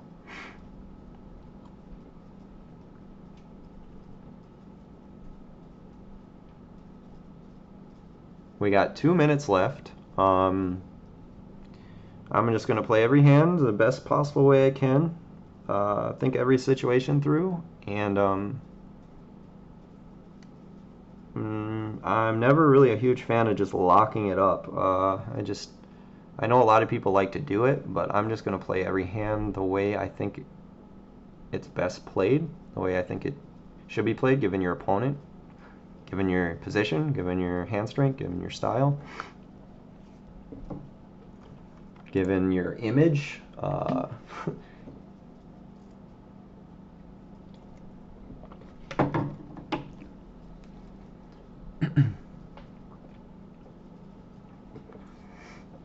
So the 4 hours is almost up.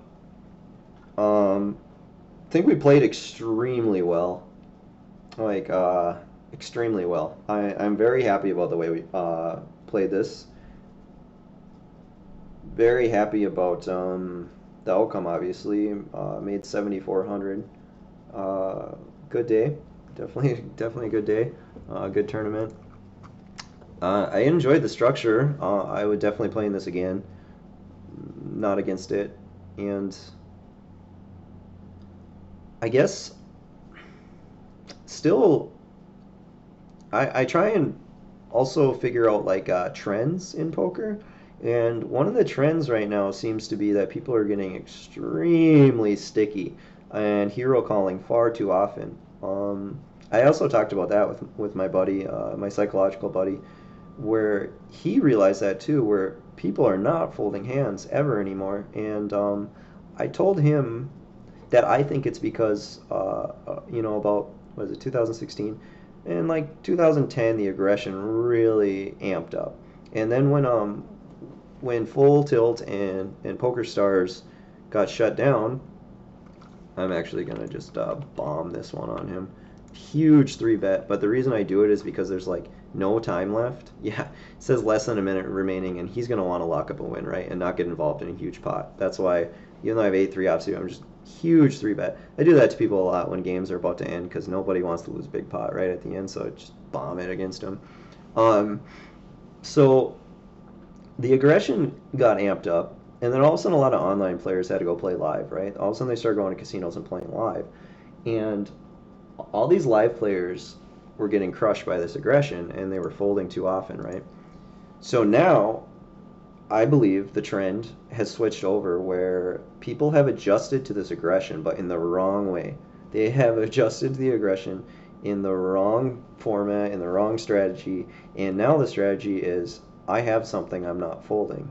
And people are putting themselves in terrible spots doing this, just check calling down far too often, way, way, way too often, getting super sticky, hero calling way too much, and it's like a trend that I see over and over and over from all sorts of players, and it's amazing. So it's actually smarter to tighten up in these spots and not be crazy aggressive when people are just hero calling everything, right? That's where all the money is going to be made when all of a sudden you're thin value betting and getting hero called. And I think that's where the majority of the money is being made now, especially in bigger live games. Or even smaller live games like 1-2 and stuff like that. But anyway, I'm glad. I just keep going on rants and stuff. I hope that you all enjoyed the session. It's been a lot of fun. The tournament was a lot of fun. I'm glad that I put in a pretty good win and got to show you guys a ton of hands. Played short, played the blinds well, played players well. Anybody looking for improvement, go ahead and comment on my videos. Go ahead and get a hold of me. I'm happy to talk to you at casinos live. I'm happy to talk to you online, whatever. Like I said, I'm dedicating myself to this. I'm dedicating myself to poker coaching and putting fun videos out there and whatever I can do for value. For anyone that wants to learn, that's willing to put the time in, I'm willing to help. I guess that's the way I put it. I'm not forcing this on anybody who doesn't want to learn, who doesn't want to get better, but I'm just saying, if you're willing to put in the time, put in the effort, to really up your level, up your game, you will make money, and you will see an extreme difference. And also the inner game as well, the psychological level, your own personal development, coming into your own, feeling good day to day. Like these are all super important things as well that I'm a huge proponent of, and I've put massive amounts of time and effort into, and I just want to share it with the world. So for whoever is out there willing to watch and listen and and get better at this, I'm here for the players now. So I hope you all have a good day. I hope you all enjoyed, and subscribe and like below if you liked it, and stick with us for the rest of the videos coming on. I'm very, very excited. You all have a good one. Take care.